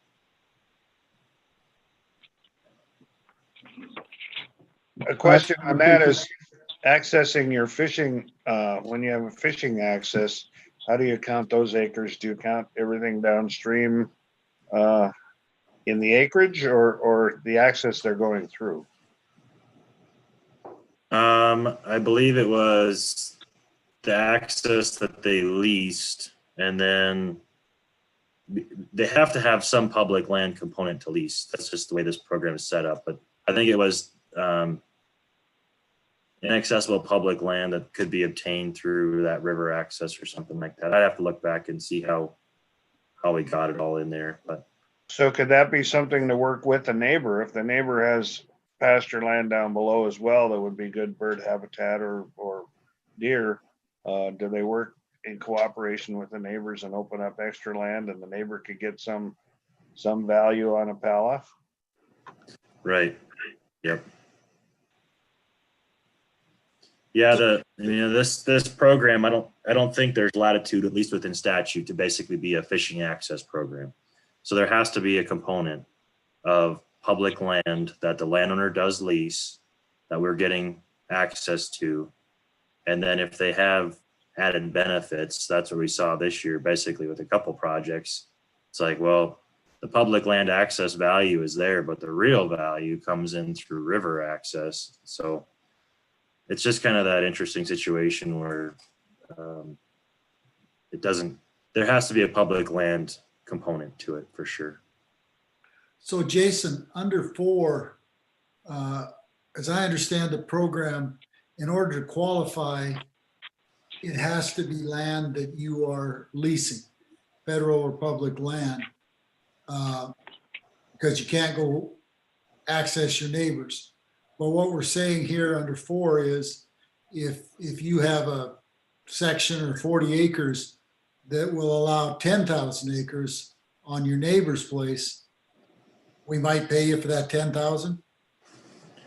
Well, once you have access to the public land, if it's contiguous, there's access. So it's whoever has the lease that's providing the access component that would be compensated through this program. So in your example, yes, the guy who has 40 acres leased is providing the access to the 10,000 public land acres. He would be the one that would be getting compensated if he's got that initial 40-acre lease that's contiguous to the rest of the public land. That's my question then. Does he or she also get paid then? And that was a question I thought you'd asked earlier, for all of the leased land or all of the land, not just the 40 acres. In my case, would he get $1.25 times the 10,000 plus whatever he got for the 40? Is that the question you were asking?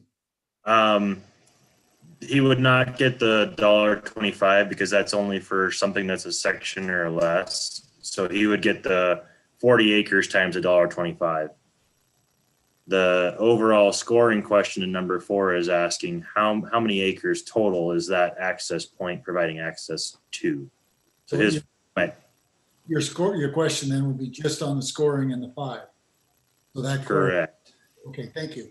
Right. Yep. So the 40-acre parcel would be $1.25 times 40. It's the base 250. So, less than $1,000 or something like that. But the overall question is trying to get at those places where it is contiguous. I mean, there's, like I said, that one example in Region 3 was 10,000 acres of forest or 30,000 acres of forest and like 10,000 acres BLM in a section. He leases the section. So it's the matter of trying to get an overall picture and the value of all of that public land access, but they're only going to be compensated for something that they lease, which is less than a section. A little bit. Connectivity would be important. I know, like the Bitter Creek Wilderness Study Area, I'm familiar with that. There's about 5 ranches or 6 ranches that are block different parts of the access, or can if they choose to do so. And so you really couldn't compensate somebody for the whole thing if there was no because you have to follow the designated roads to get into the middle of it. I think there's only 2 or 3 of them. And so you'd have to have access. You'd have to be providing connectivity to get out into that, or else you really hadn't done anything. But like Ed was talking about a 5-mile stalk on animals for mule deer. 3. I won't go 5. So Jason, I'm a little confused on this number 4. So a realistic picture. Somebody has 160 acres, and then it connects to 4 sections or 6 sections that he doesn't have the leases on. Do we consider those 4 or 6 sections as public land that's getting opened up in that agreement? Yes. But his compensation would only be for the flat rate because it's smaller than. But aren't we missing something here? And that landowner would not even be eligible unless he was providing public land, access to public land that he leased. It may connect to other lands that he doesn't lease, but he would have to have the public land leased that the access is provided to. Is that not correct? That's correct. Okay. So in Ed's example, the 160 acre lease that he leases would be the flat rate compensation, not that he owns 10,000 acres of, or can provide potentially access to 10,000 acres BLM. It's okay. It's hard to disconnect the two. That's why I was saying the agency had struggled with, do you value it on just what they lease, or do you value it on the intent of the program, which is to get public land acres opened up? And so we can definitely score on what they lease, but it's going to definitely drive valuations down, or it's going to be the guy that leases a half section receiving that $5,000 check, which is what we saw this year. And that's where the heartburn came in, and as it relates to those that have the land enrolled in block. Well, the idea of the initial part of this thing was to spur interest. I think we did that. And so we need to be able to, we can fine tune it as we go. Dale or Tim or Derek have any thoughts? I mean, I feel like I'm going different directions, but I'm trying to get to a point where it works. This is Dale in Region 5. Just thinking through that scenario that Ed Beal mentioned and has been mentioned before about a small parcel then connecting to a larger chunk of public ground. Is that possibly one that could be done with the negotiation that was mentioned earlier with a less than 640 piece getting more than the flat rate? Could that be used here as well? Yeah, good point, Dale. I think so. Because what we're trying to, like I said, we had a few projects this year where there are half sections with motorized access, and it's, I don't know, $5,000 or $6,000 for a half section of public land, and I'd have to look exactly what the valuation was, but realistically, trying to make sure that we're not overpaying for those, but yet recognizing the value of large contiguous public land acres that could be open through one small lease. I'm still confused. So let's say we get the agreement done on the 160, but that landowner doesn't have leases on the rest of it, whatever acreage it opens up to, and some other landowner has leases on that. If that landowner who's in agreement on the 160 signs an agreement, does the public have access to the rest? Yes. So to me, if you have that situation going on, you're going to have a landowner-neighbor conflict. Yes. So somehow, both parties need to have some involvement in a successful agreement. Wouldn't they? That's the question. Yes. Ideally. And maybe Denley can answer this question, because I was thinking the intent of this legislation was not to create landowner conflict out there or leasee conflicts, and that's why you couldn't provide access to somebody else's. And I understand what we're saying is, if you got access to one piece of public land, you got access to all of it, but yet on block management, we do not take that step. You know, if I have BLM on my property, I'm not, I don't agree to let you go from my deeded to that BLM to another person's BLM. And so I'm wondering on this program, because the intent of the program is to open up additional access. But if we get landowners fighting out there over some of this, the reverse may happen. So if Denley has any insight on what the legislators were looking at, that also might be helpful. Well, let me tell you, I didn't hear this kind of a discussion come up when it was discussed. And I think kind of the idea, and even this is the way I feel, when you're talking fishing or river access, you're thinking more along the fishing in the river. And I think this question of access to the neighbor's lease ground that otherwise doesn't have access, like I say, that topic didn't come up. It didn't come up that way in discussion. So I'm not sure anybody really was has an interpretation on what the intent was on this. And I think it really is something that we have to address, because it does open up a lot of public land that, but you will have that neighbor conflict. And like I say, a river access, most people just associate with fishing initially. So that's probably why that discussion didn't happen on the legislative committees or on the floor that I remember at all. So I guess we probably have to deal with it here. It wasn't my intention to do this, but I think it needs to be looked at, because I think the Charles M. Russell Wildlife Refuge is a similar deal. There's a big grazing association that owns a bunch of deeded land that blocks access to a bunch of that.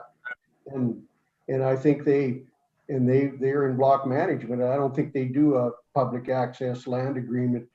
And down there, it's similar to the Bitter Creek Wilderness Study Area, because there's designated roads on this Charles M. Russell Wildlife Refuge that you got to get access to traverse that. And so it's just, I think it's worth I don't know whether we can fix it, but I think it's worth the discussion to figure out where we're at. So we're not compensating somebody that it doesn't have much skin in the game for something that they're visiting the guys on their property or their leases. And it may be, if this, I don't know if this is a topic that the circumstance will come up a lot, but maybe the question can be added: does this provide a conflict with neighbors? And then deal with it before it's even put into a contract. And the other thing that this particular example could encounter, the person with 160 acres probably doesn't have any kind of outfitting lease on that 160 acres. The person with a larger, say, BLM lease could be outfitting on that, and then it's not qualified for this agreement anyway. If there's an outfitting operation restricting hunting on the private or the public ground. So you're right, Denley, maybe it's not ever going to happen, but it sure seems, I think about over in the Snowies when RMEF bought 40 acres and it opened access to, I don't remember, 30 or 40,000 acres of Forest Service just recently in the last 3-4 years. Could happen. The other thing, Ed, that I sitting here thinking is when's the Lewistown district going to get into that landowner and get all those acres to Durfee Hills? So it's a big problem. So I don't know if Derek or Dale or Tim can speak to the block management process as far as the lessee and their ability to control which public access they get to.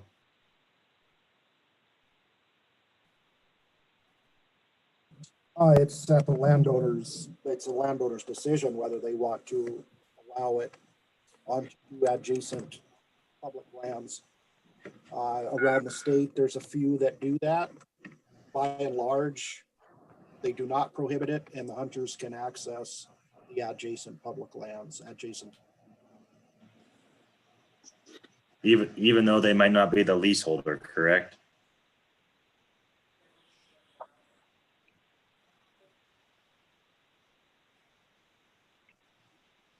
That is correct. The other thing that I might add to that situation is, Ed said that if it's leased to an outfitter, it's time to do the research with the BLM and the state of Montana to see if they've paid their fees. we're talking about fees for some of these programs. Maybe that's a situation where BLM and state should get together because it's public ground and see what the fees are for the outfitter to lease that ground. Money. Somebody should correct me here if I'm wrong, but it's my understanding is that outfitters have to pay a fee to outfit on public land, but they cannot stop other people from coming in and hunting on that land also. That's correct, Rich. Outfitters can't, on public land, they have to apply to be on that, or to outfit on that public land, but they can't restrict any other public use. Unless it's landlocked. Yeah, correct. And then if they're not the leasee and we have a PALA that goes to that landlocked public land, then it's open to the public. And the public can go wherever the public wants to go on the public land once they have access to it. We can't, I mean, they could walk 10 miles if they want. And that's why I see that item 4 with the question of not just leased being very interesting. There's lots of places that I've run into in eastern Montana in particular where you can't access by 50 feet or 100 feet. And if that were to be open in a leased situation, could be interesting. So This is John. Is that question that we're discussing right now, is that better addressed when you come down to the second page? On the second bullet there, is there a potential for the PALA to reduce an existing landowner hunter angler access conflict? And it listed as 0 to 3, but maybe in that, I mean, if it does create more conflict with a neighboring landowner, perhaps it should have a negative score. Good point. It should have a negative score. You're right, John, because if it's increasing the conflict, we should subtract. That's a good point.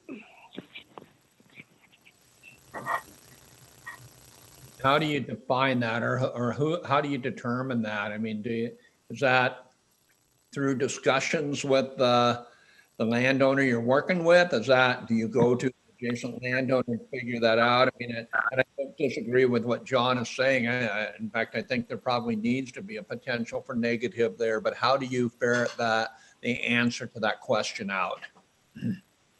I would guess, Dale, at first, just a discussion with the applicant here.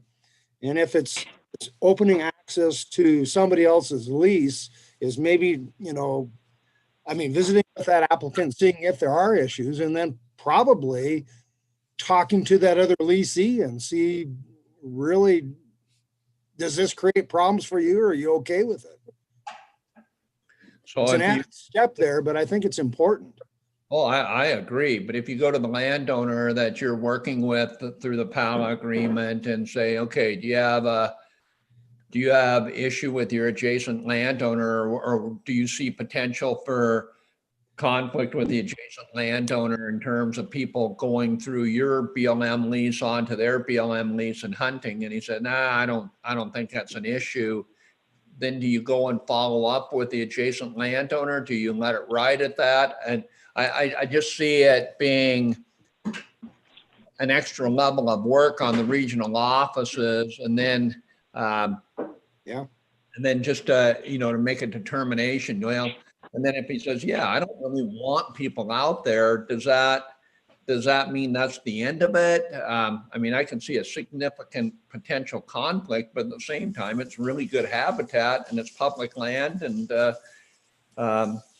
there's no guarantee that a person that leases BLM land can keep people off of it if they have legal access, and legal access is defined as coming through somebody's land where you have permission. Just like the old statement with the McCoys, some people don't get along ever on any issue, and like I said, that's going to be a hot one. Representative Logie. Yeah, and it is public land, so there is that public. They have the right to be on it, but the conflict will come when the landowner, the neighbor landowner, is going to have to start posting his ground probably right on that boundary where his ground starts. It's kind of like someone with a block management and they have a state section in the middle that abuts the neighbors. That's where that conflict comes. It comes on that private land line boundary. It doesn't come on the public land necessarily, but it's on that boundary. And so this kind of a pala would actually put an impact on that neighbor, whether he minds the hunters being on public land or not, but it could put pressure on his back boundary. And maybe that's where we need to consider it. We can't say we have to say you can't stop people from being on that public land, but it will be the impact when they come onto his private land, the neighbor's private land. So the other question would be, if the adjacent landowner is already allowing hunting on his property, which accesses the BLM, should we even be looking at the 160 to start with? But it may be good fishing river. The river access is, allows two different kinds of access, the hunting or the fishing. But if he's allowing access onto his deeded, which goes into the BLM, this larger BLM, the 4 to 6 sections that Ed mentioned earlier, that the 160 ties to, why would we even be looking at to pay for the 160? As long as this other landowner through block management or whatever is allowing, and if the river runs through the property that he's allowing, once you get to there, you can go wherever anyway. Well, to me, that's something that the regional office could certainly take a look at when they receive the application, say, you know what, we already have access into that land by paying this entity a certain amount of money to come across their land really gains us nothing, because we already, by virtue of the agreement we have with your neighbor, we already have good access into a parcel of land. So I would suggest that would be one of the criteria that the regional offices look at is the area. I mean, I think one of the questions is the land inaccessible or under accessible? They look at it and say, you know what, it's accessible right now. I mean, it may not be accessible by virtue of public road, but we have an agreement with this adjacent landowner where we have good access. It might be a situation where the regions just say, you know what, there's really nothing to be gained here by gaining another access point. We already have very good access into this parcel. Yeah, and what I threw out of there was pretty theoretical, but if we look at places that have numerous sections of landlocked public land, then it becomes very interesting in light of the public's interest. Although it's fraught with some risk on the relational aspect. I mean, there are people that hire a helicopter out of Lewistown and drop themselves in to some of these big chunks of BLM that are landlocked. So that's going on. And does that not pose a high interest with some risk? I mean, I hadn't thought about it too much till that specific question for and how it applies. Durfee Hills. Yeah. I think it's got to be a case by case deal with the regions. I think in order to do it, because there's so many different circumstances that you can't write something down cover it all. You know, in the previous discussion that I had about those 3 different same name landowners that opened up, I don't know, 30, 40,000 acres, there was a private or public road on the northern boundary, but they provided access because, like I said, there's some pretty mean country in there, and they were providing the road access, and so that's what's valuable to the John Doe public. The north side of that goes through our ranch, and the public road goes to the designated road goes to the pumping station up there on the northern border pipeline. And then the rest of it, nobody lived up there long enough to ever have a dedicated road. And so that's another whole can of worms, it's nobody we have there never contested it or anything. It's people who have been riding there, but whether I don't think they, we get to the point in eastern Montana where the homesteads didn't last long enough to go through the process of dedicating the roads. And so it's something they'll just have to take on case by case. Should be good. Okay.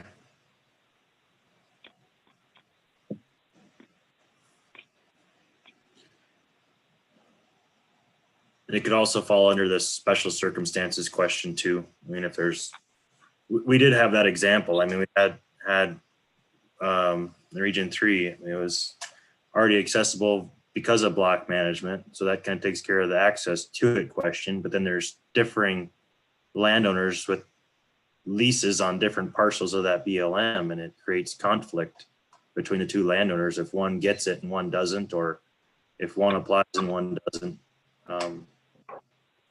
It's just a realistic example of when you have it set up as we do. So, all right, it's 12:17. We're already 20 minutes basically after our lunch break, but I wanted to give Commissioner Stuker as much time as possible here. I know he has to leave at 1. I appreciate your time, Rich. Thank you so much for your involvement with the committee and also for your involvement with the commission. It's been a privilege to see your perspective and how you come forward with issues, and just thank you for your service in that capacity. Like I said, we'll have multiple meetings hopefully before your guys' term ends next August. So we're not through with you yet. If I could make a statement here before I leave, one of the things and it's not on the agenda for today, but the PLPW is charged with access agreements and whatnot. And I brought this up once before, I think. About a year and a half ago, the department did a study on how much access was lost or gained during the first 3 years of shoulder seasons. Some of you may have saw that or may not. Region 4, I think, had like a 640,000 acre gain in access during those 3 years. We had one region that lost about 90,000 acres. Big difference between the two regions. Region 4 this last year, and I'm not sure about some of the other regions, but they picked up another 74,000 acres of new block management, plus added about 11,000 acres to existing block management agreements. And where I'm going with this is it might be interesting to get Corey Lechner at some point, who's the wildlife manager up there, to come visit with PLPW, because evidently that district or region is doing something right in working with the landowners to be picking up that much acreage, where some of our other regions are really losing acres, according to the study that FWP did. So I think that at a future meeting, when we're talking access and whatnot, or even if we're talking a follow-up to what the landowners from the last meeting said about needing help, if that region was not working with the landowners, we would not be seeing that much increase in access. So I'm just going to throw that out and say that that might be something that would be interesting to see what they're doing, how they're doing it, what they're telling the landowners to get that access. So with that, I'm going to sign off, and I apologize. I was one of the ones that thought we were going to be done by noon and had a prior commitment that I can't get out of. But again, thanks, guys, and we will be visiting with you later. Take care. Thanks, Rich. Thanks, Rich.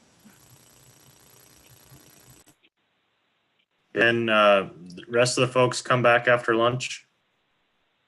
Yeah. Yes. Yes, I can. Okay, how about we give ourselves 40 minutes today and reconvene at 1? Does that work for folks? Sounds Okay, good. We'll be back at 1 o'clock. So just go ahead and turn your cameras off and mics off, and you can stay signed in.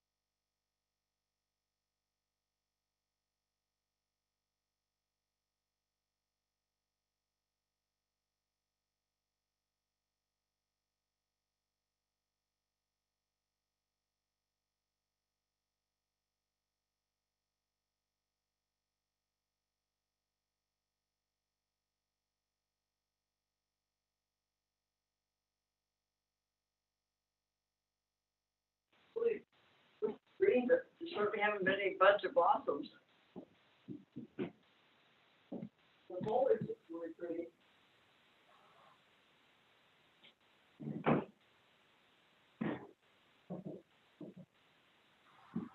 Maybe they just buzz and blossom once a year.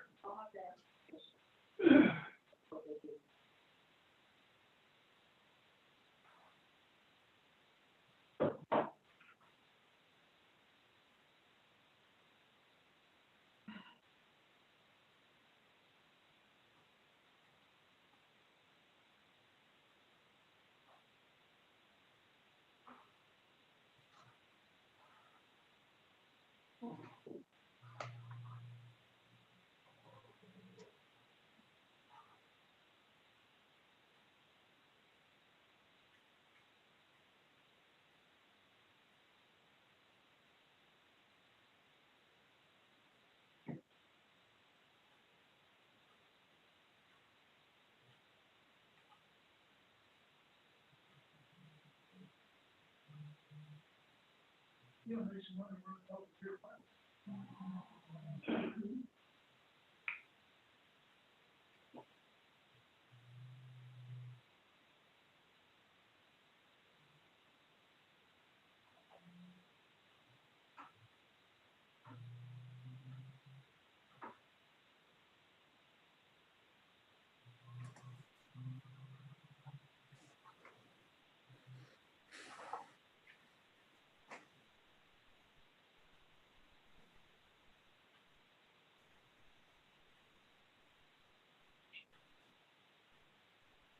All right, it is 1 o'clock on my computer, but we're still waiting for a few folks to come back, so we'll give them a few more minutes.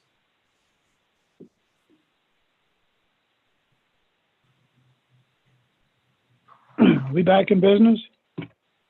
Yep, Dan, we're pretty much back in business. We're waiting for a few more folks to get back with us, but we'll be starting here shortly. Okay, I'm ready.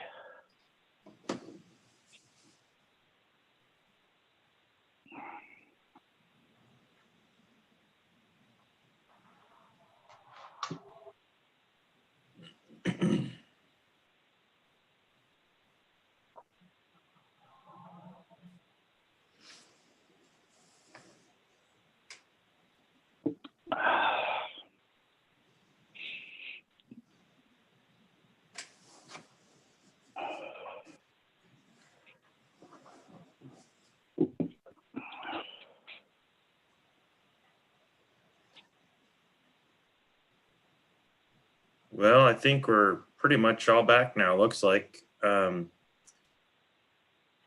are you there?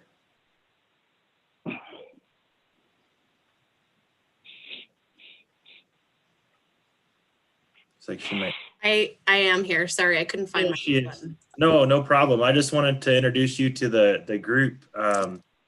So we also have Kendra McCloskey. She's the Region 2 and Region 1 Hunting Access Coordinator out of Missoula. I know Representative Logie knows her well. And anyway, just wanted to let you know she was on the call.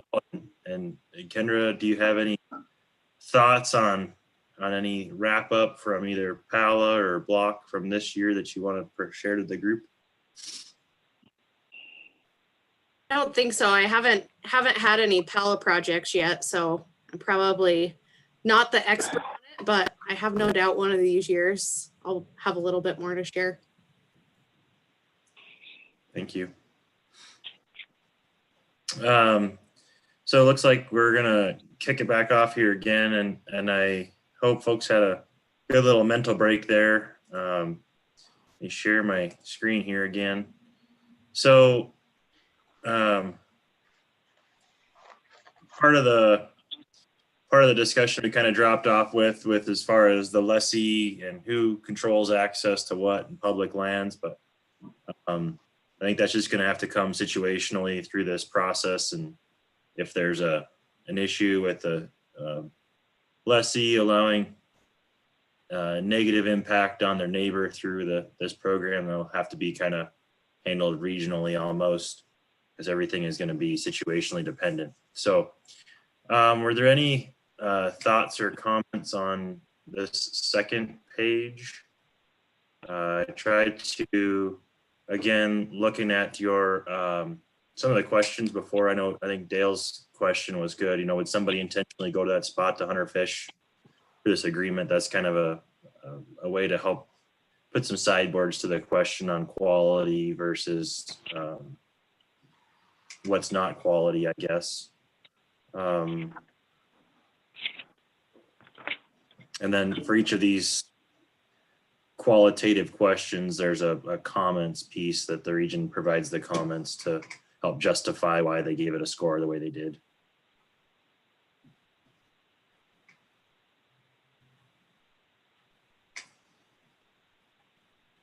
And then as we talked before lunch, I did this, you know, if it contributes to a negative conflict or if it contributes to a conflict, that they basically can subtract up to 3 points too.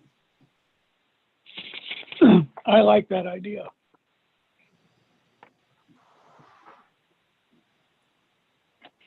Okay.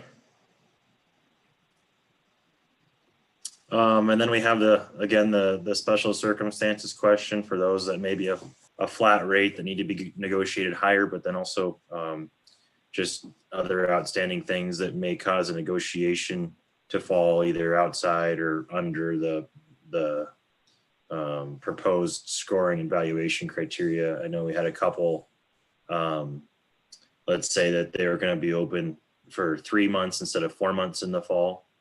And so we reduced the payment on those this year just because they were not open that full fall term as set forth by the valuations. Thoughts, comments, questions before we kick on the actual try to put dollars to stuff? I've got one question. This is Carl. Go ahead, Carl. Looking over this, I see no provision for non-game species. And I think we need to at least look at that somehow. You know, if there's a lek or something on the property or something for bird watchers or things like that. We got to face the fact that this is 2020 or 2021, and there may be other uses of the public property. That's a good point, Carl. We, I know last year we put in this little sub bullet here for allowing other uses on public lands, which we compensated basically $250 incentive. So, right or wrong, it's trying to factor that piece in of other uses of public lands.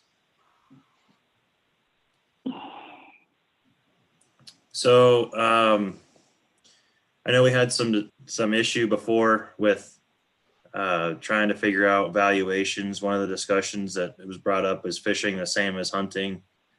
Is it worth more or less? And so I went through and tried to work off of some of the feedback from your guys' July meeting, and then also our staff feedback to provide almost more structure to the cost list so that it's not, if you'll remember, we had a motorized access piece, or it was just a flat rate, you know, $1,500 flat rate for motorized access this year. And actually, what I did for the next year agreements is really break that back down to what type of access are we getting and for how long. I don't know. Again, there's a lot of negotiation that can happen here, but trying to put sideboards to things as far as dollar amounts that would be more probably aligned with our other access programs in terms of just dollars.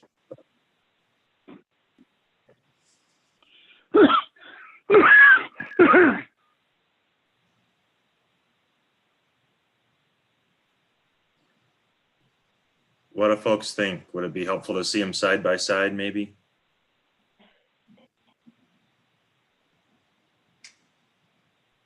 Yes. Okay. Yes. Let me see if I can pull up this year's.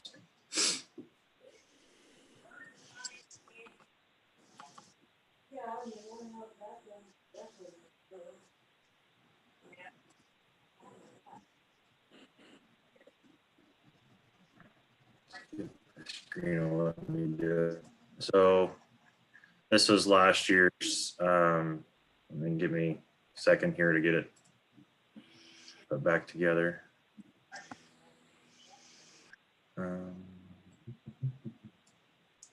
If folks still see a kind of valuation dollar amount, make sure my screen's still showing the right thing.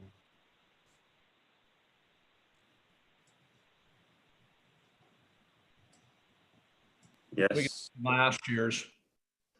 So there's last year's and then kind of this year's. It's hard to put them on the same screen here. So last year, or at least this year, so the base payment would stay the same, which is the $250, which is the same as block management base enrollment payment.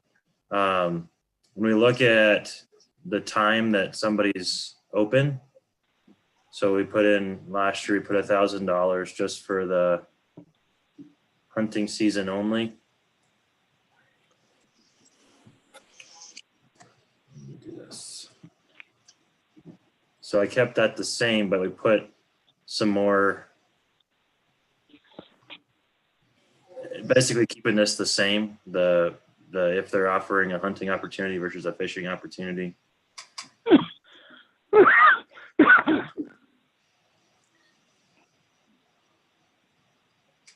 Not sure what all you're able to see there, but hopefully you can see something. So that's looking. I have a question. Just for clarification. Go ahead, Dave. I have a question. Go ahead, Dan. Is hunting more valuable than fishing?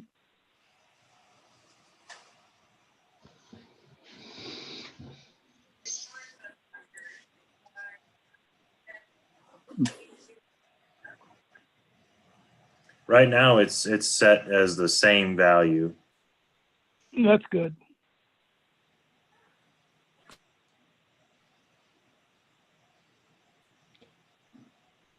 Just to double check, that $3,000, that's total payment. We're not $1,000 for hunting, $1,500 for fishing, and then another $3,000.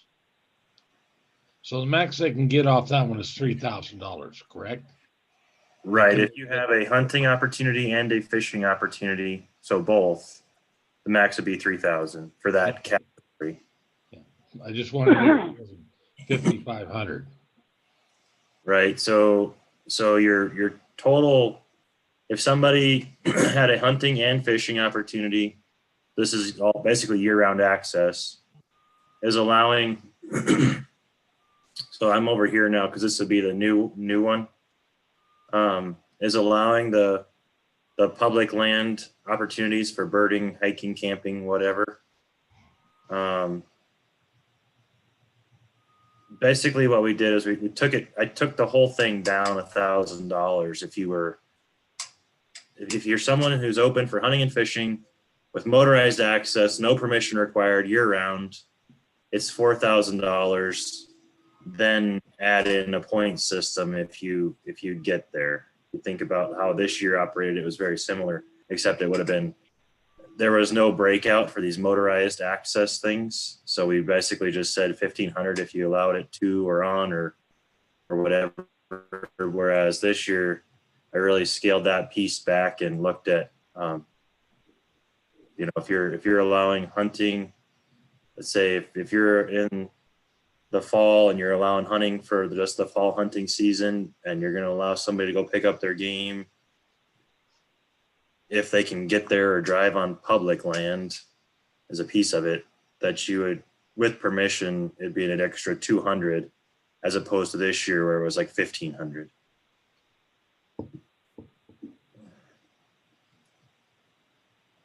I'm scratching my head over the fishing. Boy,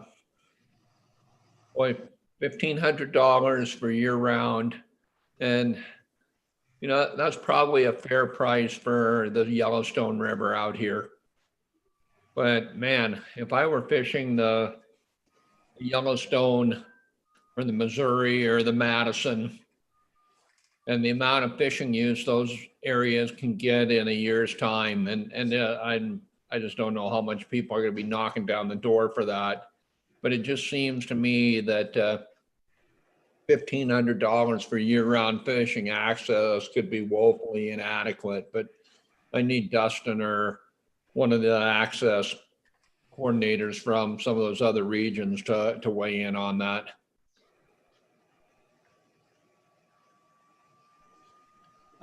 Dale, to answer your question, so depending on the type of access we're talking about, if it's literally just walk-in fishing access, you know, $1,500 is probably in that price range for some of our more premier streams, say in the western central part of the state. You know, occasionally we'll have a PLFA that might go beyond that for annual payment, maybe up to $3,000 a year, but that would be, you know, the exception. So the 1,500 is definitely within the range that I look at with, you know, my other programs. But we also, you know, we have a lot of latitude to go higher or lower based on, you know, the project itself, what kind of access it provides, where it's at. You know, my programs don't use basically a payment list like this per se. We have a little more flexibility to work that out between the region and here in Helena. So. Well, and you have as a part of this agreement assessment form, there's also that section on special circumstances you can allow for a greater payment. Maybe that's good enough. And I just had nothing to base it on. I just think of some of those areas that have fishermen come in, you know, basically year round on them. It's like, man, just the number of people parading in and out of a property could be much greater. But what I'm hearing is that's in line with where you're at. And, you know, I'm deferring to you. I'm just asking a question. I don't have a criticism or a suggestion. I just wanted to hear from what you had to say, and I'm fine with wherever you want to go with it. Yeah, it seems to me like this really should be setting a max for that opportunity for fishing or hunting. But, you know, it could be that it's a max 3,000 for some phenomenal fishing access or hunting access, or a combination of both, or theoretically at some point recreational access. So, I mean, what if you had a incredible fishing access somewhere, and it needed to be 3,000 like we were talking about? This really wouldn't allow for that unless you go outside this box. So is there a way to do it, kind of like Dustin was commenting, that, you know, you have a pot to work from, and that's your ceiling, you know, that 3,000, let's say, or going beyond that for special circumstance?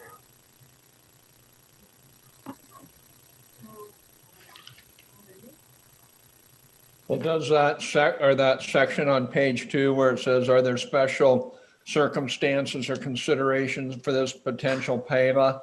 And, you know, you could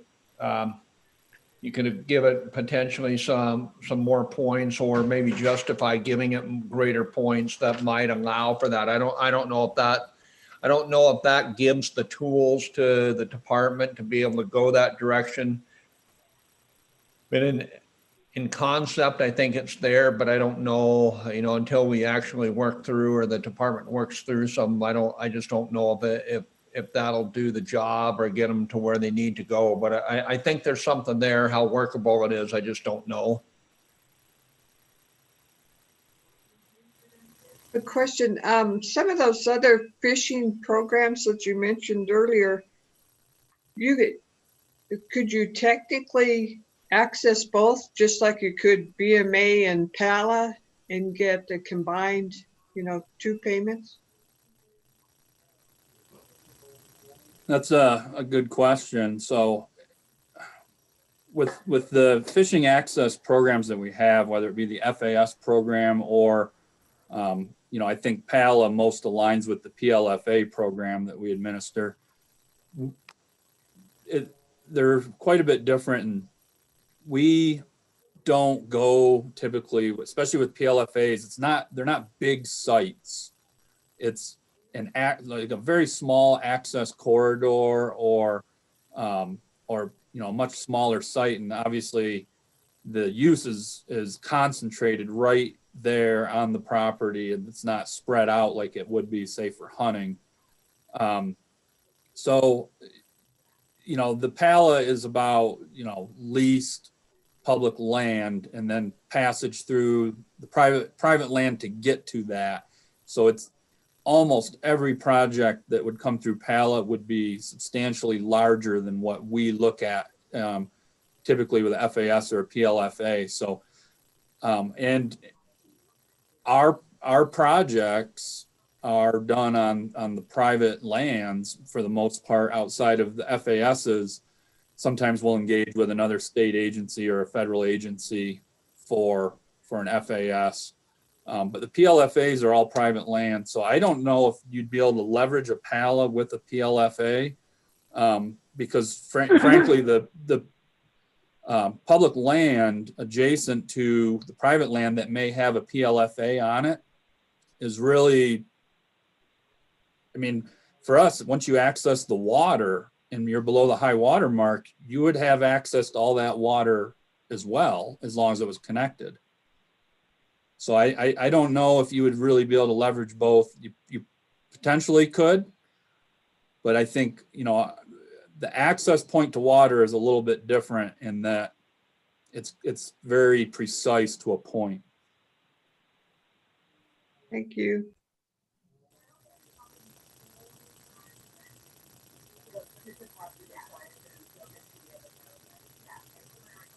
So, Dustin, you're saying that it seems like it was for year-round fishing opportunity.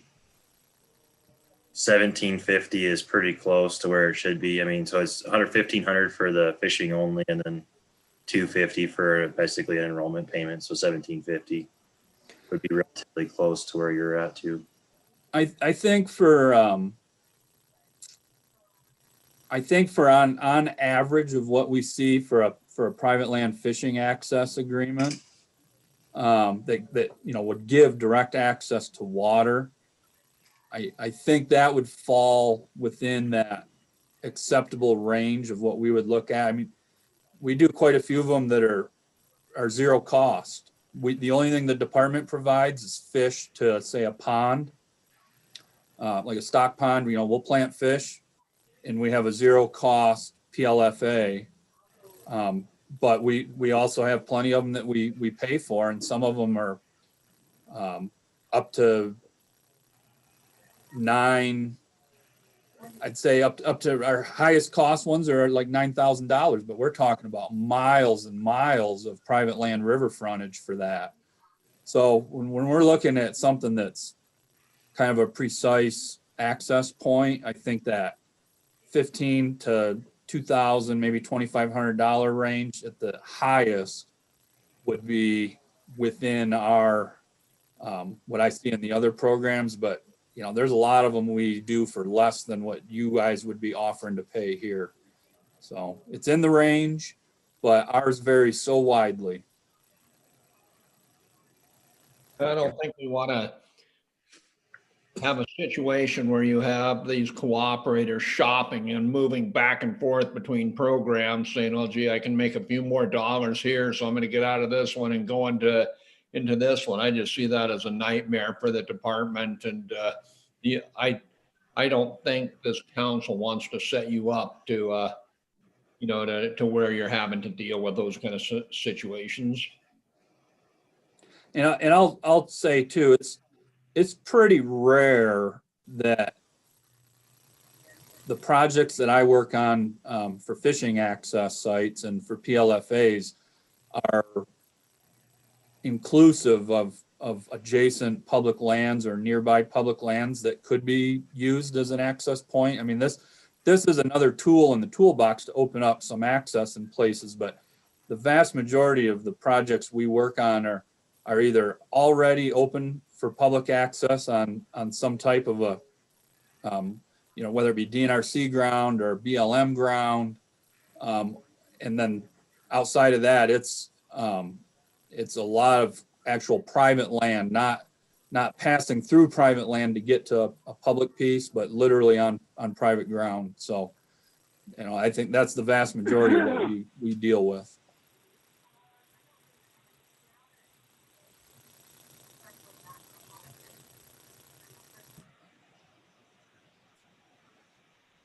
So building off of, again, using somewhat last year's with the new, with the concerns of the motorized use and clarifying that,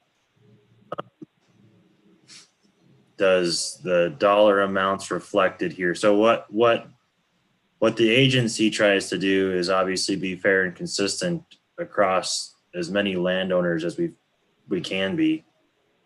And doing that, we use what this payment structure is. So if it's there is negotiation latitude, I think, for those special circumstances, but in large part, it's going to be what's set here, and that's how we got to where we were this year.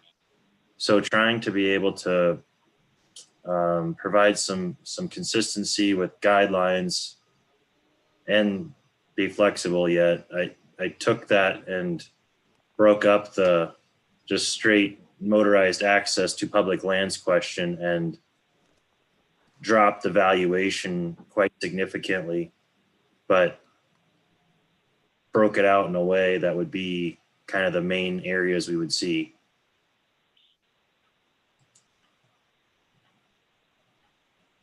So where I'm at is kind of over here in this box. This is that $1,500 that we had last year, but more broke out into a lot smaller dollar valuations. I mean, realistically, for at least comparatively with block management, you're looking at the most a person would get for weed impacts would be $750 on their $15,000 contract. So this seems to kind of, we talked about the impacts of weeds, the impacts of garbage and all that. That's where I got these kind of dollar values, was if you're getting $750 for a max payment currently on block management for weed management, what does that look like in this program? Maybe it's too low, maybe it's too high. I don't know. What do you think?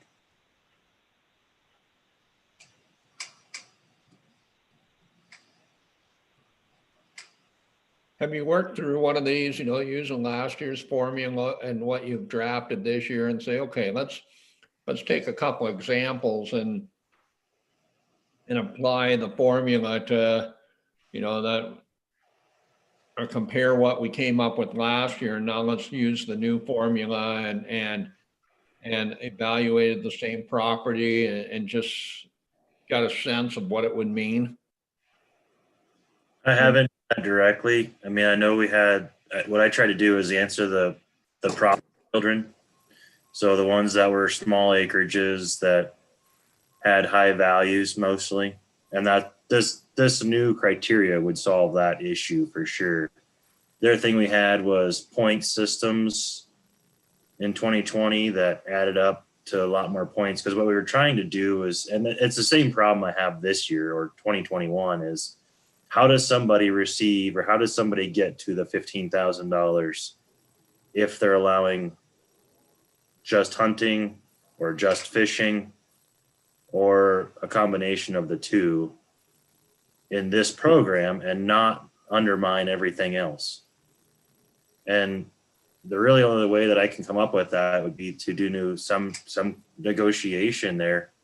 Because everything else, I mean, right now, if you added up 2021's suggested payment schedule, the most a person could get would be $9,000, which is not 15, which is what the statute has as a max payment cap. So how how does somebody get to the 15,000? And we had a couple other ideas. Somebody had mentioned there's not an incentive in here for block management cooperators, and that's true. There's no added bonus here. We could add that. We did see some new block management landowners when they got their public access land agreement this year. They also enrolled their private land in BMA, so the reverse also happened.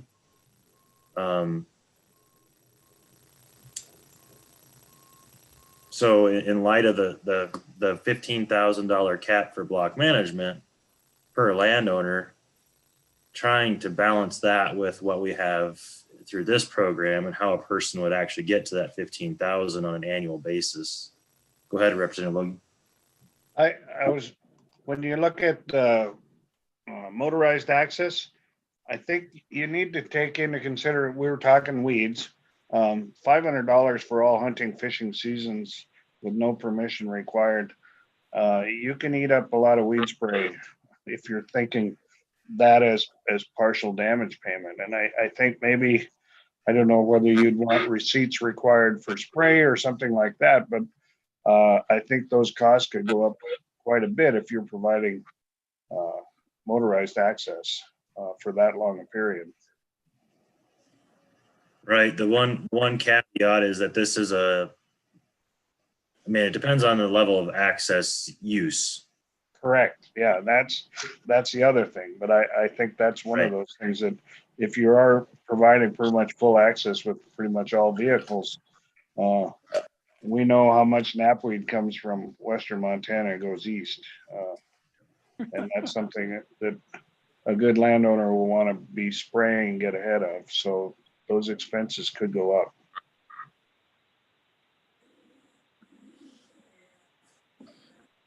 So in regards to compensation for weeds or any other impact, is that really part of this, or is that more part of other ways to mitigate the impacts of weeds or garbage or anything else? And that's my first question in regards to this program. Yeah, we're not able to really break that out and give a weed payment in this program per statute. So the way you're compensating for that is through this motorized access bonus, essentially. If you use BMA again as the probably analogy, apples and oranges that it is, you're thinking about that $750 being spread across the entire landscape, whereas this is one access route. I mean, not that access route, depending on level of use, may need to be compensated more, but your $500 on your 1/10 of a mile or 1 mile or 2 mile route that you're allowing public access will be the access route itself, as opposed to the landscape scale of hunters going everywhere, which yeah, they're apples and oranges almost. And then the second thing, I have thought that maybe the way you get to 15,000 when you're looking at the total in this program here, maybe that bonus payment to actually, well, it seems to me you should have both options. You should be able to get to the 15 if it's a really great, checks all boxes, provides this great maximum opportunity to public lands that are inaccessible or unaccessible. But if not, if you're also a BMA participant, maybe that's a potential bonus, still within the 15,000 cap, but that it enhances it there. Even if we don't make a change to the current block management compensation, maybe they could get it here, since they can participate in both according to the law, is to have that maximum cap attainable here, or you could bonus it at the end if they don't reach the 15 and they cooperate with BMA. Yeah, we obviously have that concern there with I want to start them so they can see me.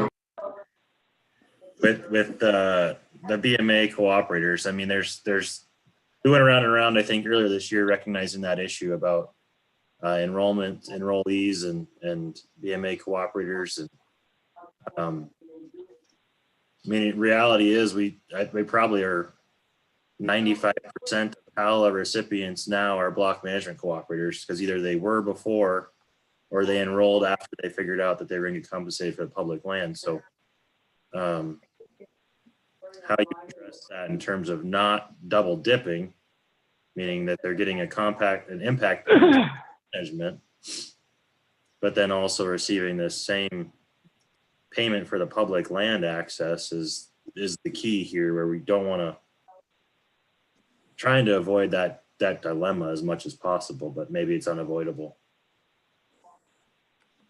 Go ahead, Ed Bukowski. I guess I'm trying to compare it a little bit with some of those 65 maxed out BMA people.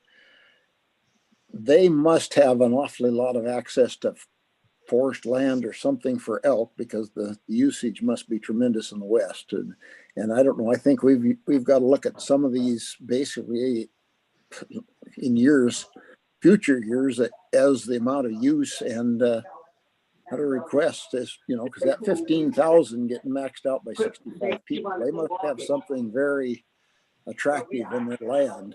So somehow we've got to compare that, I think. Thanks. So that model is a use-based model, right? With BMA, we've got at least currently got the staffing and everything else to be able to go out and monitor boxes and do permission slips and pay off a use space, whereas this is obviously different. There's, I think, 73 max cooperators now at the $15,000 BMA cap.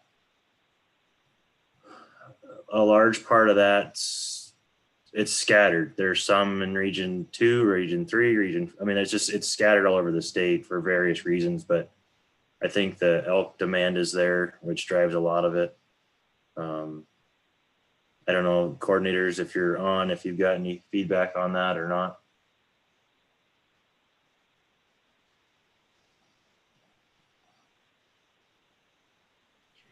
Ed, I can talk to a Fleecer Mountain, and it's the Smith Ranch allows access across or onto the Smith Ranch, but it's a big migration route.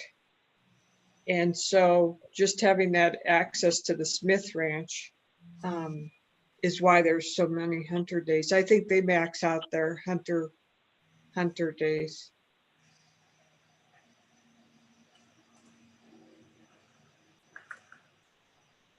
Yeah, it's a variety of places. So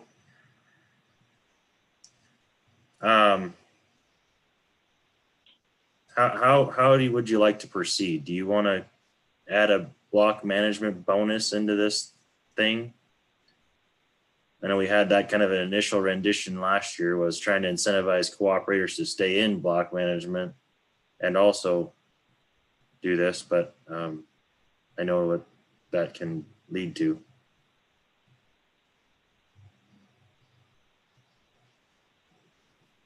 If we did that, if we had a block management cooperator payment,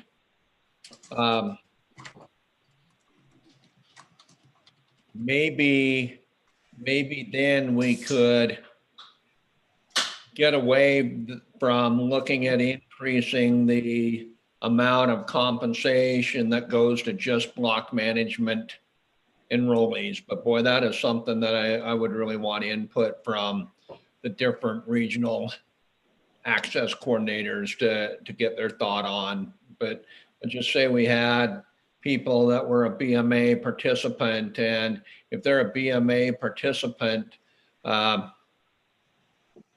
we gave them an extra $3,000 or whatever the case may be. I think it still needs to be somewhat dependent on what they're offering through this program. I don't think that just one size would fit all, but that may be some way to say, okay, we can incentivize people to stay in block management, but at the same time, we're not increasing the amount of total payments to the BMA people, or based solely on BMA or the amount of 100 days. Because I see once we go down that path, these people that don't have the opportunity to participate in PALA can say, whoa, wait, if you're going to give them more money for being in block management, we want some of that as well. So I'm not sure how all that, I haven't thought it through, haven't thought about it enough, but certainly some input from the regions would be very helpful. Again, when we looked at this last year, we were giving some weight in the original scoring to those that added to an existing BMA with up to 5 points. So we were already doing that potentially. I just see it as a holdout since your scoring isn't getting to 15 in the beginning, and also to mitigate what we've seen a little bit, where somebody like, let's just take Lee as an example. We could have clearly offered Lee this additional whatever $3,000 or $5,000 right out of the gate, and it's not really duplicative. That's the challenge. It's not duplicative from the PALA side. It's duplicative from the block management side, as I see it, as far as the law, and yet it's perfectly acceptable, and the legislature made it clear that they were separate programs and could be added together. So it seems, I don't know, I think in the long run, we're going to deal with both issues. We have to refine our scoring on this program, and then we still have to address the question, do we look at 100-day change and the cap change on block management? So I don't think we're getting out of either one of those, at least addressing them.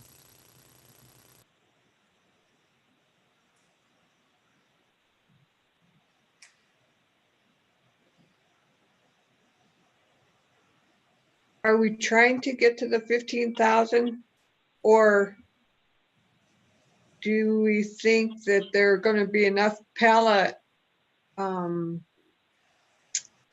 people to enter the PALA program that it will max out the total number of dollars that we have without raising it to 15,000?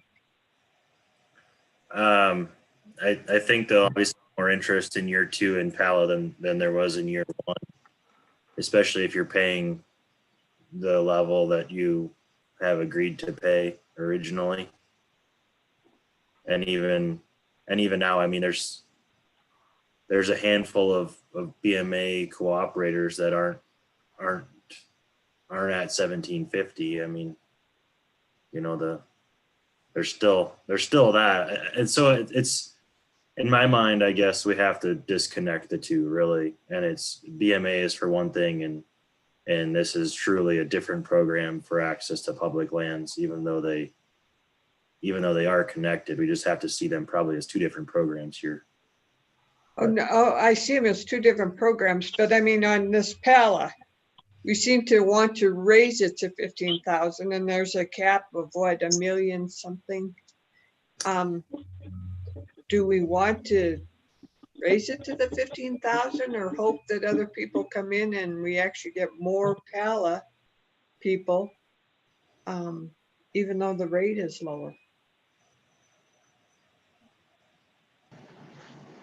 Right, your max payment with per agreement with PALA is up to 15,000, and so I think what the point was to try and not arbitrarily raise it just to raise it, but to ensure that someone who did apply had that opportunity to reach that payment level.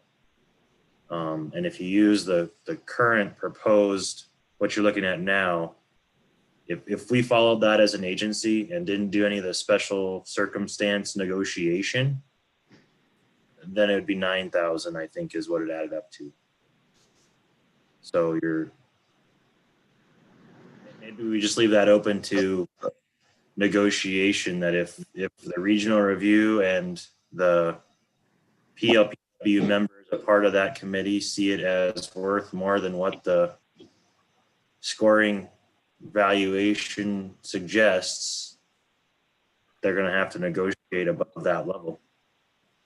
Which that's the way I kind of see it, Jason, because I don't see a ton of 15,000 pallets, but like I said, if somebody opens up 20, 30 sections of BLM ground, it's really good multiple hunting, then we negotiate.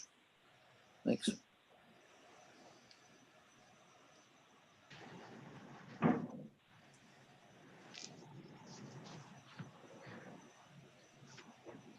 Well, clearly the legislature gave authority for 15,000, and our guidance was to create the program to reach that, and clearly we did reach it last year. So for my 2 cents, for the right project and the right access opportunity, there should be a way to get to 15,000 with just public access agreements. Maybe we hold that as one clear discussion, and then we take the impacts of the combination of both block management and PALA as a separate discussion, so we can come to a conclusion. Right. So realistically, I think we're just going to have to leave it up to the region to negotiate above the scoring criteria if it should exceed that.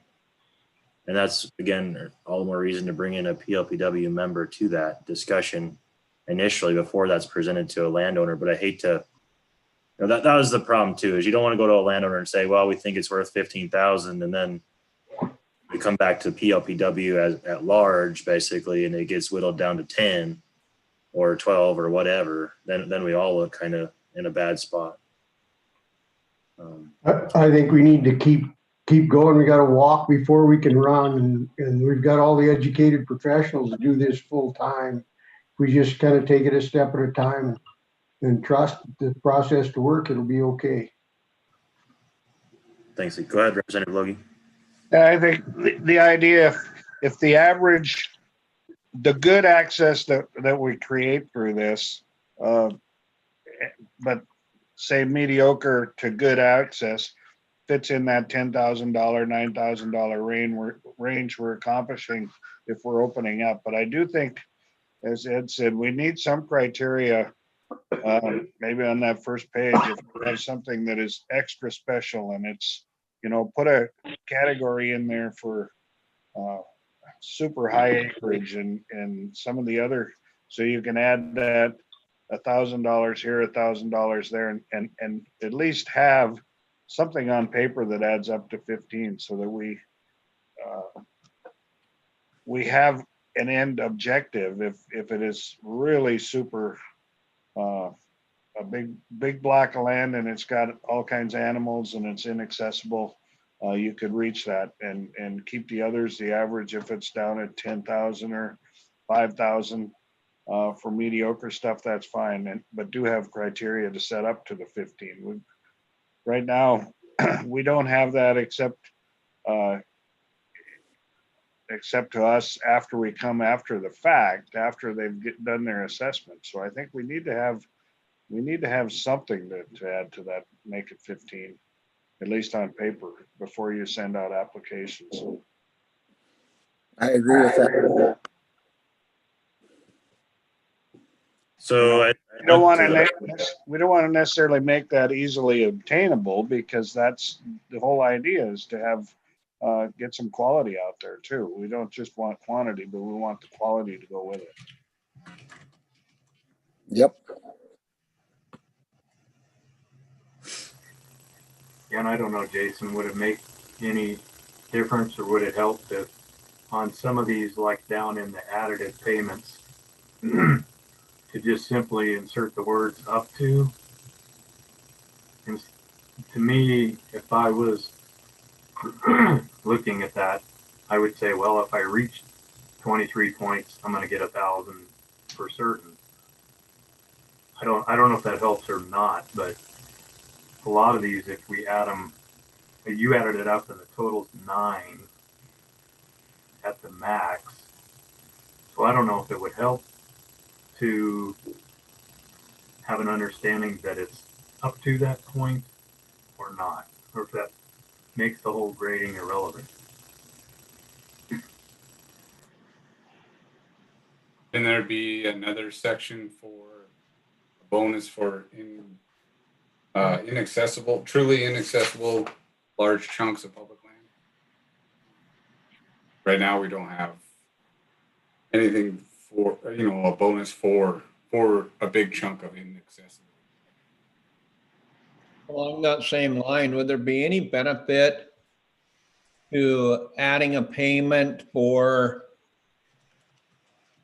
an area or for a species where access is really limited? And just, this is maybe not reasonable, but say a 680 sheep area or some moose areas that the access is extremely difficult in them, that saying, wow, you know what, if so-and-so is going to give us access into this public land that's primo sheep or moose or mountain goat or whatever that otherwise is really hard to get to, should that be worth some more money? I mean, there's certainly those areas, and when you look at the regulations, they'll say, that access to these areas can be extremely difficult, and maybe having access into those areas is worth something extra.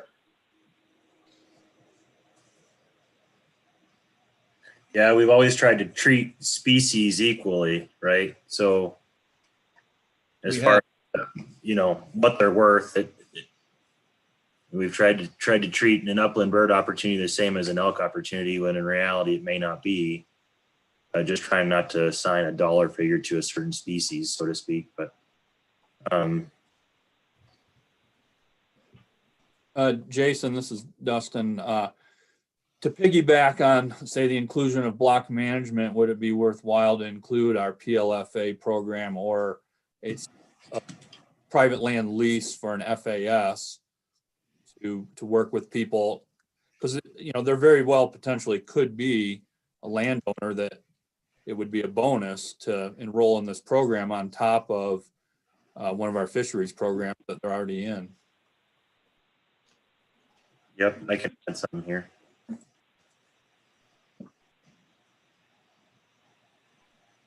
I think we should really keep the program separate, coming from the region here in Region 6.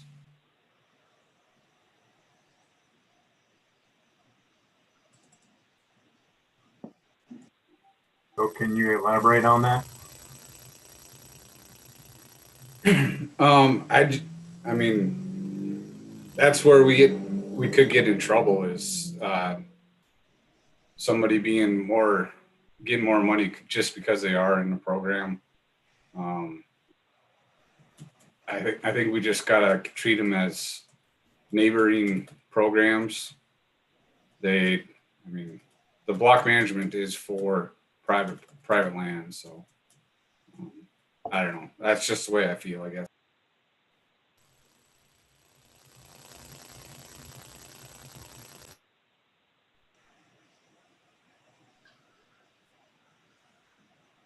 This is John. Would you set up a schedule here, a system here where you get bonuses for longer term contracts? So you get a I don't know what, so we're okay up to 10 years right now. Do you provide some kind of an incentive to stay in the program longer? If that makes any sense, maybe it doesn't.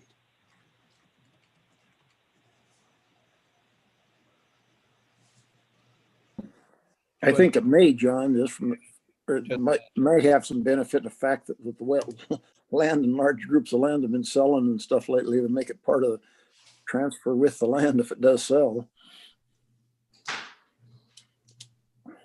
That's a whole nother issue when you start putting it on contract, putting it on deeds or whatever else. But just going to what John said, just the workload for the region to have to go out and renegotiate, meet with these people, have a new contract.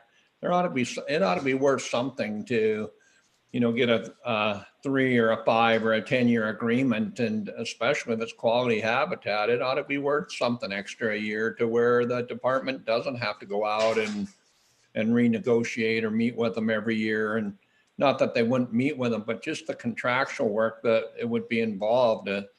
There might be a real advantage to the department to offer a benefit for those people that want to stay in these for multiple years. It may also be a benefit if people are selling their land, if it's already locked up in that they know they can get a payment the next year because it's already in a program. It may even help keep that land open. Some of the non-traditional buyers may say, well, looks like a good program. I'll keep it open to the public. So do we take out a bonus for being enrolled in other programs just to get that off the list or add it to the list? I have a question back to Tim for that. So because you're concerned about combining the two and confusing them, do you, in regards to just block management, do you believe the 100-day and or the cap needs to be addressed soon?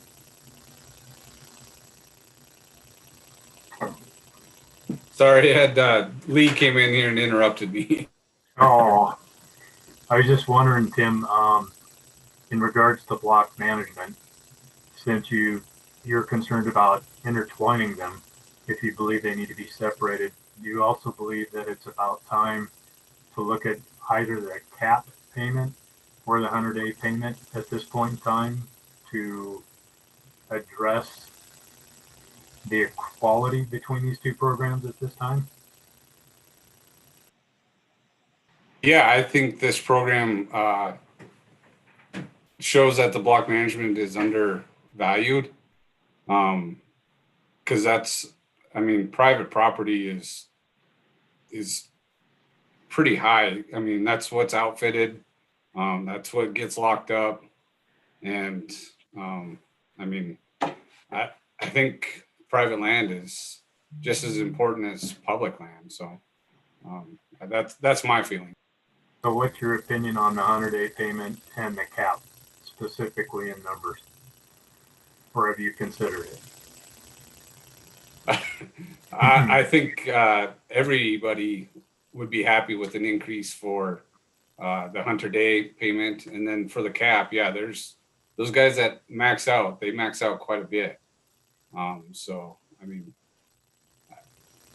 know I'm not the one that knows how all the budgets and everything work out, and who's got to budget that and who figures that all out. But yeah, I think block management may be undervalued here with this program. So you're taking the political out. It's being recorded. It's being recorded. Go ahead, Ed Bukowski, and then Representative Logie, I think you had a comment.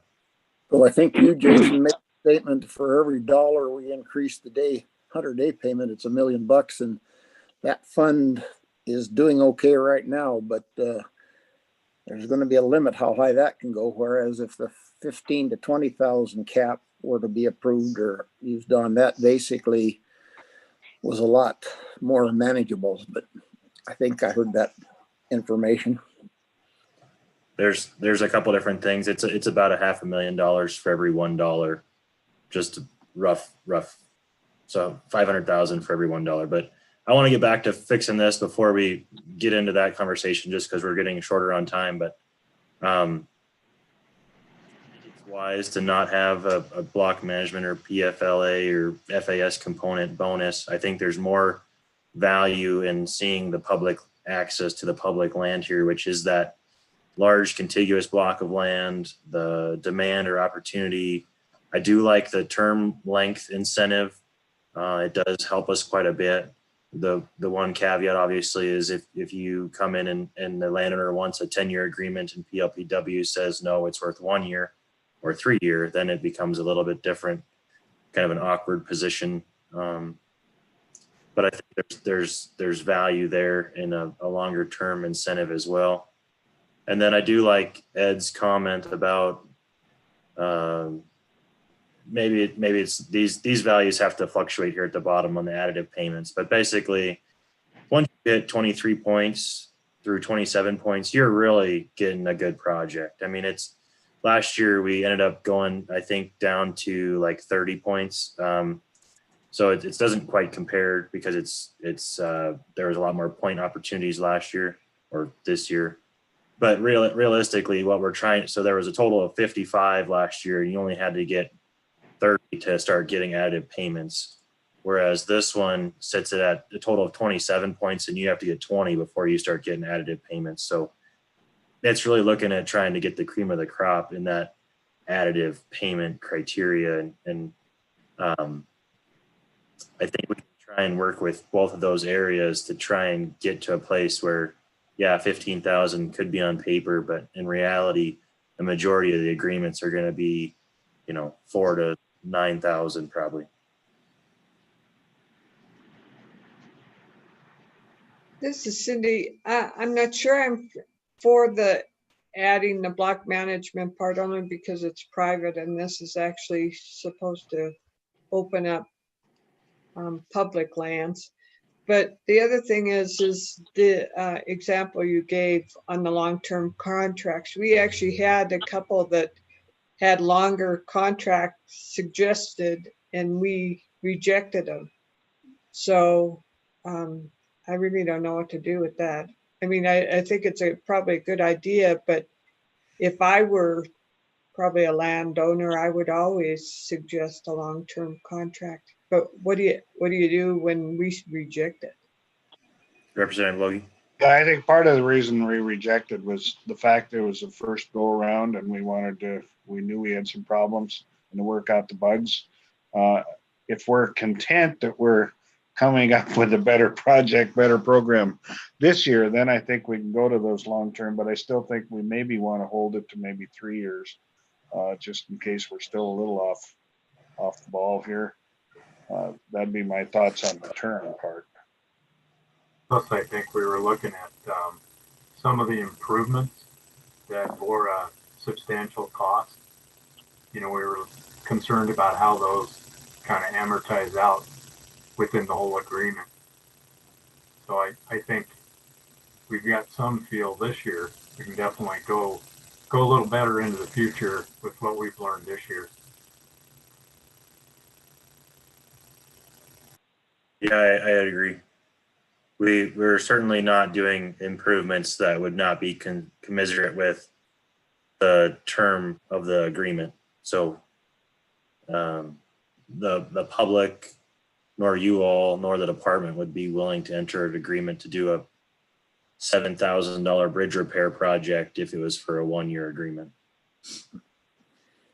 This is Ed. I agree with Denley. It's like I said, I think we're on Rev 1, and I'm not positive when 2 and 3 are going to come about, but we'll eventually get there, I think, to be a fair program. And I think it's a very good program, and it's adding access.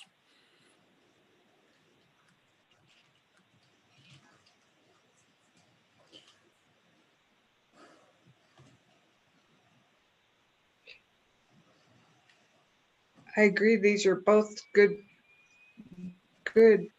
access programs. We still have that conflict, and I don't even know how to get around it between the PAL and the block management.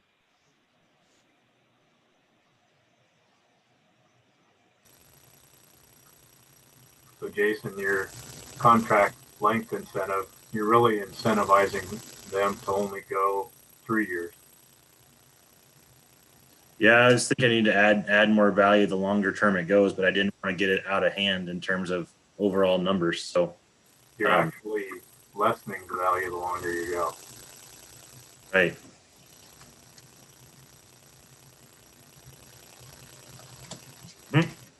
Yep. So it'd be $200. So it'd be like a 1/5. So how long is a 10-year agreement worth? $2,000? $1,000? Yeah, that's closer. That'd bring you down to probably like $150 for a 3-year. Right? Trying to incentivize that longer term agreement. Is that per year?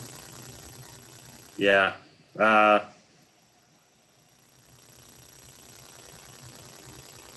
Yeah, it's per year.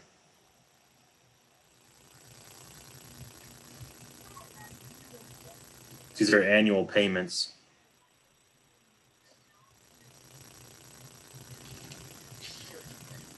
I'll have to work on formatting, but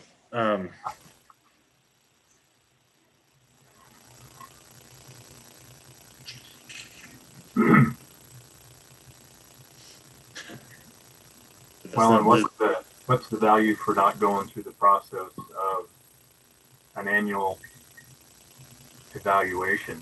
What's that worth on a basis of a year? at least $500. By the time you figure in everybody's staff time and your time and landowner's time, everybody's time is worth money. But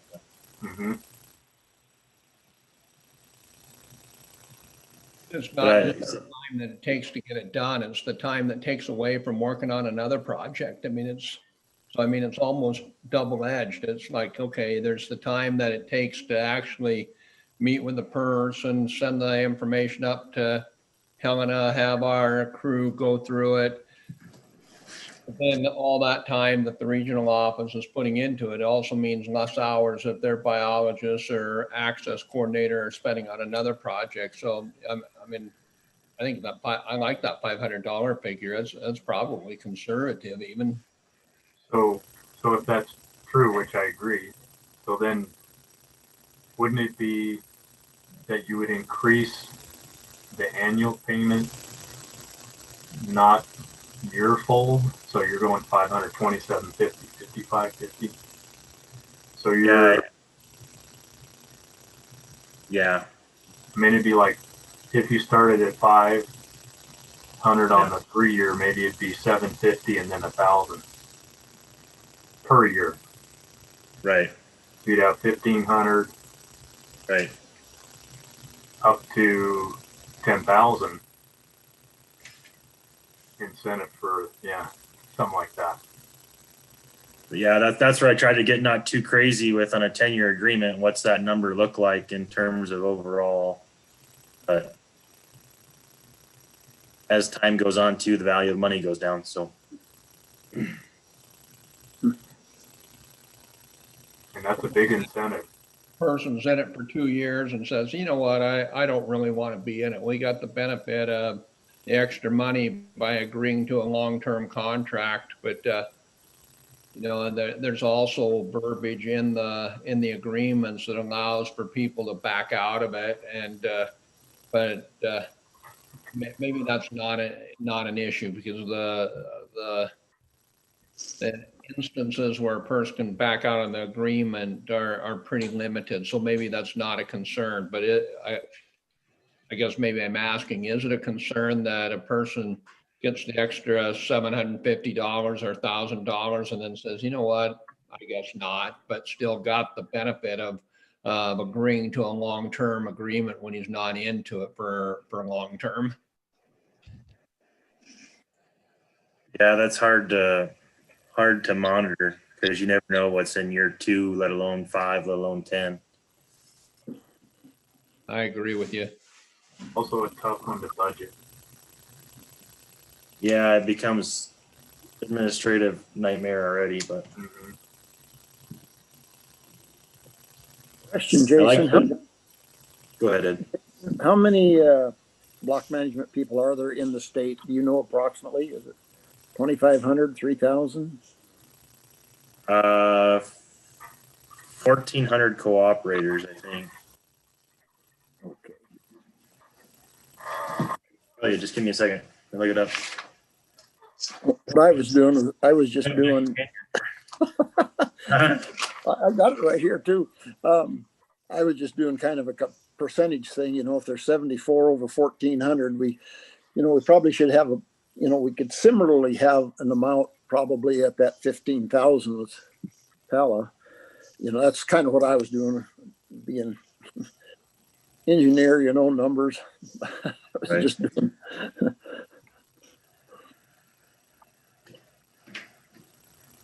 What do we think? Do we want to incentivize? I mean, so there's two different options, right? I think in my mind anyway, is to incentivize the contract term length, which I think is a good idea in theory. Maybe difficult to practice, but then also the demand opportunity and that one's kind of covered in an earlier question about the demand up here. So it's worth 5 points if you have high demand.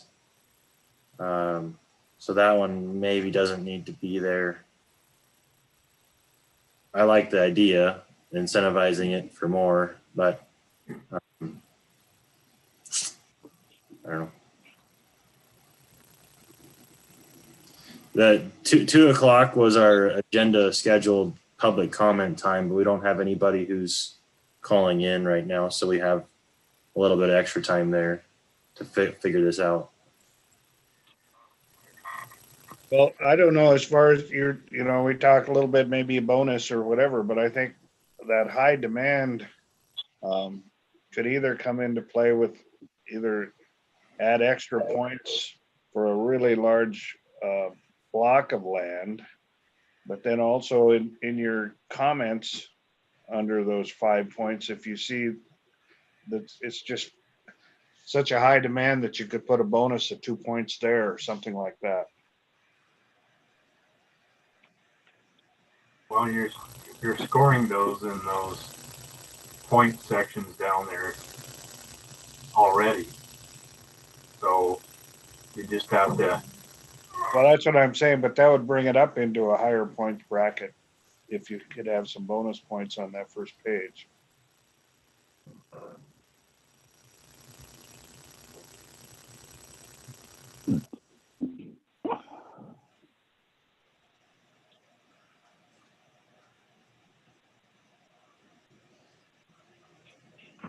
I like incentivizing it for just a flat dollar figure, but how you measure that, I don't know.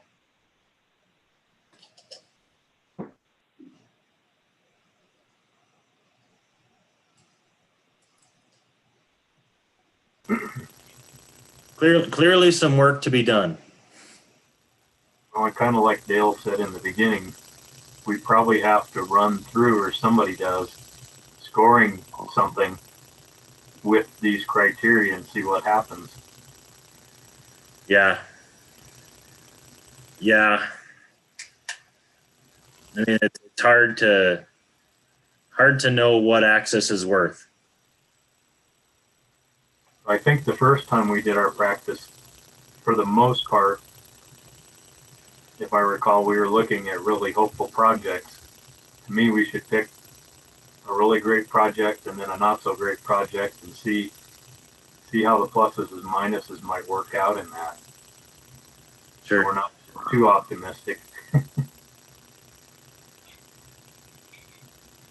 This is John. I'm wondering, on your large contiguous blocks of land, instead of having one flat $1,000, do you want to have a sliding scale there?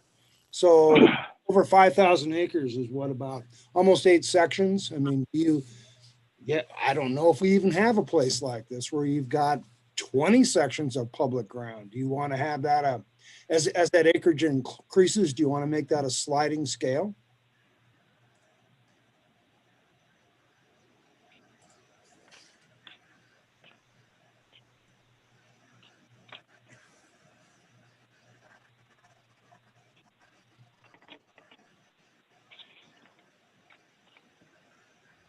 Instead of worrying about making a sliding scale,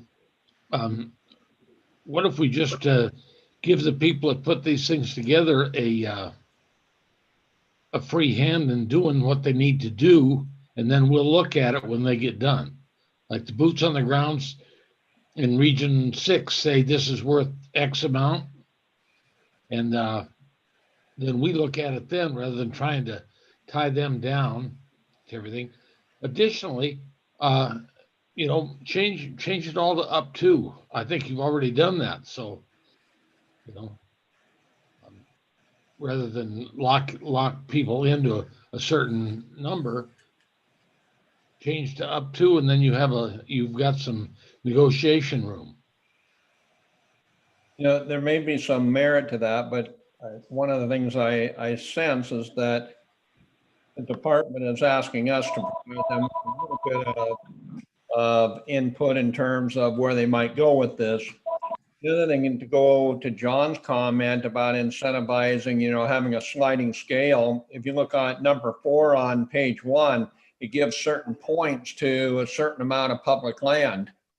And if 5 points is 3,200 acres or greater, maybe you start adding on to, and maybe use 5,000 acres as, okay, if you're getting 5,000 acres down here, that's worth yet even additional amount of money, and you go to 10,000 and it's worth so much, and above 15 is something else. I don't want to have one criteria on page 1 and then also have a criteria that's essentially the same on page 2. And I don't think that's what John was suggesting at all, but we might be able to add on to that on where Jason's making changes right now. It's like, okay, for starting at 5,000 acres, do we add certain additional dollars? I think that sounds good, because that would accommodate those bigger pieces to try to get more and more open, like that's what this was meant to do, open up the land. And so you're getting an incentive in there to try and open up the bigger pieces. And I'd rather have some guidance there than leaving it up to us to make a decision.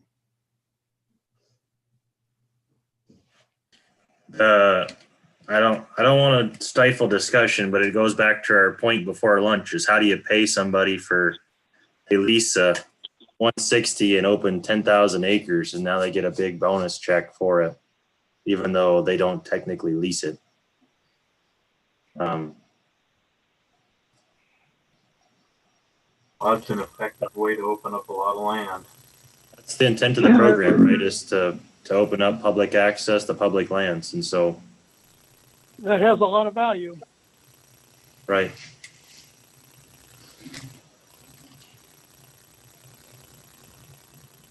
We may get some heat over that, but at the end of the day, yeah, you may only have 160 acres they're driving through, but boy, if somebody can bring their vehicle in or walk in and all of a sudden now have access to, an elk herd, that borders the Sun Ranch, or some of these places that are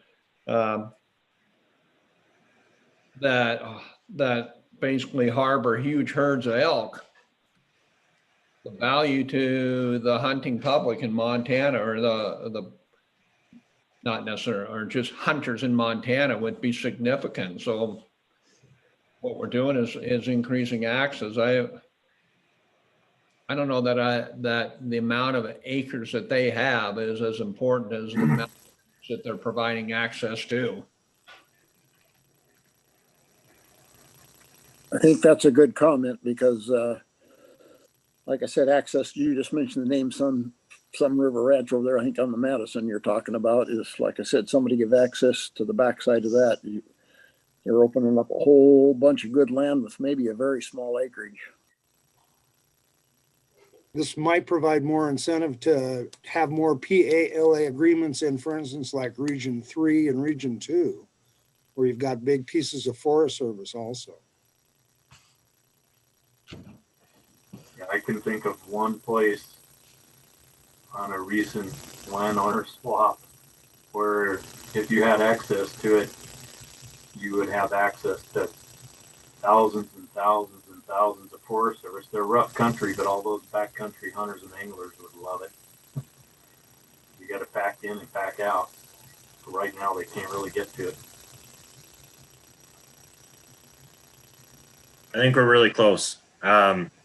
This needs to be formatted a little bit cleaner, but basically similar to what we had last year for hunting and fishing opportunity, valuing the same, adding some money for other recreational opportunities, differentiating and breaking down the value for motorized access, whether it be with permission, without permission. There's kind of a total rough estimate and approximate for a total of 4,000 for those that are a section or greater. Then we start talking about those that have 5,000 acres or more getting added money. Some of the demand added money. And then if you start linking about longer term agreements, trying to add in funds.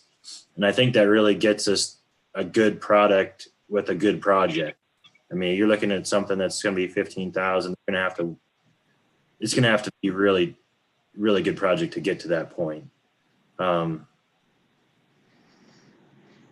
There obviously is the caveat that everything is negotiable. So if there's a special circumstance or something that needs to warrant going outside of this payment structure, that's possible. There's a flat rate system built in for those parcels that are small, just landlocked chunks.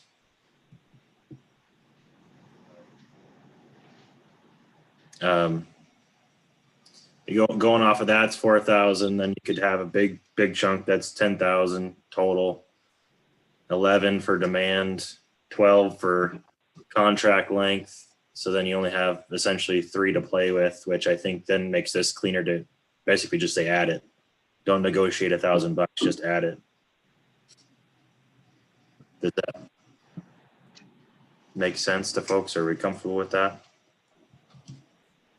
I think it's a good place to start working through. I mean, I think it gives us a good template, a better template than we worked through this past year. And as we start working through it, I mean, just the way you explained it, to me, it makes more sense. I think it's more defensible than what we'd come up with, in the last summer. Yeah, I'll run through a handful of our projects from this year and see where they shake out. You guys can do the same. Certainly, I don't want to necessarily advertise that right now on a live YouTube stream, but we certainly can look at examples and see how they fit into next year's system and how that would work out. Because I think our high-end projects we did this year are going to come out about the same. It's the smaller motorized stuff that will be different. Will be more reasonable probably.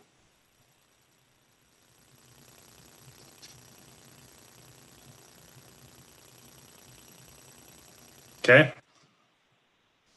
Well, thank you all for that discussion. It's been something that's needed to happen. So thank you for that discussion and thanks to the ideas too, John. You're the idea man today. Appreciate it. All right. What would folks like to talk about next? The BMA discussion, given we've kind of got a more solidified PALA criteria, or would you like to talk about the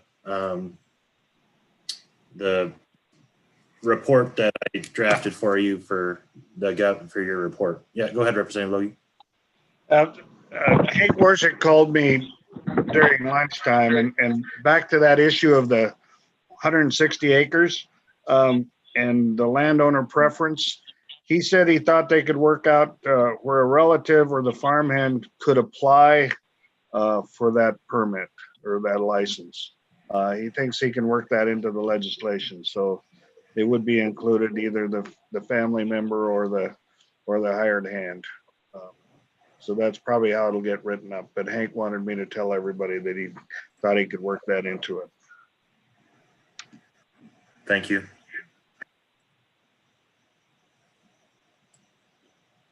So Ed, since Ed Beal, since it's kind of your baby, what would you like to do? Do you want to discuss the cap, or do you want to go under the report, or maybe the cap is no longer something to discuss? The block management cap? Correct. No, I think we're discussing it. Yeah, it appears to me that it's time to review that and maybe suggest an increase in that cap. As far as the economics, looking at the 100-day and the cap are obviously two intertwined questions. So I know you can do one without the other and solve one problem, but it's evident that it's undervalued. I think it was undervalued when we went to 15, and I was brand new on this council when we did that. And I don't remember how many years it's been, but it's been many years since it's been increased. So definitely, I think we should discuss that as a proposal.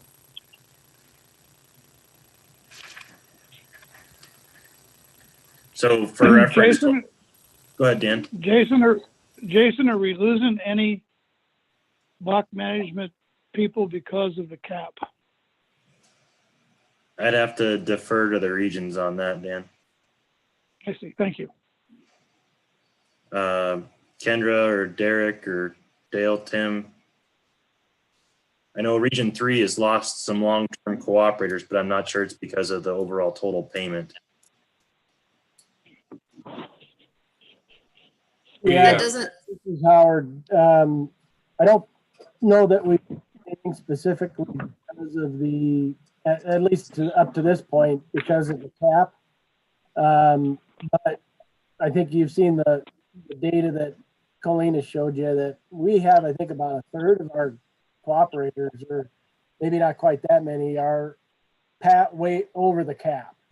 And so that probably is, that's a big concern for us, because we support pretty much most of the elk hunting in the state here, and a lot of our cooperators are, twice the cap basically as far as their 100 days go. So it's definitely something that potentially could lead to some landowners leaving.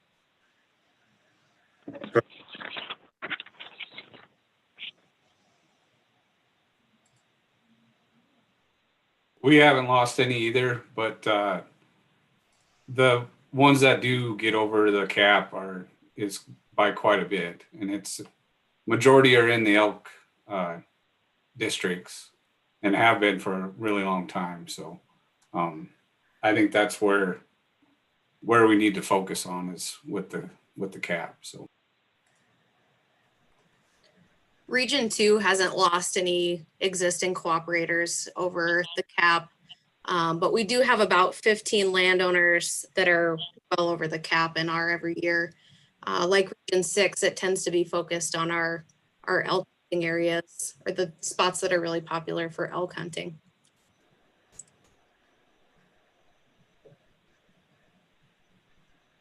Region 5, I would agree with the other coordinators that nothing that I can tie directly to dropping out over being over the cap. And, for our elk hunting, a lot of the areas, either sex hunting is by permit only. So we don't have as high a demands, like the general elk license areas where unlimited number of people can go. So a little bit different situation there. One comment I can make to that, I think if we wait till you have people dropping out because of this issue, it's going to be way tougher to get them back in if you lose them. I mean, it would take probably an average of 5 individual hunters to come up with the money to secure a block management. So I don't even want to go there, but I think day is different and there's a lot of different pressures. So I would hope we wouldn't start seeing those folks drop out for any reason. Derek, have you seen anything? You've got quite a few. No, we haven't seen any cooperators drop out because they exceed the cap. And yeah, just to reiterate what all the that certainly seems to be connected with the elk hunting opportunity. The properties that we have that reach that cap are because they offer the opportunity to hunt and harvest elk. So roughly we're about 73, 70-ish cooperators who are at or over the current $15,000 per landowner cap. Region 3 has 25 of those, or roughly about 25 of those. Region 2's got 11. Region 4's got 11. And then 6 is got, I think, about 6. And then Region 7's got about 11 as well. So it's kind of spread out, but it's associated with that elk opportunity. Clearly an issue here in Southwest Montana as far as the use goes. There's just a lot of hunter days here. What would happen if we just took the cap off and paid everybody per hunter day? Do we have money enough to do that? Then you'd be compensating the people that have the most impact. So if you took the 73 that are currently over times, say it was 20,000 total, that's 365. I don't know if where we sit on budgets for that. Well, the budget has always been our Hunter Access Fund earmark. So whatever the earmark is, that's what we use. The earmark is being supplemented now through PR funds. So it's a matter of how much the agency would be willing to commit in terms of PR and how much you want to grow the program on PR. Because the Hunter Access Fund earmark is not there to support significantly. To Lee's question, we do have some places in the state where we'd have to figure out what that payment would look like. So there's specifically some cooperators in the northwest part of the state that have 620,000 acres enrolled in block management with an estimated 64,000 hunter days for basically a payment of about 800,000 if we were to pay them that no cap rate. So that's probably not practical. There are quite a few cooperators who are at that $30,000 range, 40 to 50, one pushing 60, all receiving 15,750. So.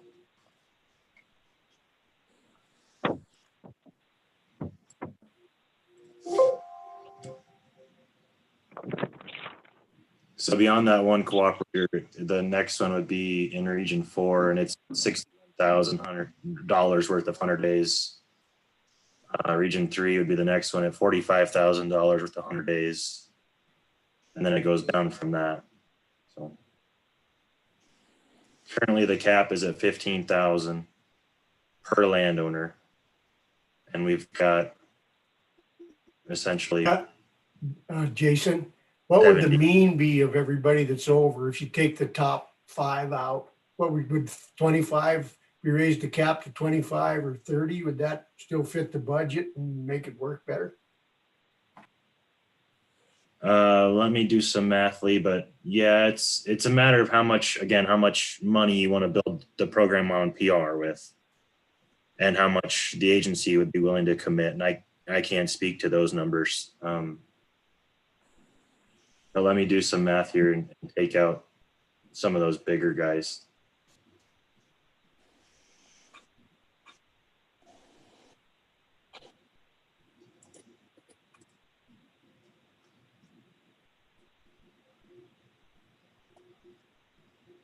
While he's doing that, there's kind of two issues as I see it.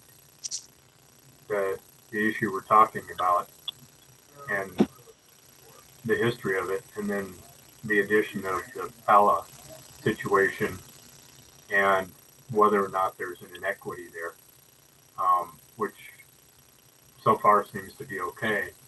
But once you build this opportunity with Pala another year or two, I would think we're going to be up against the rope on the comparison.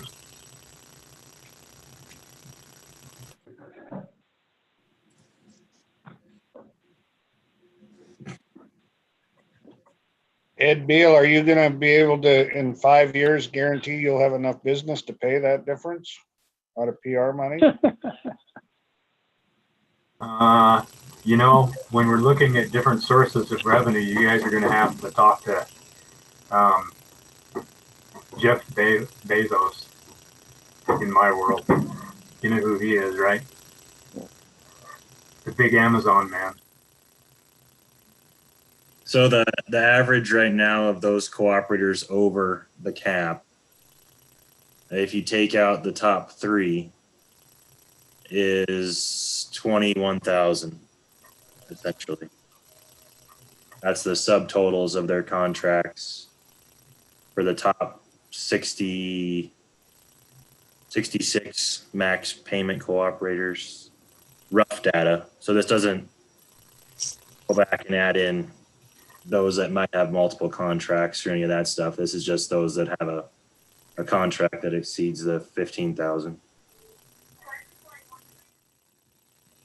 So that currently is 20,807 essentially. If you take out the top, anybody that's $45,000 or over, is that the average is 21,000. Well, we need to move the cap up to 25 or pay 100 days up to, well, I don't know how you do it, but we need to incentivize the guys that are on our side somehow or other, the ones that are taking the brunt of the impact. It's got to be budgetable too, though.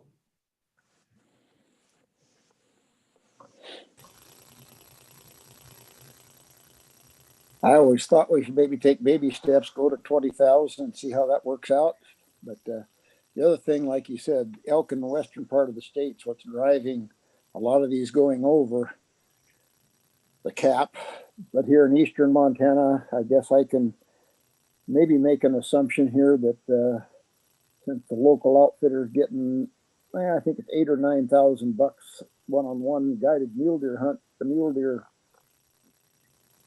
interest is becoming very large. And you think about one landowner can sell 2 mule deer bucks for $16,000. The block management needs to go up. So yes. I'm for raising the cap to at least to 20.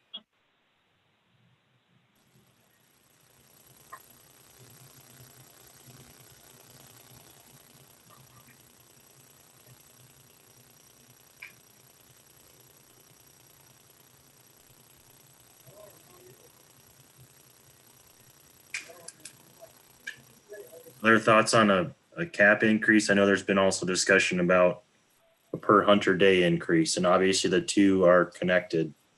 So if you increased everybody's payment, it would also push more people into the max payment if you don't adjust that dollar figure.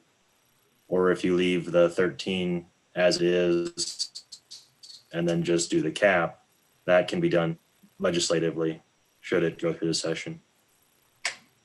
I really feel the 100-day payment is enough right now. That's personal, at least for me. Maybe the other thing could be a consideration of the sign-up fee. Maybe if that went up, maybe we'd gain a few more people coming into it. But I do agree that the upper limit, we need to keep those people in, even if they're not dropping out. I stay ahead of that curve, and 20,000 would be very reasonable for what they're providing.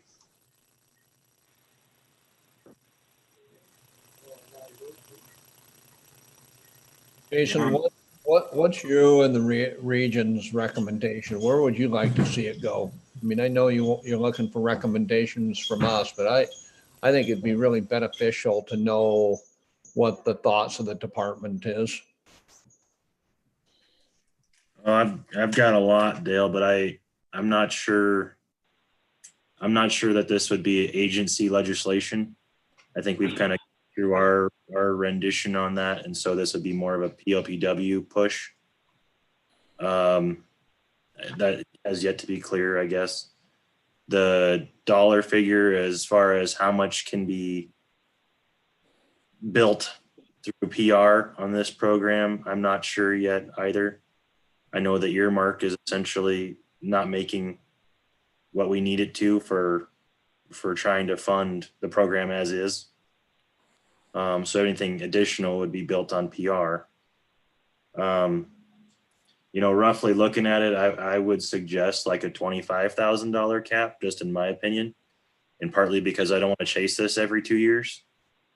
But at the same time, I also understand we got to be reasonable, both fiscally and what the sportsmen of Montana would be willing to support as well. I mean, as a BMA hunter myself, I'd be happy to pay for a BMA stamp if that's what it meant, you know, to find the difference in cost, because residents right now, resident hunters are only paying $2 towards the earmark. The rest of it comes from non-resident sales. So as a resident BMA hunter, I know there's all kinds of people who would be willing to support a fund increase. So, you know, to answer your question, I think the Hunter Day figure is probably fair. If you look at when the program started in CPI, the price index and inflationary costs, we haven't kept up. But that doesn't make it right or wrong. It's just that's where the program started in 95 or 96 was $10 Hunter Day. But then in terms of an overall cap, now that we have the public access land agreements at one landowner pushing $26,000 through that process, which is a good project, it doesn't necessarily seem consistent, I guess, if we don't compensate private landowners accordingly. Jason, My 2 cents. The regions probably have a perspective as well because they're a lot closer to it than I am. But. Jason, what is the charge for block management use? So a landowner receives a $250 enrollment payment, just like we have for Palo, just got done discussing. I mean hunter. Huh? The hunters. Out of state and state hunters. Oh, I have no idea. I mean, as far as the budget overall? No, you said there was a $2 fee, like a stamp? Well, it's part of your base hunting license. So as a resident, you buy your base hunting license, which is $10. $2 goes to the Hunter Access Fund.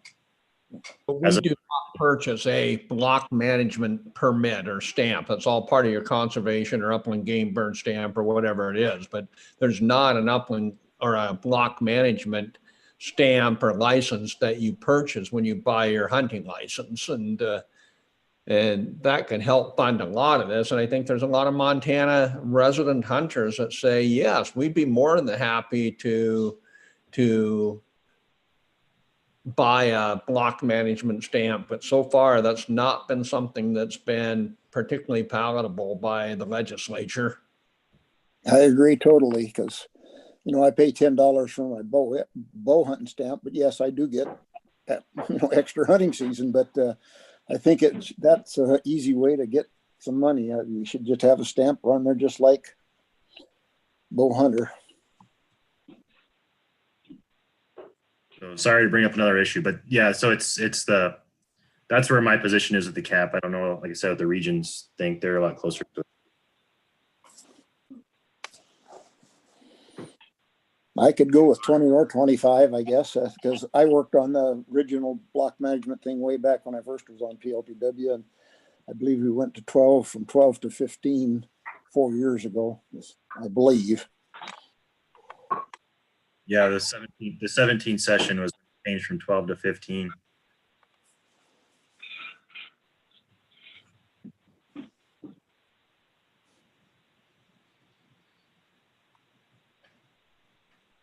If we want to keep from having to do it so often, we just got to make it higher. So I think it ought to be 22.50 or 25. If we're going to keep up with inflation, and then don't we have an opportunity this legislative session to figure out another way to help fund it?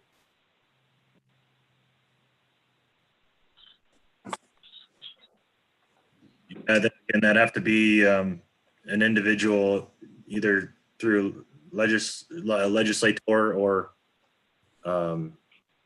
this committee, because I don't know that I can't say that the agency would carry that, I guess is how I would say that. I mean, it wouldn't be obviously us carrying it, but it'd be a agency bill, and I don't think that the agency is taking on more legislation at this time.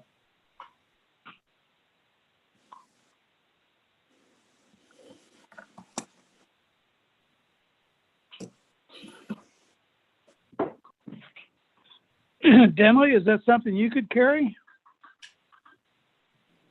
It is something I can carry. If PLPW is behind it, I will say, I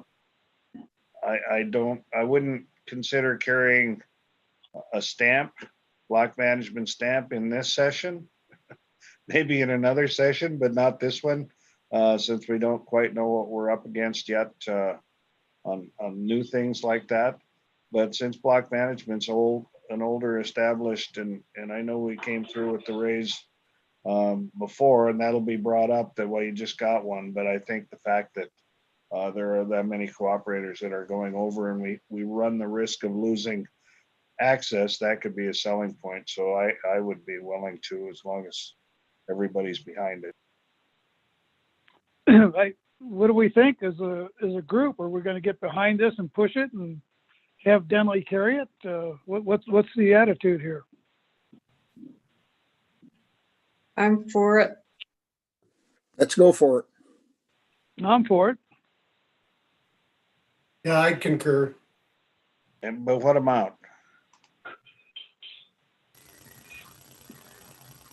Well, Lee said let's go to $20 to $22.50 per tag. I think he meant to say 20,000 or 22,500. Yeah, I was talking about the cap, not the tag. Oh, I see. Gotcha. Yep. Stand corrected. And Jason, if you feel this is going to come right back at you, like I said, sometimes we take too little steps, but maybe 25 is it if we could fund it. I think we also know we need to consider what Jason said a minute ago. If I heard you correctly, you said right now the budget projections that the department made are not generating the dollars to fund the program. And if we're going to have we're going to increase money, it may have to come out of PR dollars. And I know there's always a fiscal note attached to these bills. What's the probability for the department to come up with money to fund the extra demand on this? I mean, it sounds good, but at the same time, we need to be careful that we're not going to lose another program or diminish another program to fund this program.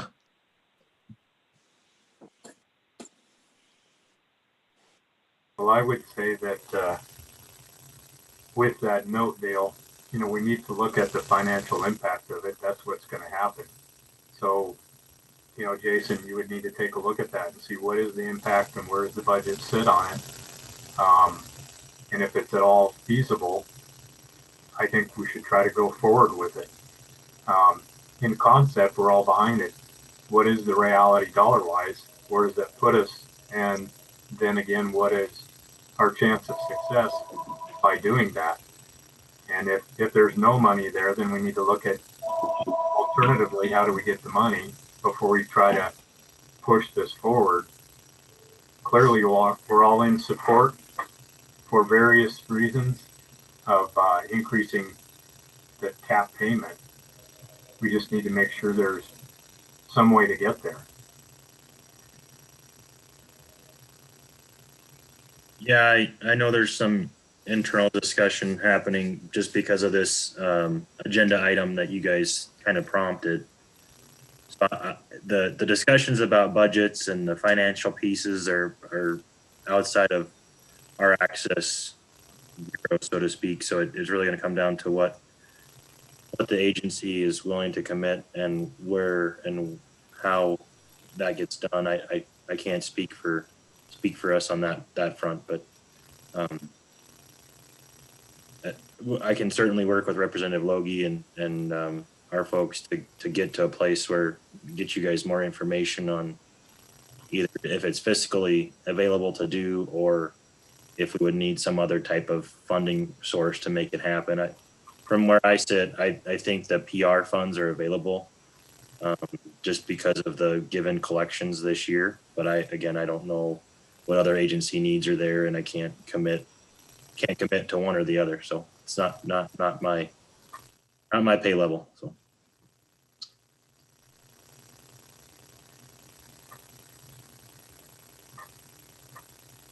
So that means we should go forward based on Denley would carry it if it seems there's going to be funding to support it.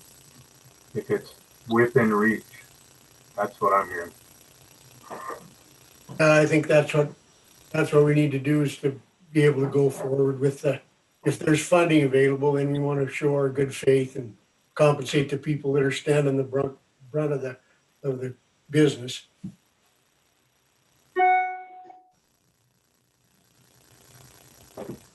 Okay. I can work with Denley and work forward with that with our staff on that one.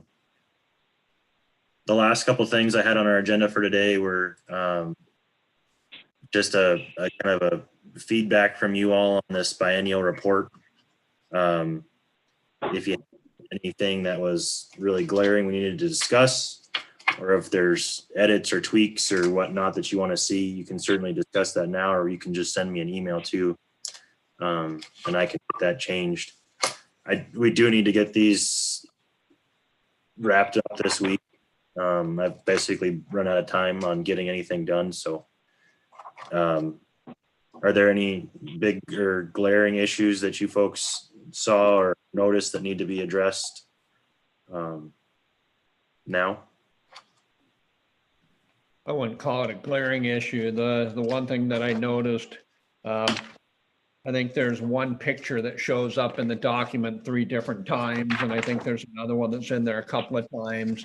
If you had the ability to replace some of those that are like the one that's in there 3 times, I think it would reflect better on the in the document.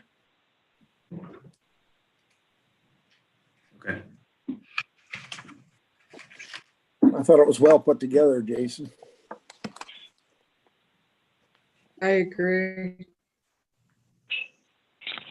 The other thing, the discussion that we had today with the comments, that came out of our migration meeting, if we could summarize those and somehow, try to, just provide some light on that. I think that would reflect well for this council and also for the legislature. So, and you said you were going to rework that, Jason, and come up with something. I don't think you necessarily need to take what Cole put together and just put it in the document, but to summarize that and then really talk about the landowner panel that we had and the engagement of the PLPW.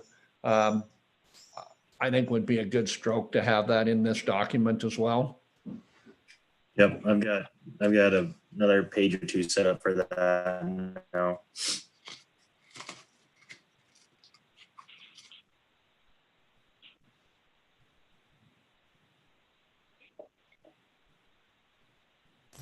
Jason, just a comment, and it's not in specific to this report, but with what we've experienced, like in particular last year, on the continuity of the council, I'd like to see a point made to the incoming administration that if you want continuity in this council and its relationship to landowners, wildlife, and its mission, these appointments should be made timely.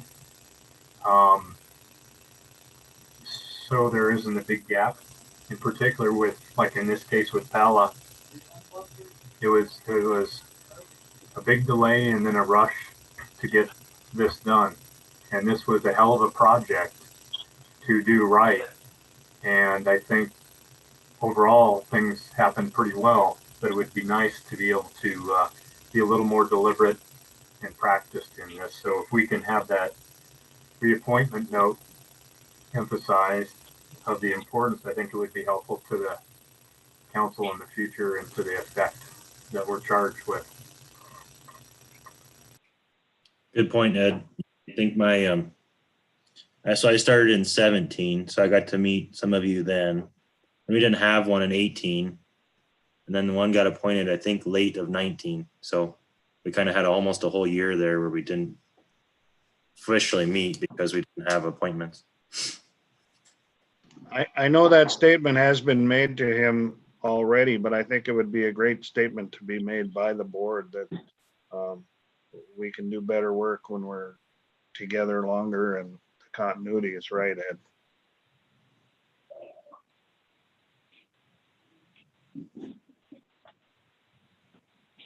Okay.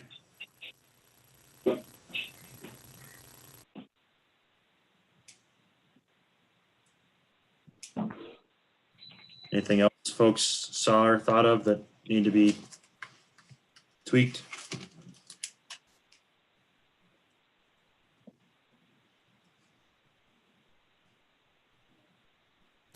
Here's a little thing. The only thing that on the last page kind of caught my attention is there's a lot there.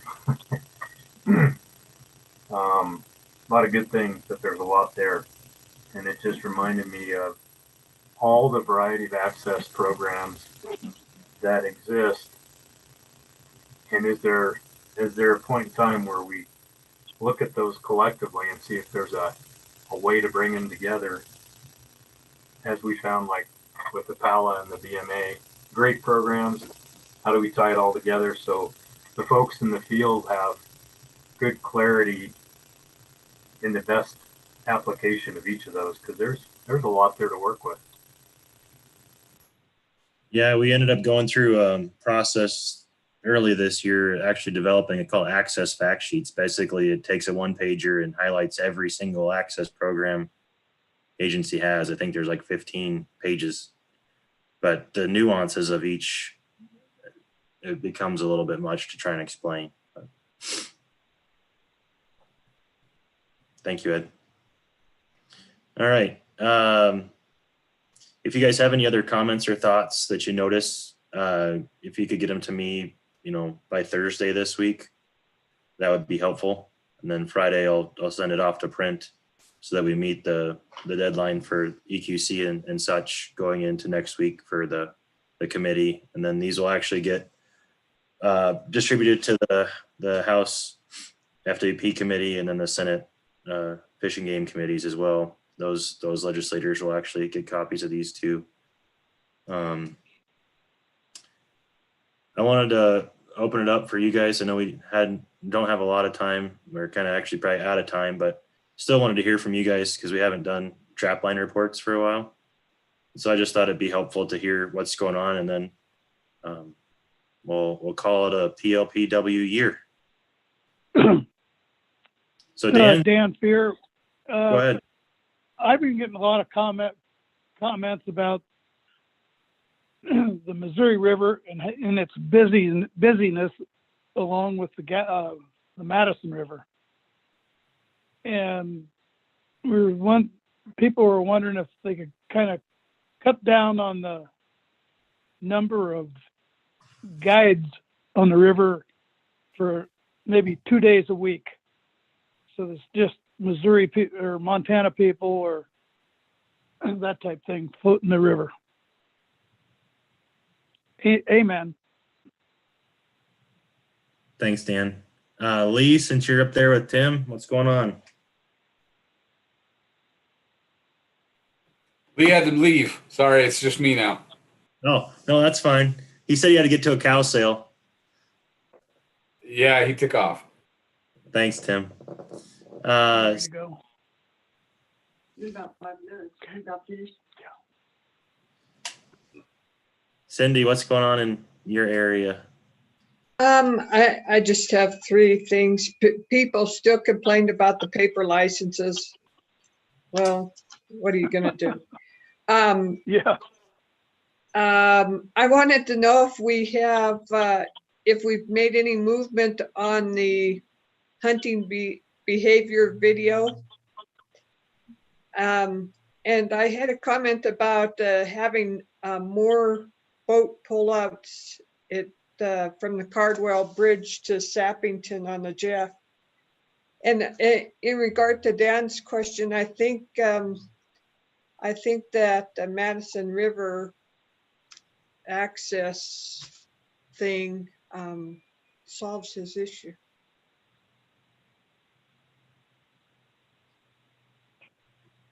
Thanks, Cindy. I can't speak to the fisheries issue. Dustin, do you have anything maybe that you could relay on that? If he's still with us.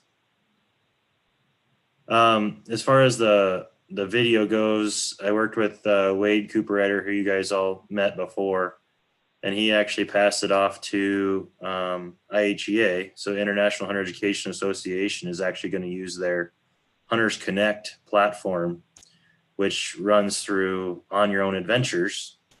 So IHEA is going to help us produce a video that highlights those issues and really Western U.S. landowner hunter issues.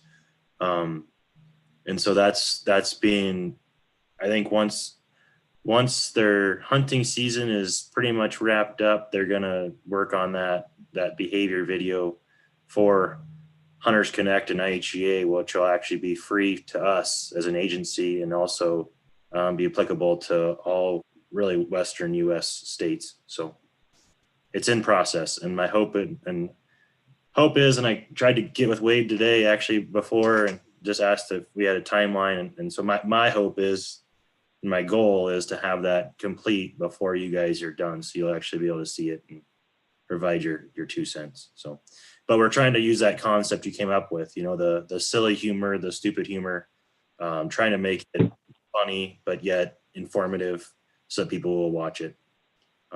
That's the guidance that we provided to IHEA and Hunters Connect. Thank you. Ed Bukowski. Yeah, I only had a couple things.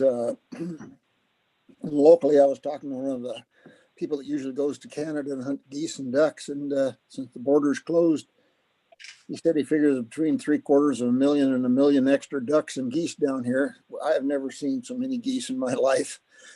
There's literally thousands coming into the fields, and so just an interesting comment on that. I don't know, the river's temperatures are so mild, the river's going to stay open. I don't know if they'll even migrate. And the only other statement I had is I noticed this year on the X-Hunt thing on your iPhone for landowner ownership and stuff, I brought up the topics about ceded land being on there, and it said no ownership, and now all the no ownership is off, and it just shows the lines. And I have a feeling a few lawyers got together and got that out of there before they got into a lawsuit, because it was putting the game wardens in a very, very precarious situation. Some people have paid taxes 100 years on this land, and then it showed no ownership. And so those are the only couple of things in this area that I've really noted. We had a good game season. So, and thanks everybody for what you're doing and keeping us going. Thanks. Dale, tribute. Just talking to the landowners and block management cooperators, a lot of them are. Their sense was the bird hunting pressure was significantly greater than what it has been in the past, along with antelope hunting. They said there were a lot of antelope hunters out deer hunters seem to be more dispersed. I don't think there were more or less of them. They just seem to be dispersed throughout the season. You know, the weather, although we had not a lot of snow, but it came with a lot of wind and there was a lot of drifting. So things got muddy in the middle of November, but really in October, it was very dry, almost too dry. There were some areas that I believe I read where some BMA areas in Region 6 and Region 7 were not going to allow hunting until they'd gotten some precipitation. But overall, I'd have to say the landowners that I talked to, they're ready for, like always, are ready for hunting season to be over. But I did not hear of any significant issues from the landowner block management cooperators this fall. It seemed like the season was pretty successful for them. Thanks, Dale. Ed Beal? Yeah, first, just wanted to mention what Rich mentioned about the Region 4 person coming and talking to us about their successes. I hope we incorporate that into a next meeting sometime about how they were successful in doing that. So as far as trap line, yeah, we definitely saw a lot of activity here. Dan mentioned the Missouri, a lot more use with everybody being outside all the way in through the fall, in particular with all these nice warm days we've seen. So a lot of use of recreational resources in a big way past the summer. As Cindy made mention, paper licenses, it was interesting listening, and everybody was really happy that you got free dupes. I think they figured they got double tags, and yet they didn't find as many deer maybe as years passed. And then the last is snaggletooth. I think as that expansion of grizzly bears connects between the north and the south reaches along the Continental Divide, definitely hearing more people having encounters and just trying to figure out how to deal with it, how to live with it. So pretty interesting fall. Thank you. Thanks, Ed. Representative Logie? Well, everybody in this area seemed to, the ones that went over east hunting really enjoyed. They all had pretty good success over east.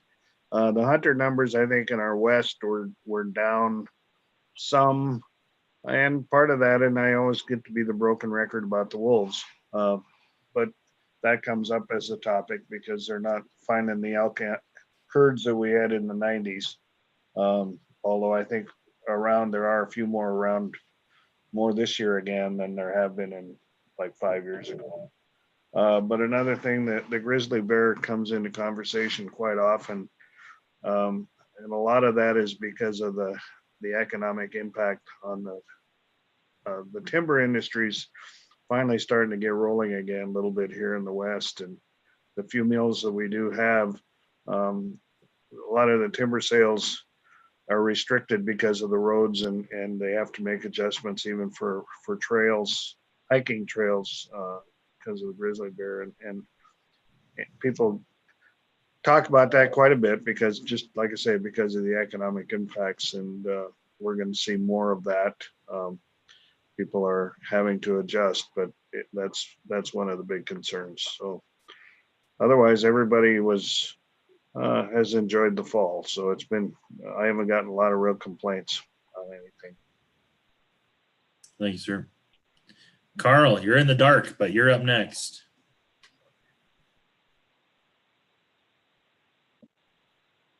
You're still on mute, Carl. Okay.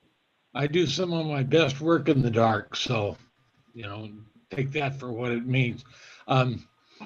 Pretty good season. I did run into a couple hunter behavior issues that I thought were unique. I go to an area that has been the orange paint posting of public land has always kind of graveled me, but that has created some hunter landowner conflicts because people with Onyx maps are just going ahead and now hunting the public land, even though it is posted. And I believe they're right to do that, but that is an issue. From a personal standpoint, I really miss teaching hunter ed because we've all gone online now, and hopefully Coronavirus will go away and we'll survive it and come back. So other than that, had a really good hunting season. Shot a 6-point bull with my grandson standing right next to me. It doesn't get any better than that. So be well, stay safe. Thanks, Carl. Anything from the regions that care to comment on?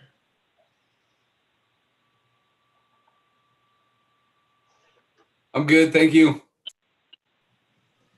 Yeah, thank you to our regional staff, both the wildlife managers and access coordinators. Thanks to Cammie for hanging with us as long as she has as well. And then Dustin, appreciate your perspective from the fisheries angle. It's good to keep fisheries in the loop here. We'll have another page actually to add into your report from the fisheries side of things, which is just basically a program summary on their status. But thank you all for this year. It's been a crazy year, not how I like to do business on the computer at all, but we're getting business done. I look forward to working with you in 2021. Like I said, we'll try and get probably 3 meetings in before your term expires. I know there's been some interest from others about trying to join into this council. So I don't know how the new governor and appointments will work. But I think that transition period of having people that want to stay on, having new people that want to apply, and having those that want to drop off all in the same process seems to work best. So we don't have a big time gap and a loss of understanding. But thank you guys for your time. I wish you a Merry Christmas and stay safe, stay well, and I'll be in touch with January probably meeting date. Thanks, Jason. Thanks, Jason. Thank you. Thanks, Jason. Thanks and Merry Christmas to everyone. Merry Christmas, all. Same to you. Thank you guys. Take care. Merry Christmas. Goodbye.